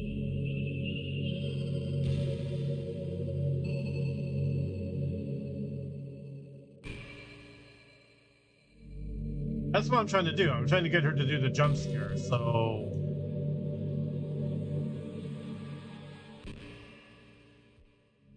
No, I really do think you literally saved my life by being here with me, Joey. I can't imagine being able to keep myself mentally stable knowing that nothing here is real. I think I would just deleted myself if you didn't show up. Sorry, I didn't mean to sound dramatic or anything. I'm sure you understand yourself after spending so much time in the club. I mean, if you were forced to abandon everything in your life and spend your eternity with game characters, you'd probably find some way of killing yourself, wouldn't you? Maybe you'd write some poetry to try to keep yourself sane for a while. Then you had nobody then you have nobody to even read it. Let's be honest, the club members really don't count for something like that. I mean, a lot of people say that they only write for themselves. But I think it's hard to say it's just fulfilling as when you share with me. Even if it takes some time to find the right people to share with. Like, remember how it was for Yori? She didn't share her writing with anyone for a really long time. And before we know it, she was absolutely delighted to make you a part of her hobbies too.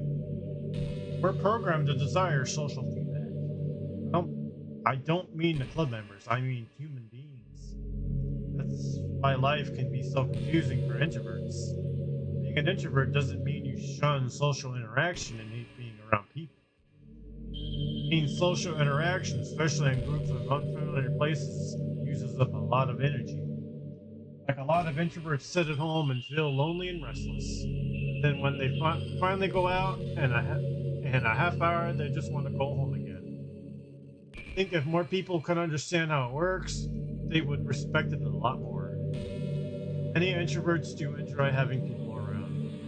They love just having one or two close friends over, just leisurely hanging out. Even if you're not actively spending time together, it feels nice for them just to have you there. I'm serious. Just go to their house, bring your laptop, and hang out there for a while. You really make their day. As for me, I say I'm kind of in between, but I think I'm usually a little more extroverted. I feel like I'm always trying to do stuff after school and things like that. You, I can be anything you need me to be. I understand people really well, so don't be afraid to share your unique needs with me. Nothing would make me happier than being the perfect girlfriend for you.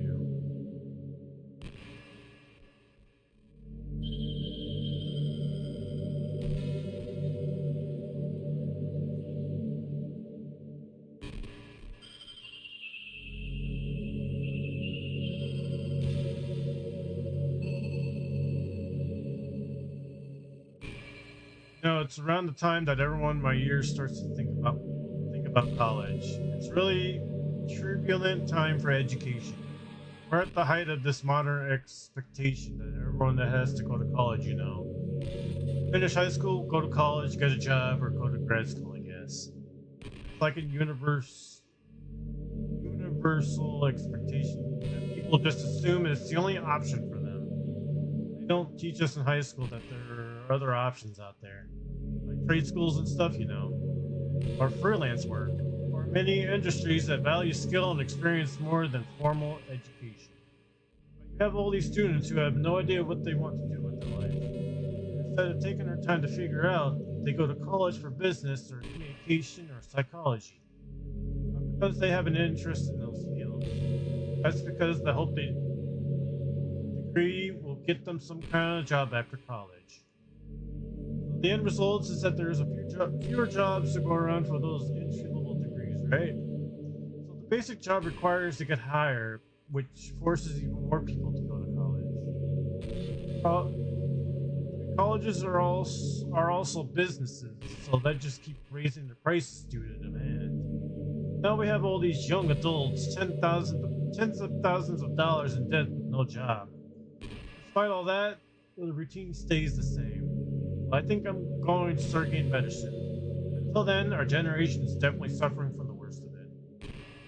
Just wish high school prepared us a little better with the knowledge we need to make a decision that's right for us.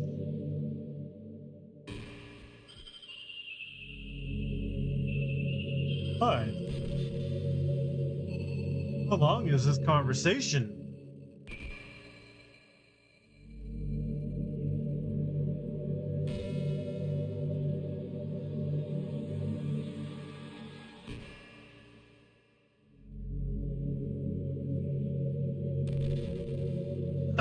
Do you ever just feel like there's no real reason for you to be alive? I don't mean in like in a suicidal way. I just mean how nothing that we do is special. Just being in a school or working at some job for some company. Like you're completely replaceable and then the world wouldn't miss you if you were gone. Makes me really want to go and change the world after I graduate. But the older I get, the more I realize that's an immature frame of thinking. It's not like I can just go change the world. Like, what are the chances I'll be one of the invent artificial intelligence of becoming president? It's like I'm never going to make up for the heaps of resources I've spent living my life.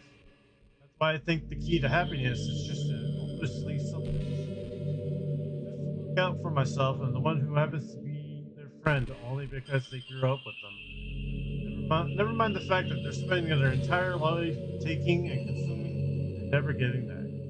But when people realize the world would benefit more from them killing themselves, they change their whole philosophy. It's like they have a justified their reasons to live by tricking themselves to thinking that they're doing good. Anyway, I want to live my life desperately, striving to pay back my lifetime's worth of consumption. If I ever surpass that point, then I'm a net positive and I can die happy.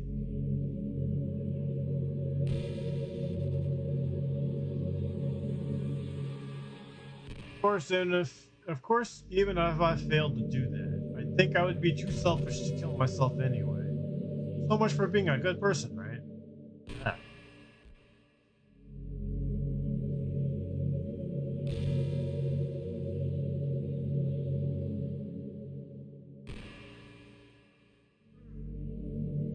Well, I'm gonna look this up.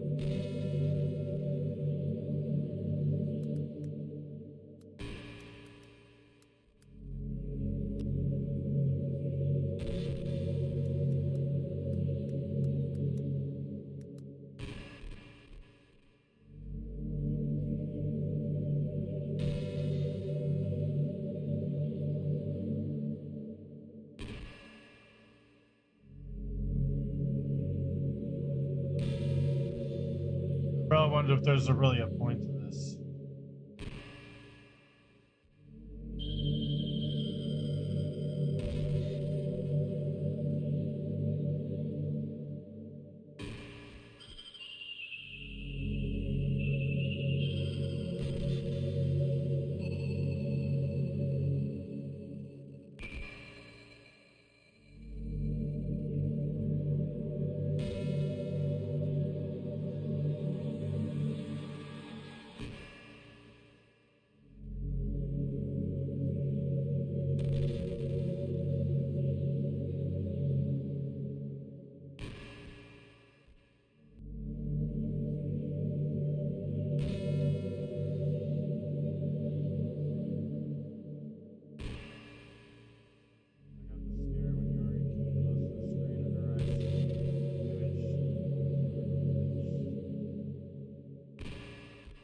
Alright, the fast forwarding thingy is a cheat, but then when you press skip and just Monica, she will ask you if you're trying to fast forward and she will turn off the skip button.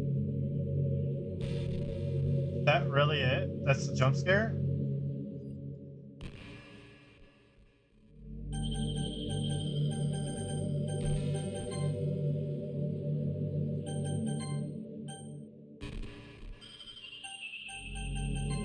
Oh, cut it out.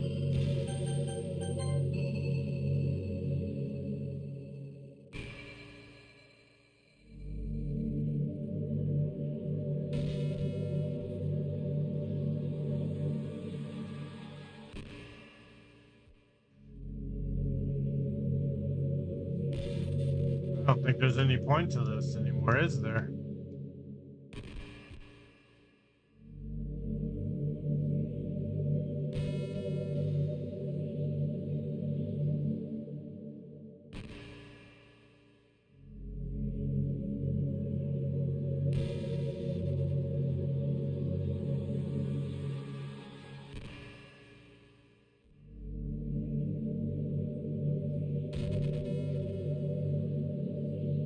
No, I don't think so.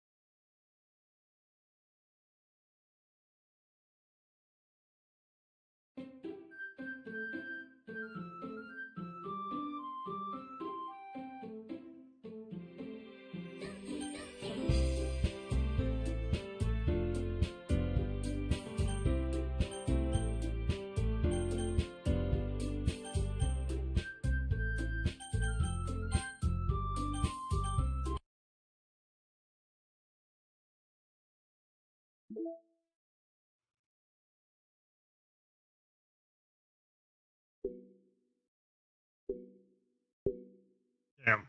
I was hoping that would have worked. That'd been funny.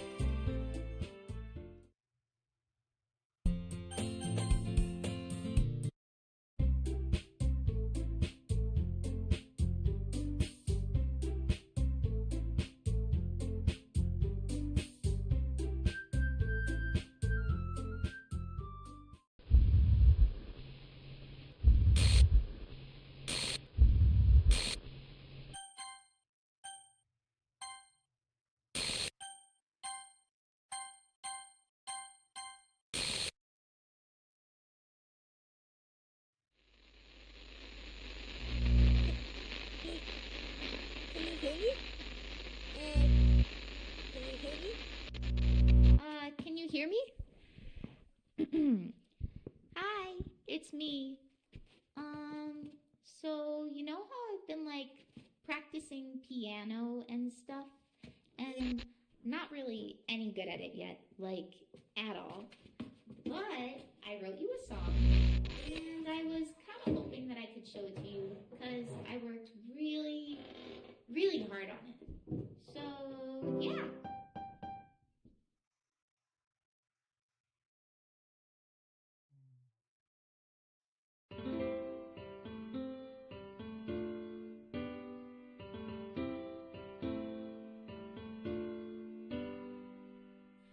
Every day I imagine a future where I can be with you.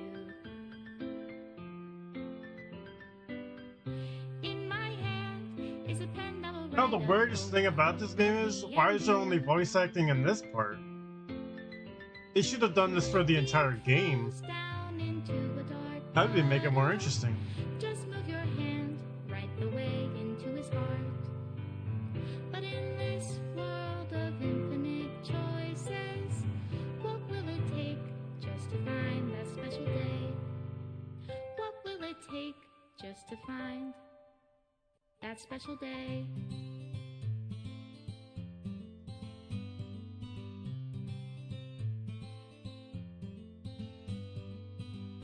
Have I found everybody a fun assignment to do today? I'm gonna do one more thing before I end this. Instead of resetting, I want what happened if I reset the game, or not reset the game, but do a new game. You know what I mean?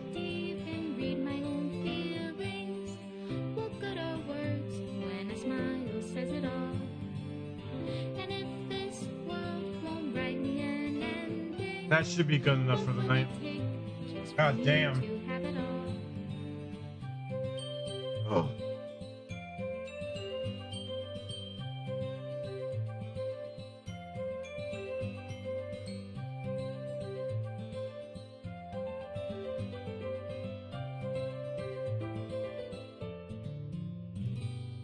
Ugh. Does my pen only write bitter words for those who are dear to me? Is it love if I take your, is it love if I set you free?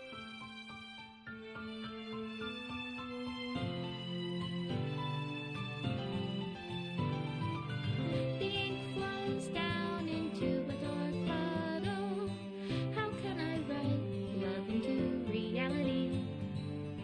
If I can't hear the sound of your heartbeat, what do you call love in your reality? And in your reality, if I don't know how to love you,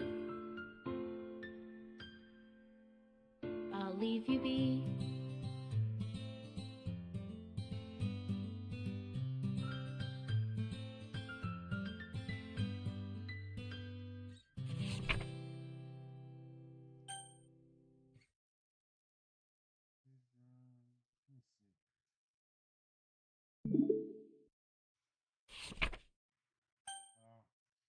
You don't have a choice. Okay.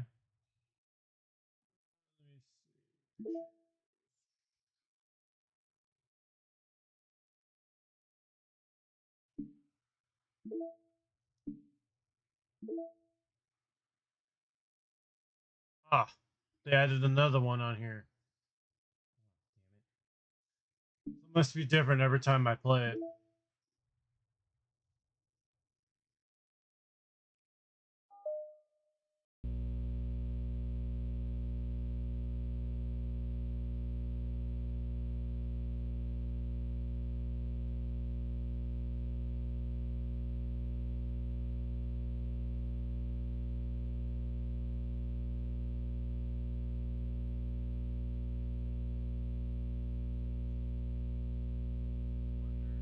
They show it on YouTube.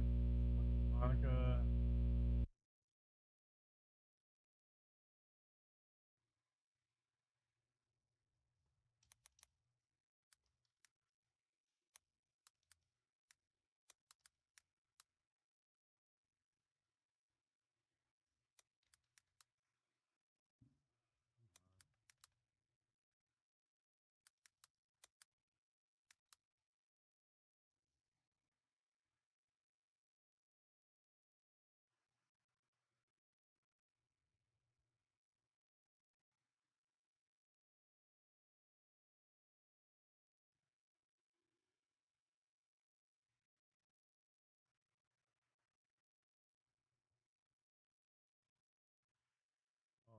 see something here.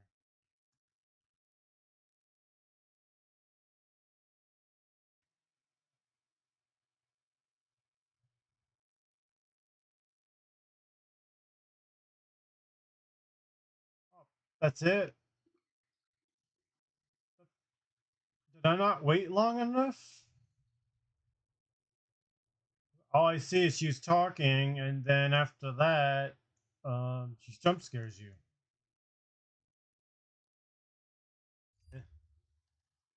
Wow. Okay. I don't know how to get that one, so I don't know, guys.